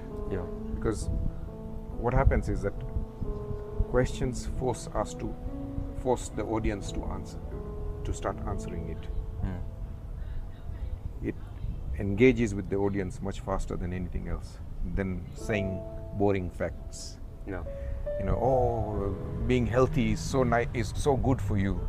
Being healthy, you will lower your cholesterol, will lower your blood sugar, will we all know it. But that's not gonna keep people will scroll away. It has to be something engaging, it has to be something something that has a sense of urgency. It's not about lecturing, it's not about it is something that is a goal oriented, an outcome oriented, an outcome they want. We all want to lower our cholesterol, but we know that just being fit is not going to lower your cholesterol. Interview. We are in Kigali at Norscan, our offices. Eunice has been working with me for a while, and we are coming to an end of the 2025. Let's see what Eunice has in plan for 2026 and what he wants to leave in 2025. Tell me one thing that you want to not bring with you to 2026. Okay, thank you. First of all, I want to say thank you for this opportunity you give me to explain myself. And to be back on that question asking me, the things I really want to avoid it on my 2025. Okay. So that thing I want to leave it for 2025 before I get 26. And is my wasting time first, because if I remember myself, I used to wasting a lot of time enjoy with my brother, watching the movie, doing the fun things, I think, more than to be concentrate on my personal challenges. So I really want to avoid the procrastination, right? And as I can challenge myself to be on the right place I should be. Okay, so what I can sense from what you're saying is that you're consuming a lot of content. Exactly. You're watching movies with your brother. Exactly. You're checking a TikTok or YouTube or whatever. Exactly. Humans can't exist in vacuum. If you're going to leave something, you need to replace it with something. Exactly. Okay, if you're going not be consuming more content, what are you going to do? how are you going to replace it? What are you going to replace it with? Okay.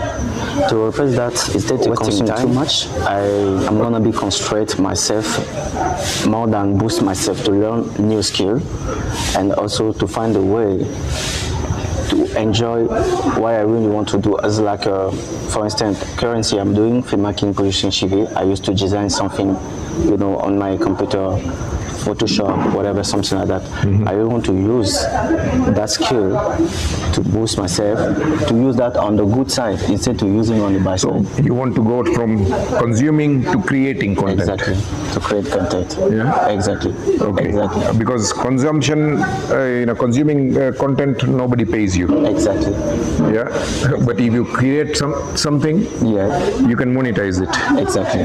You can make money out of creating something. That's a good idea. And not from consuming. Exactly. Nobody gives you money to watch TikTok for 2 hours. Exactly. Or watch YouTube for 3 hours. Exactly.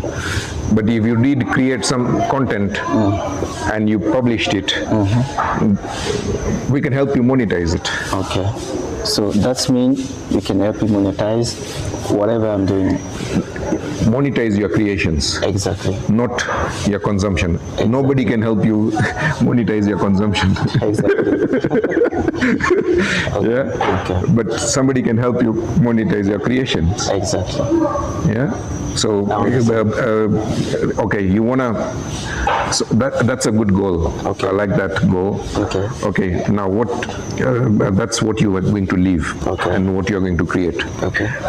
Second thing, what you wanna do in the new year. So that thing I expect to do on 2026. I mean the New Year's. I really want to target my God. Target my God. I mean, like, as you mentioned before, most of the youth like me, the youngest people like me, used just to enjoy most of the things on the social media. It's tend to create on self. Yeah, they're consuming a lot of social media. Exactly. Yeah. I tend to expect to challenge to see how can I can be that kind of people. I'm gonna give you the example for the Kaisena, even as we speak, she's gonna be here in Kigali. Most of the young people think that, I see that thing the Kaisena doing is amazing. I wanna be like him, but it doesn't matter. Okay. Now I know he's a content creator. He's a live streamer. Yeah. Okay. So what do you want to do? Be like him? No, I'm not. I'm just taking the example to explain the vision for most of the young people like me. Okay. So you used to enjoy a lot of things to watch. I want to be that man. I want to expect to be on top level that guy, but they doesn't really want to know. They don't know how to take themselves from zero to be on the top level. Okay, everybody suffers from this dilemma. They want to be like their idols. They want to be like their superstars. Exactly. But it's a pipe dream. Exactly. You think, I would like to be like that, but what actions are you taking to get there? Just dreaming is not going to get you there. You need to, you need to make it happen. Exactly. You need to, so what steps are you taking to get there? The way you should follow to. You need to have a roadmap to get there. You need to have, just a dream, just an idea. Okay. Without implementation, it's just an idea. It's junk. It's nothing. That's right. I get 10 ideas a day. How many do I act on? Maybe none. Okay. Absolutely. Yeah. So it's not having. The world is not short of ideas. What it is short of is people who can implement it, follow through. What are you going to do to follow through in 2026? The thing I'm gonna do, I expect to do in 2026, It's just to be different. And to be different, you need to do the different things. You need to run fast. Something. Okay, by taking the same actions and expecting different results, it's not going to happen. Exactly. It's insanity. Yeah. If you want different results, you need to take different actions. Exactly. I'm glad that you recognize that. Now, tell the audience what different actions are you going to take. Okay. We are taking them on a journey of Unisys transformation. Exactly. What is that transformation? How is it going to look like? What is it going to turn you into? Show us that. Tell us that. Okay. So, to being a different person in 2026, I need to take different action by first learn new skill. Good, that's a good goal. Yeah. Okay, be specific now. Exactly. What new skill do you want to learn? The new skill I want to learn about it is like to tell myself I don't need that thing before doing that kind of stuff. I'm gonna take on me for 2026 is like to being a different person, to learn a new skill, and to learn about the people who can inspire me, right? I can explain. No, experiment. Okay. Yeah. Yeah. Okay. Can inspire me and can also boost me every day. To can tell me. Okay. Yeah, it's a good thing. If you want different results, you need to have different company. Exactly. You need to change the company that you are surrounding. If you surround yourself with losers, what do you become? You become a loser. If you surround yourself with winners, you become winner. So changing your company, changing your environment, and changing your goals. Exactly. Also changing my different connection too. Yeah. So it's again company. Exactly. If you keep good company, you become good. Exactly, sir. You are an average of, if you keep company of rich people, you become rich. Exactly. Exactly. If you keep a company of poor people and expect to be rich, exactly. I'm afraid it won't happen. Yeah. That's true. So good. You're going to change your company. Exactly. You're going to stay. Keep company of skilled people that you can learn from. Exactly. Yeah. Exactly. That's a good goal. I wish you best luck. Thank you so much. In your endeavor. Also, I encourage a lot of people, a lot of younger people like me, to challenge themselves, to avoid the wasting time. Thank you, Harish, for coming down. Tell us what you do and where are you from? Oh, I am Latali Vares from Cameroon, and I am a food technician. So I do everything from food processing, food preservation. And today I just met with Harish, and he wanted us to discuss about a very concerning matter. So yeah, I came across a number of Rwanda has become famous for exporting chilies, dry chilies, red chilies, and but they're not getting premium prices. What is happening is that the chilies, you get premium prices in the Far East markets, because they have this hot pot culture, where you put your meat or whatever in a boiling pot in front of you, and you cook your own food.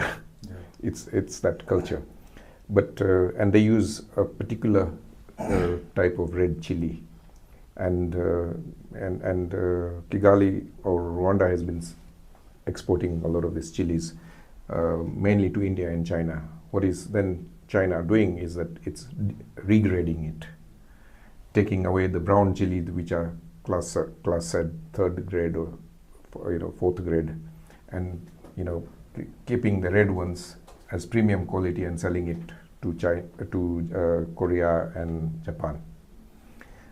It is something that the chili farmers locally can do. I think there is a problem in how they are drying it or how they are curing it that is making it go brown.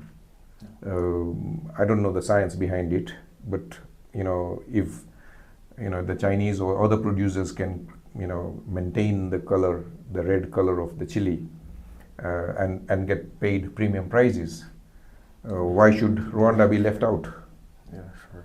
You know, and you know, they already dry chilies. You know, it just, you know, there is no preservative required. No, nothing is required. They could, you know, the Chinese are vacuum packing it, grading it, vacuum packing it. The Rwandese can do that. You know, you've been in packaging, so tell us about what entails in vacuum packing. Okay, so first of all, to start with, the browning process starts from the harvesting. So chili is something that is really affected by the sun. Okay. Yeah. So when you're harvesting, is it sensitive to light, yeah, or sure. to heat? Which is it? It's sensitive to UV light and visible light. So UV light and visible light kind of cause some breakdowns in the, we call them like polyphenols. Okay. Yeah, it causes some breakdowns and it starts changing the color. So from the point of harvest, there's kind of like a degrading that already starts. So as soon as it is off the plant, or Exactly. you know, the process of degrading it already starts from that point in time. Okay. So from the harvesting, they have to make sure they kind of harvest and keep it in like dark containers or dark polythene or something. Exactly. Okay. So that the sun doesn't like kind of affect the product. So they need to make put in a dark room. Yeah, in a dark room. Like Okay. the plants, I mean, I don't know how they harvest it, but the plants need to be kind of like covered. No, the plants are in open, but they have picked up the chilies. Yeah, I mean now they are taking it into a drying facility. The drying Exactly. facility needs to be covered. Covered. Yeah, that's the first thing. Okay. Yeah. So in during the drying process, they need to make it as short as possible. So they need to shrink down the drying process. So if they need to get to 6% humidity, Yeah. they need to get that instead of waiting for a week or 2 weeks. Exactly. They can do that like in 2-3 days. Okay. Yeah. So because we have a common misconception about drying. Drying is not mostly a problem. Heat is not the heat is not the main. No, temperature is not the issue. Yeah, temperature is not the issue. Ah. The main issue about drying is ventilation. Okay. So we can do that like at the room temperature, but it needs like some very good ventilation. So if somebody did a cross ventilation, they pump air from this side and suck it on the other side. On the other side, yeah, that way. Because what happens is that as much as the chili is liberating like water, it needs like ventilation to. So as soon as the water comes out of the exactly. carcass of the chili, Yeah. it needs to be blown away. It needs to be blown away for the drying process to go out To shrink very fast. Okay. Exactly. So it's not about the heat; it's more about the ventilation. Okay. That is the second thing, because when the drying process is too long, with the water inside, it gives room for the microorganisms inside to use the fungus, water. bacteria. Exactly. There'll be mold. There'll be mold and there'll be browning. Like because water is the microorganisms that are responsible for the browning.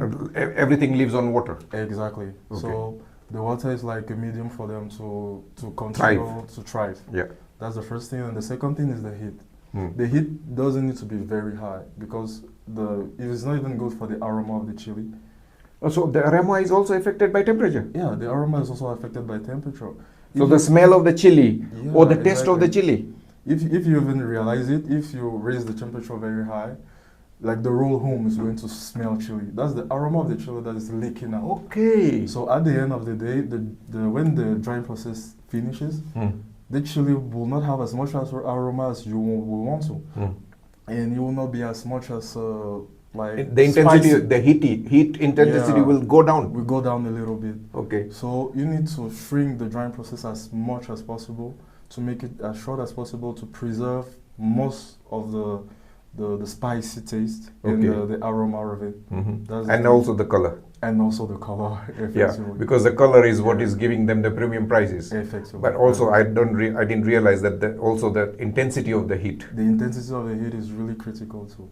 Yeah. So the taste, the spiciness, the heat of the chili, not the temperature. Not the temperature. Okay. And the third thing is the conservation. So when you vacuum pack it, it from then, even when vacuum packed, even when dried and vacuum packed, it is still sensitive to light. So you should also package it back again in a dark container. In a dark container. So all the process should take place inside a closed environment until the packing. So immediately it's inside the box. Once it is boxed, also it should be in a dark box or something. In a box, like in a carton box, is okay. So when it's inside the carton box, then you can send it out, and it can be. So like we have in the cold chain.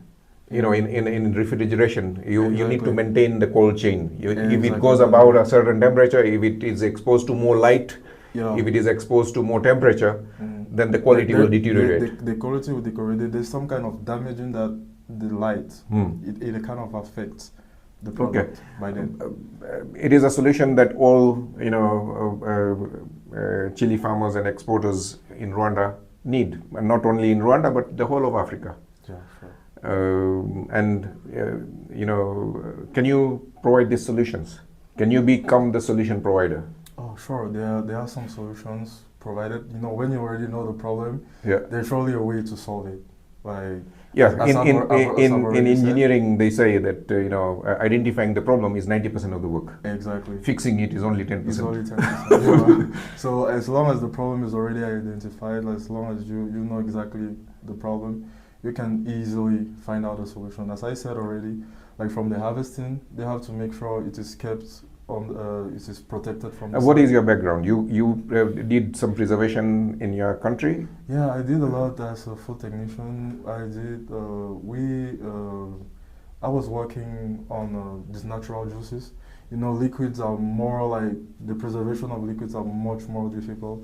So we were making a lot of natural juices, and we weren't using preservative in any way. So you had sugarcane juice, apple juice, orange juice. Exactly, and we weren't using any preservative, and we could hold the product for like a year. The natural juices. So which juices, namely, were you working on? We're working mainly on pineapple juice. Okay. That was the main product that we're working on. That has a lot of sugar content. Exactly, but we were capable of preserving it for like a year without using any preservative. That was really, at the start of it was really tough because we really needed to, the sugar content, as you mentioned, was really a problem because microorganisms thrive in sugar and water. And water, so it was kind of tough for the start. So, but we managed to keep it. In Rwanda, the chili is exported dry. Yeah. So it's not fresh. Dry is like very easy. It's much more easier than wet. Than wet. Or fresh. Or fresh. Exactly. Yeah. Okay. So the brand we're working on is Dreams. It's like a very famous brand in Cameroon. The name of the juice is Dreams. Okay. So it's very famous in Cameroon. I mean, if you go to any website. West Africa.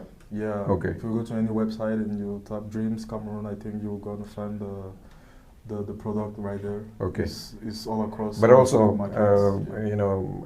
Rwanda can do the same. Yeah. Rwanda has also a lot of fertile land, a lot of fruits. Exactly. That go bad if they are not processed. Yeah, just so I mean that's a project that I came to Rwanda kind of to implement that kind of project right here. So I'm still working on it. So but I think in some few months maybe I'll be able to address that. Let's start with the chili first. Yeah, sure. It's dry. We are addressing light sensitivity. Yeah. We are addressing temperature. They are easier to manage than microbes and sugar. Like the weight environment there, that's much harder. Yeah, there are a few chili exporters that I've come across. I'll introduce them to you, and we want to document this process.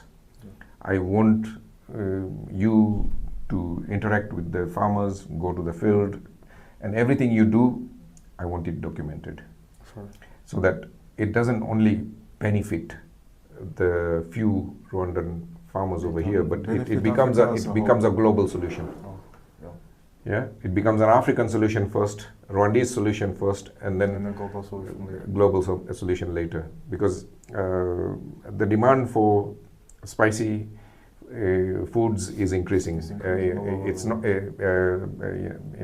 even the Europeans have started adapting to spicy chili, foods. yeah. You go to London and the Caucasians, favorite dish is butter chicken. Oh, an Indian butter chicken curry.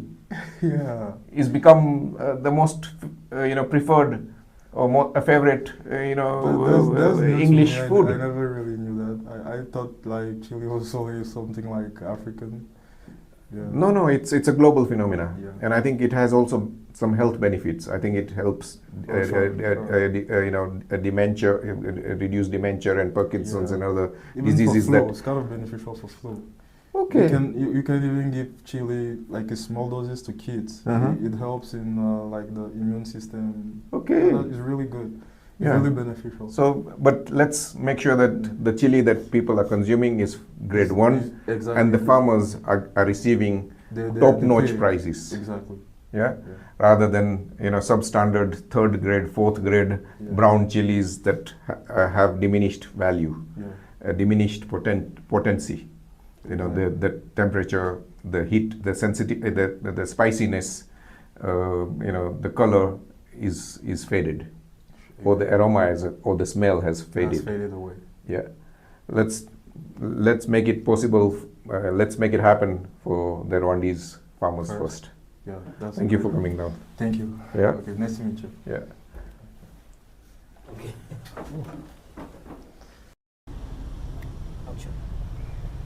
David, thank you for coming down, being very decisive, and taking this opportunity to connect again, and allowing me to record it for other people's benefit. We had a brief conversation yesterday regarding your startup, regarding the product that you're building, and you shared what you're building, how you're building it.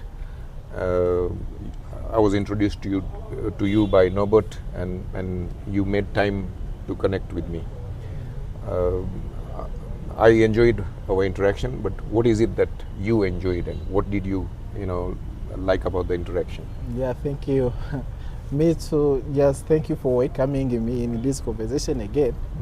Yesterday I saw something new in my life. Okay. I learned a good lesson. Hearing, speak, just listen before speaking. I enjoyed more just how you can just listen me. You take a lot of time hearing what am I sharing you. For the first time meeting, yes, means I know what I know. Time is very expensive. Okay. More than anything, especially for you, which are in some ages advanced. Yeah. Yeah. For me, yesterday I saw a new things in life. I enjoyed how you take a time and listening me very well, very well. I enjoyed and I learned. Just because in my heart, it's beating me, and how can I just take that in practice? Okay, the skill I used yesterday is called reflective listening. In reflective listening, you are supposed to allow the person who is speaking to speak freely without interruptions. And then, for things that you're not clear, you say, David, I heard what you said, but why did you wait so long to go to market with it? Because you explained how you build this product, and it took you so long to build it, and you are waiting for it to get perfect. And my question was, why did you wait so long to go to market with it? Yeah. Why could you not go to market with it as you are building it? Yes.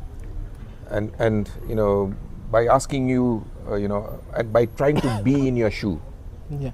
by imagining what you are going through, I just rephrased or mirrored what you are feeling, Yes. and that is more engaging. It's more connecting. Yeah. If I were to do a role play here and say,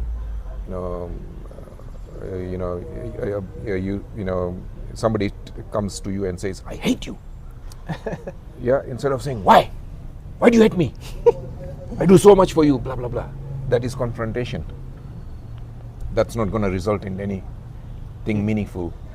It may end up in beating, punching each other. But instead, if I was to do it this way, I can see you're visibly angry. I can see it in your body language, in your tone. What is it that has triggered this anger, this hatred?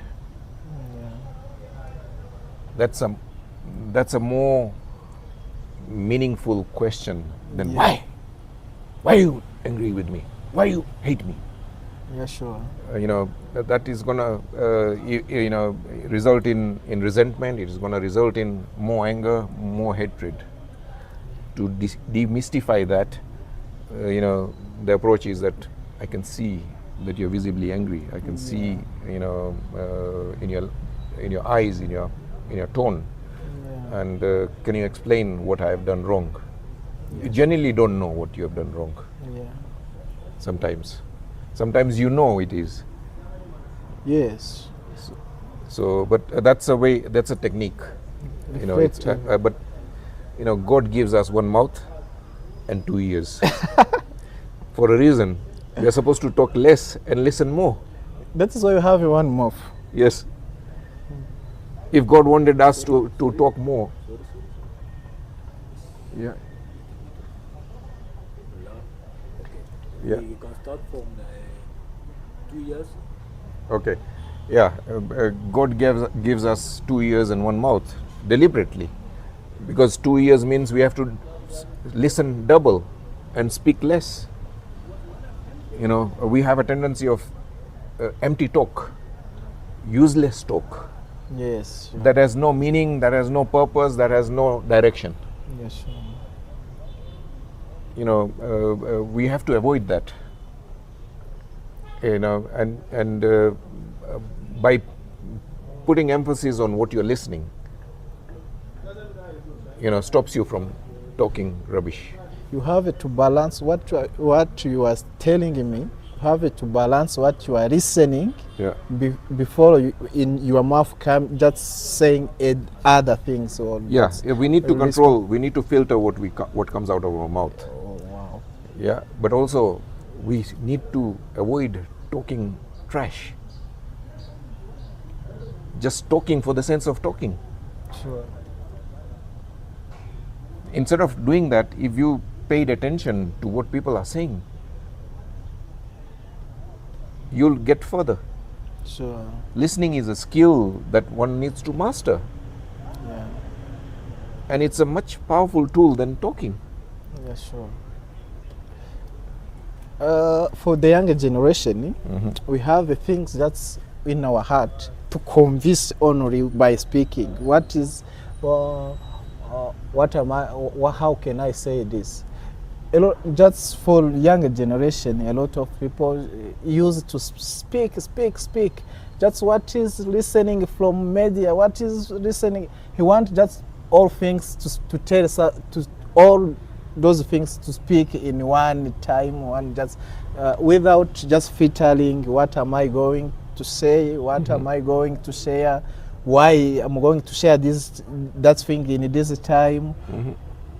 What choice may I choose at this right time?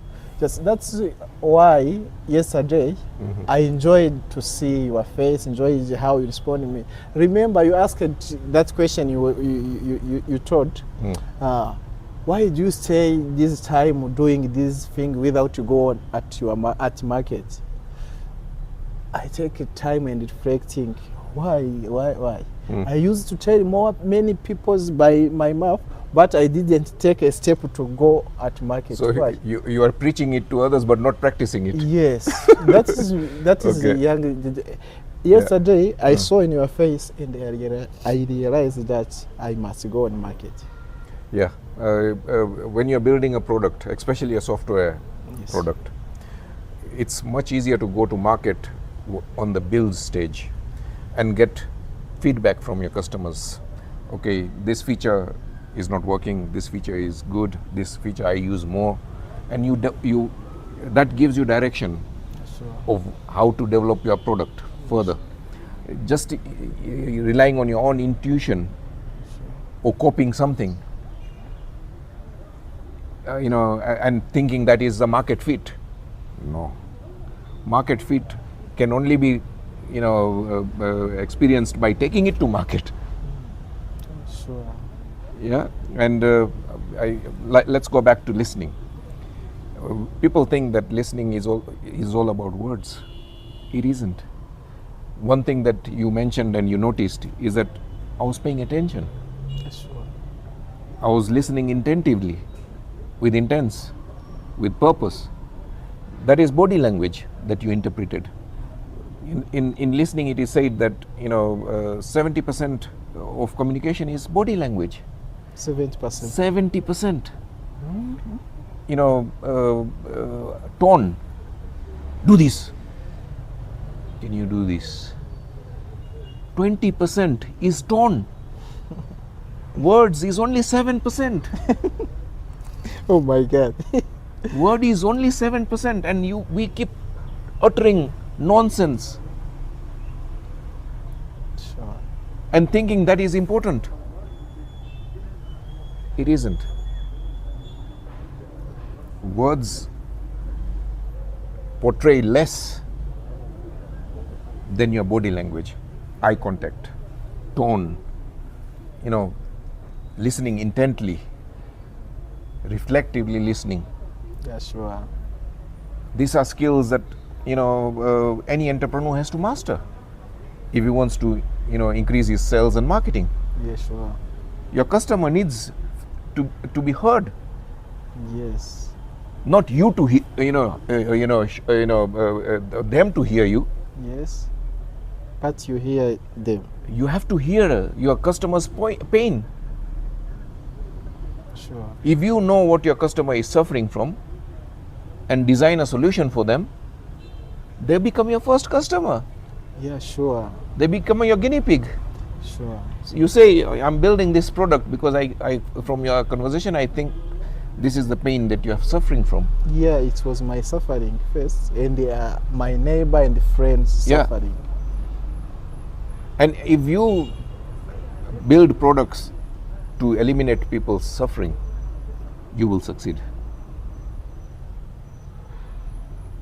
As business owners, our primary job is to provide solutions for people's pain. Not build things that are in your mind.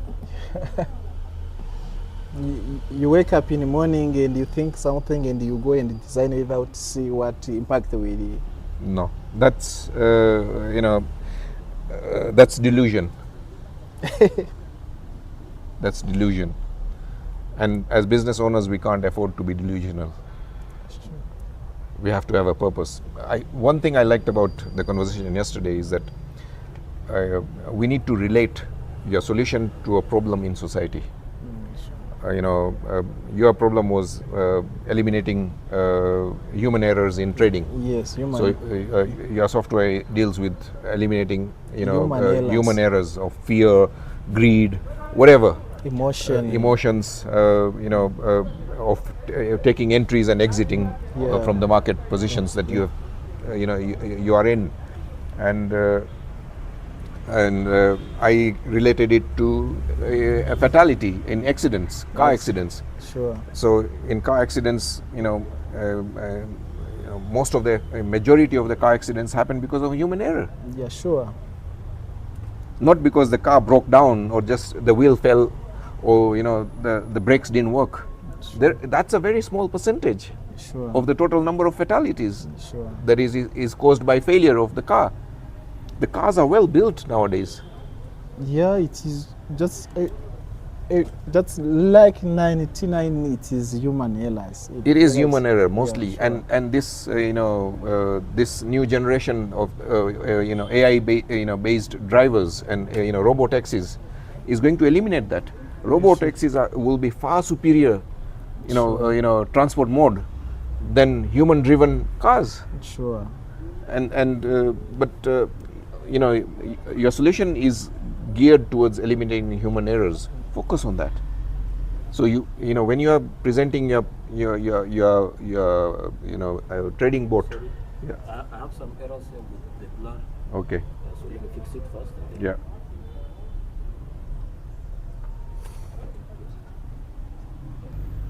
okay, it's good. You are providing a tool to avoid human errors in trading. Trading. Whether it is forex, whether it is stocks, whether it is other derivatives or whatever it is, Yes. And you have to relate it to car fatality. If, instead of talking about your,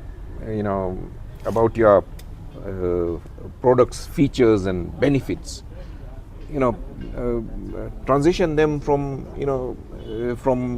making errors. I have lost a lot of money in day trading, personally. Sure. I've lost over 30,000 GBP pounds on day trading, and I've made a lot of money on the long term. Sure, holding. Holding, buying and holding. Yes, sure.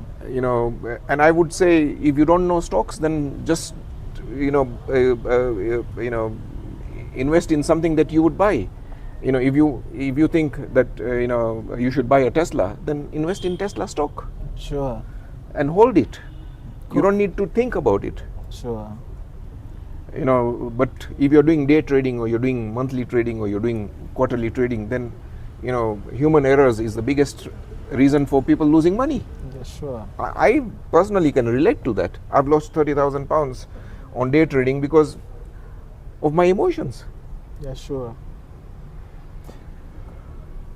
Yeah, that is what just we come out with AI to avoid those errors, human error, emotions. I see that's how trend is goes up, and I think that is a good time to exit. Then while you are exiting, because you are in a day trader or 1 minute time frame, and that trend to become just reversed, it reversed directly, and you lose the money. Yeah, this robot. And how does your whole robot help us? Why is it superior to humans? Yes, does that robot it take a decision based on like 1,000 indicators. Okay, the human mind cannot comprehend that. It can only comprehend three things. Three things or one in that time, in this small time. Okay. And that decision, it's based on other past decision memorized itself. Human being, he can't memorize things and implement directly in a small second. No. Yeah, that is how the bot just software. And also, it is to make a decision based to the past performance of that happening in that market. Okay. Yeah, it take a decision just to stop. I cannot go in this market. Whatever you see with your eyes, me as a robot, I can't go enter in this market because I see in 1,000 reasons you are see. As human, you are seeing one thing, but robot can see 100 things. It's a useful tool, what you're building, but I don't wait for it to be perfect. Go to market with it. Yeah, sure. Show it to some investors. Show it to some corporate investors, some bankers. Let them play with it. Sure. Let them play with it. Let them give you feedback on how you can improve it. Sure. But I want you to go to market sooner than you think. Sure. We want your 2026 to be fruitful, and it can only be fruitful if you focus now. Stop focusing on the build, and start focusing on the sales and marketing. Okay. Yeah, that's good. And in your sales and marketing, your pitch should be that in most trading scenarios, people lose money because they follow their emotions. Sure. My robot eliminates Those emotions. human errors and increase your profits. Sure. So we need to work on it to make it more compelling. Sure. But this is what you have to say. Sure. You don't sell the benefits and you don't talk about just the features and the benefits. Sure. Relate it to some, something like the car accident, figures, and they may have no connection, but you have to relate it because the human brain only understands comparisons. Okay, thank you very much. Yeah. Yesterday also, back a little to yesterday, you asked a question. Why do you wait? Why do you wait just things to be perfect? Even human people is not perfect in all things. And I try to just to reflect in that sentence, and I come in myself. I see that I'm not perfect. Me too, I'm not perfect. And the other things I see every day, there is improvement on. We was talking about iPhone. iPhone every just 2 years or 1 year. Every year they are improving. Yeah. The first iPhone was not perfect. Yes. Steve Jobs did not produce a perfect product. Every year it is becoming perfect. Sure. So iPhone 17 or 16, whatever the range number is going on. I don't own an iPhone, so but whatever 15 or 16 that is a far superior product than the iPhone 1. Sure. The same thing could be to your software. Sure. So your software, the launch software, doesn't have to be perfect. It just needs to function. Sure. It was through releasing the first iPhone that they realized that the battery capacity was less. They need to increase the battery capacity. The screen was small. They need to increase the screen.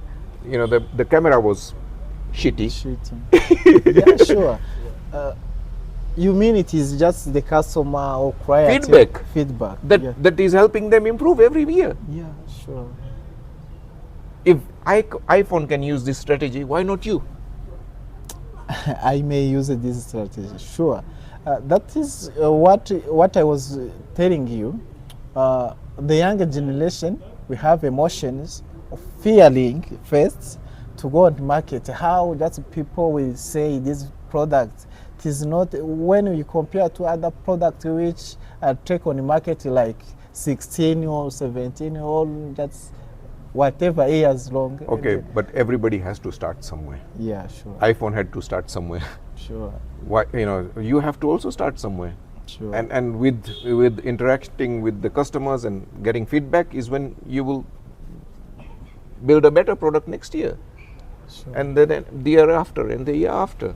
Yeah. So this notion that my product or my service or my boat has to be perfect is rubbish. Sure. Yeah. If you don't go to market, your product is useless. You may build the best product, best software, best boat. If you are not able to take it to market, where are you going to make money from? Nowhere. Building things don't result in money. You say building until the you can build until you die. Yes. And the generation come and build another generation. Yeah. Yeah. That is a little mistake we did. Sorry. I'm glad that you recognize that mistake. Yeah. And what are you going to do to correct it? Right now, from yesterday, you see that just I'm traveling, just go anywhere to meet people. I'm trying to see how I can put this product on the market. Okay, so you've started focusing on sales and marketing. Yes, I started just focusing on sales and market because I have another people who can just say, just improving. There is no shortage of coders. Yes. There is no shortage of workers. Yes. What there is shortage of is sales and marketing people.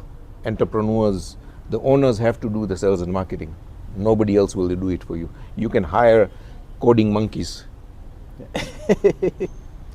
But you cannot hire entrepreneurs. Sure. That is another lesson. Yeah. And they are cheap. Entrepreneur. And no, coders. Coders. You can find coders anywhere in the world, in abundance. for very little money. But where are you going to get sales and marketing people, entrepreneurs, to sell your product? No way. You have to be that person.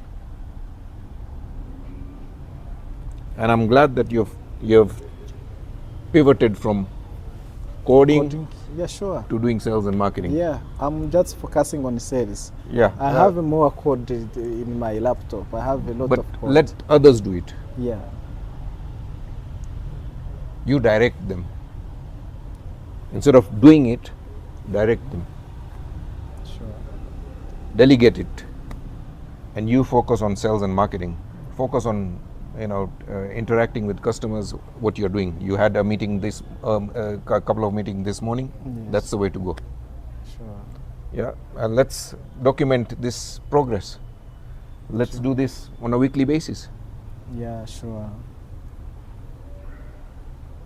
It means it is a consistent, just to see a progress of just of one entrepreneur. You be that entrepreneur that we share the progress of every week. Sure. How are you getting on? Then we have to also, I have to create a phrase that encompasses what you're doing, what your product is doing, that people can relate to. I'll give you an example of what we did with a clearing and forwarding agent. He introduced himself and said, "My name is Joroge. I am a CEO of this company. I'm located in this location, blah, blah, blah." I said, "Joroge, stop it. Tell me what you do. Who for and why are you different?" He had to scratch his head. But he did come up with some things that we helped him refine it. He said, "Okay, I can clear somebody's container in 2 days compared to 20 days. I said, "Start with that." Yes. But what is the benefit to it? So we added, okay, then this is how it goes. I can help business owners clear their stuck containers from the port in 2 days compared to 20 days. That allows them to take their goods to market and turn it into cash 18 days earlier. That's a more compelling, a more sellable, more memorable phrase for Joroge than his name, his company, his location. You don't remember those things. Everybody is going to forget. But even if I don't need a clearing and forwarding, if I've heard that, I know if somebody needs a clearing and forwarding agent, Joroge is the guy to go to. This is a guy who can clear it in 2 days compared to 20 days. Yeah, sure. Something like that needs to happen for your business, for you. Sure. It means I'm going to just eliminate human errors in trading. Mm-hmm. Yes, I'm going just to make people make money in. But that's not enough. That's we have to polish this, and in the next episode we'll do that. Yeah. Thank you. Yeah, thank you for being brave and coming on camera. Thank you very much. Allowing us to document this series. Yeah, thank you very much. Yeah. Yeah, I'm happy to meet you again and make a conversation like this. Perfect. Yeah, perfect.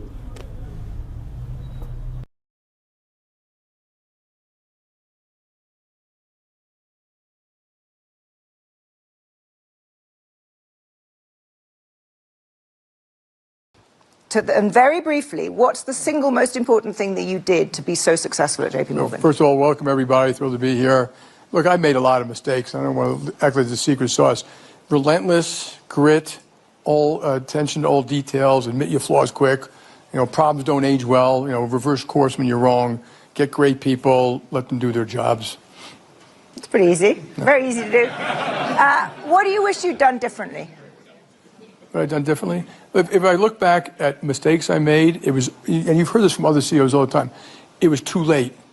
You waited too long, you put up with too much bureaucracy or something like that. And then the other thing is people mistakes. That you just took it too long to recognize, and that takes a long time to fix or something like that. Other decisions that we lost money or something like that, I don't worry that much about that. But those are the two main flaws, I guess. So it's interesting. You waited too long. Let's talk about that in the context of the huge technological revolution we're in the midst of, and the AI revolution. Because you are spending very big on technology, and you've been very aggressive. Can you talk me through how you're thinking about AI and how you're thinking about positioning JP Morgan, and what are you actually doing? And so we don't look at AI that different than technology. Technology has always been the thing that changes everything we all do. That's been true my whole life, my whole career. So we've always had the head of technology at the management table, and we do any kind of business review. What are you doing in tech? And it could be for finance or HR. It says, what are you doing in tech? How are you going to improve your ops? What are you doing what's better, what other people do? AI, we took it out of tech. They worked close with tech, now has a seat at the table. And so whenever we meet, there's a list of AI. What are you doing in AI? So any one of you, if you worked at JP Morgan, you have your list of what are you doing in AI, what are you implementing? It could be coding, it could be open AI, it could be limited systems. We have 500 use cases, and you got to get better at it. It's very fast, it's changing rapidly. We have an LLM where 150,000 people use that internal data every week. And you just got to make it more of your psyche. And I still think it's the tip of the iceberg. I think this one is faster, is massive. It is like the internet or electricity. It's not going to roll out over 20 years. It's more parabolic for now. But when you think about the impact of AI, do you think of it as being an efficiency improver? Are you looking at we can improve things across all of these business units, or are you thinking that this is going to reinvent what JP Morgan is at a much more fundamental level? I think it could be both, doing things better, faster, quicker, more. So we have use cases in risk, fraud, marketing, errors, customer service, idea generation, hedging. It's used extensively, credit, everywhere. But I do think if you take it to the next step, agents, that could change your business. The speed at which things happen, how people access our systems. And that is true for technology. Remember in the old days, 40 years ago, you called up to do a stock trade. Now you do it on your iPad, you enter it and it goes through algorithms and it gets automatically executed. So it will change the way customers face us. We have to be very adept at saying, what do you want? You're the customer. How do you want to access it? I think it'll change a bunch. And it may lead to us winning and losing in big areas.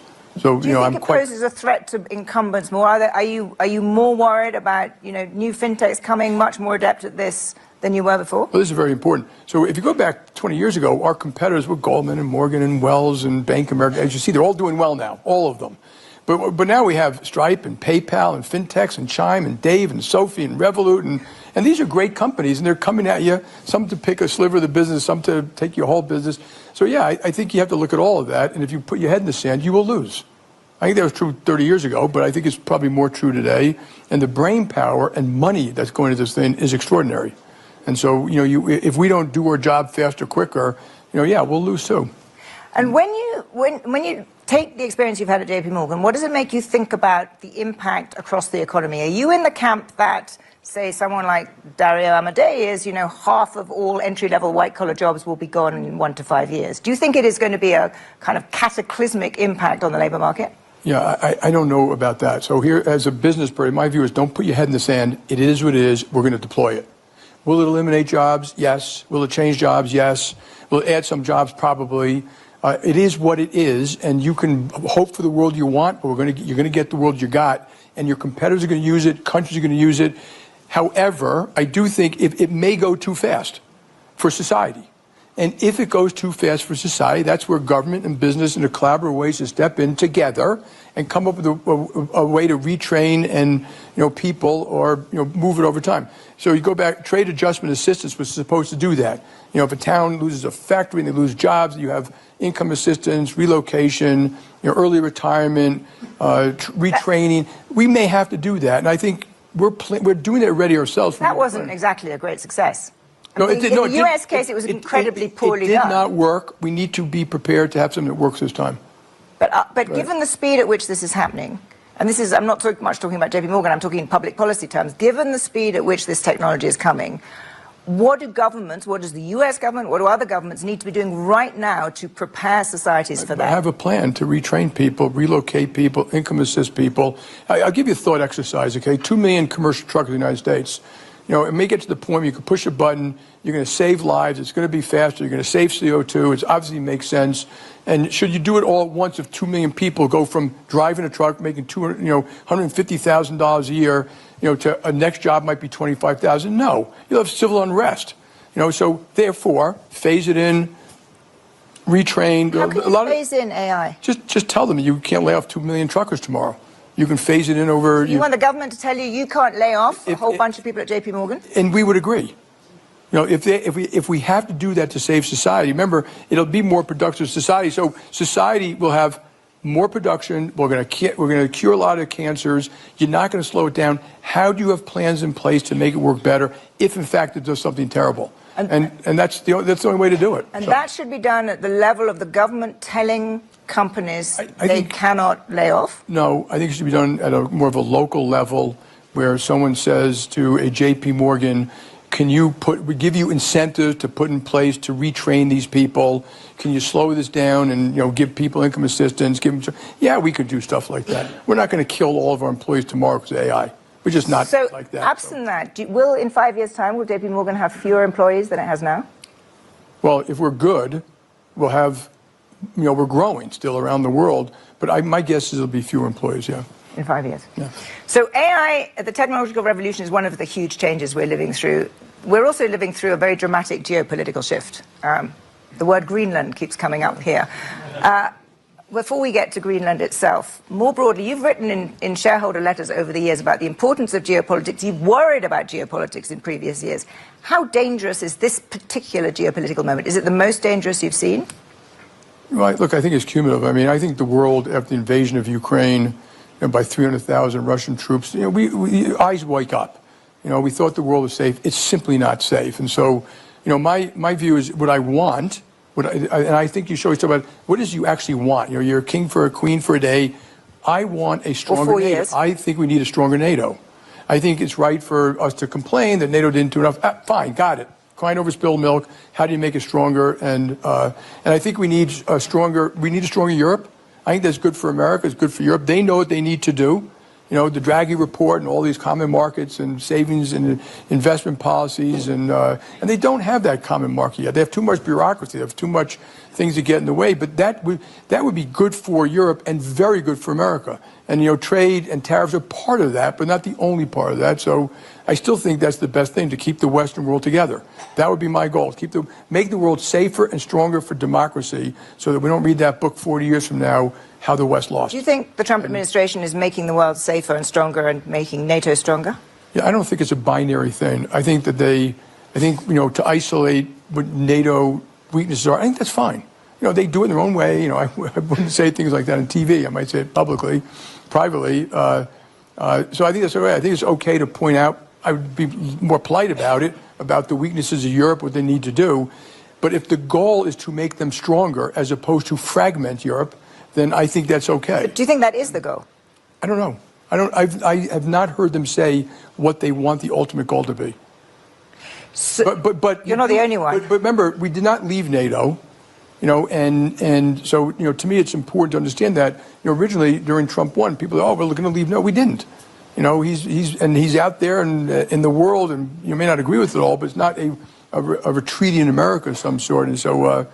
And I think the economic side is more complicated because it entails really detailed policy that needs to get done. And I would if I was there, I would kind of be using our moral persuasion, our economics persuasion, our intelligence and military to kind of push Europe to do the things that's right for Europe.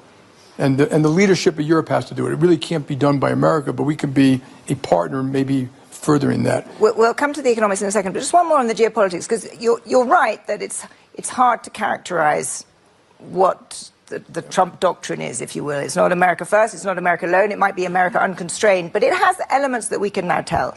It is a transactional foreign policy.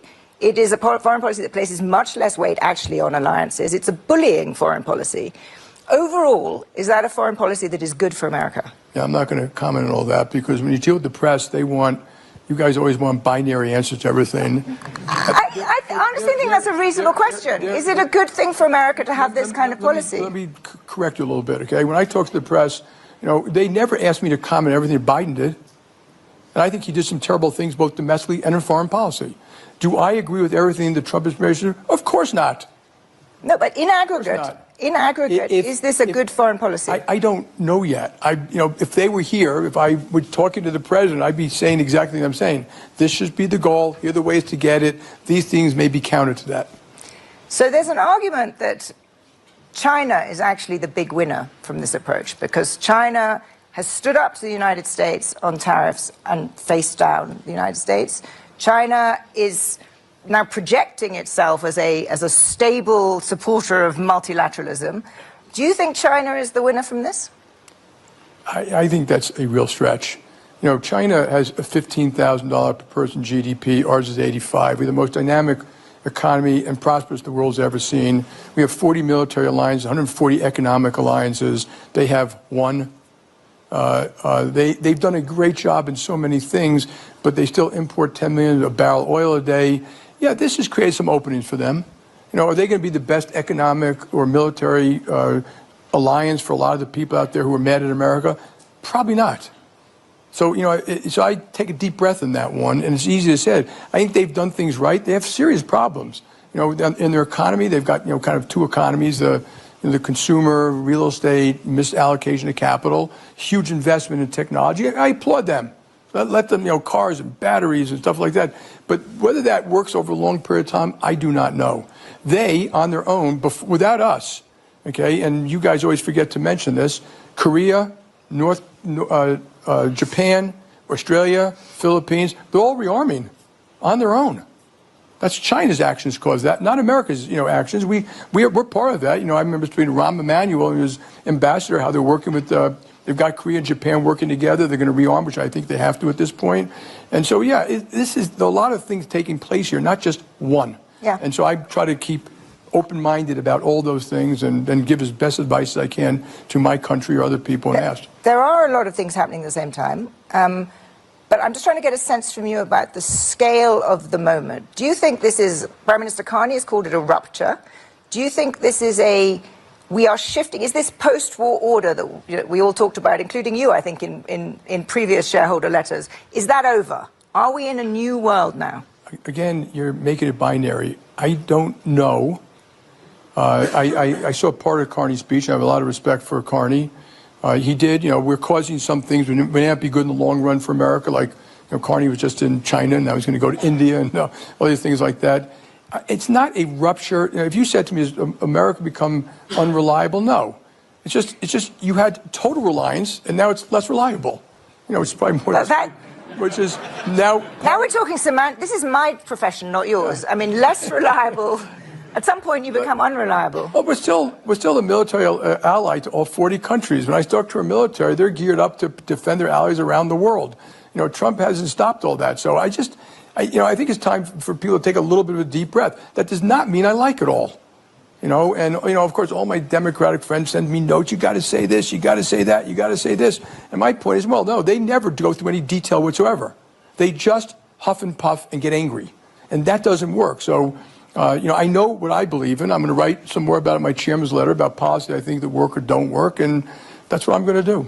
So let's talk about economic policy, where there's also been a pretty big change. Two big areas. We've gone from a U.S. that underwrote multilateral trade rules to a U.S. that believes in tariffs. Now, the tariffs that have ended up being imposed are 10% probably on average, not quite as high as we feared on Liberation Day. Is that a good idea?